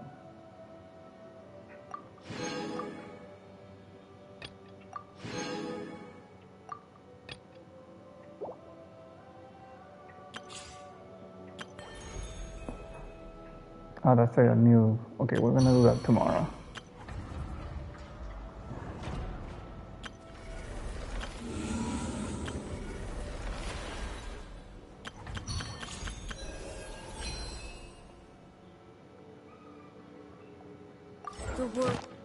Just need to spend resting. I think I can... just condense it. I have nothing to farm. Well, I'll keep farming artifacts.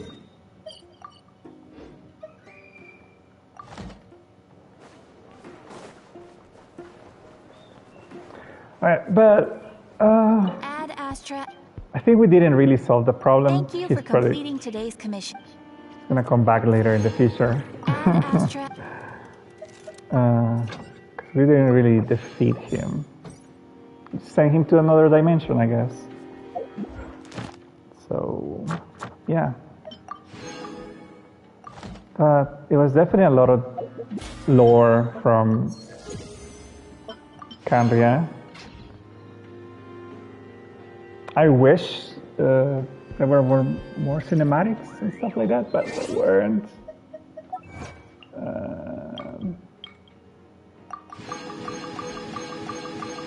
Wow, that's a lot. Okay, we got drops from Twitch. Wait, what's that?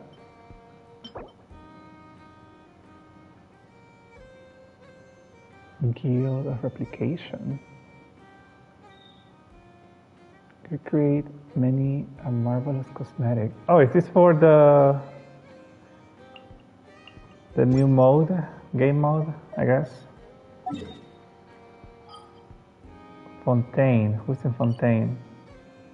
Alright, we're gonna do that, but we're gonna stop the recording here. And thank you so much, Sephi, for the raid and for the resub, and also Austin, thank you so much for the resub.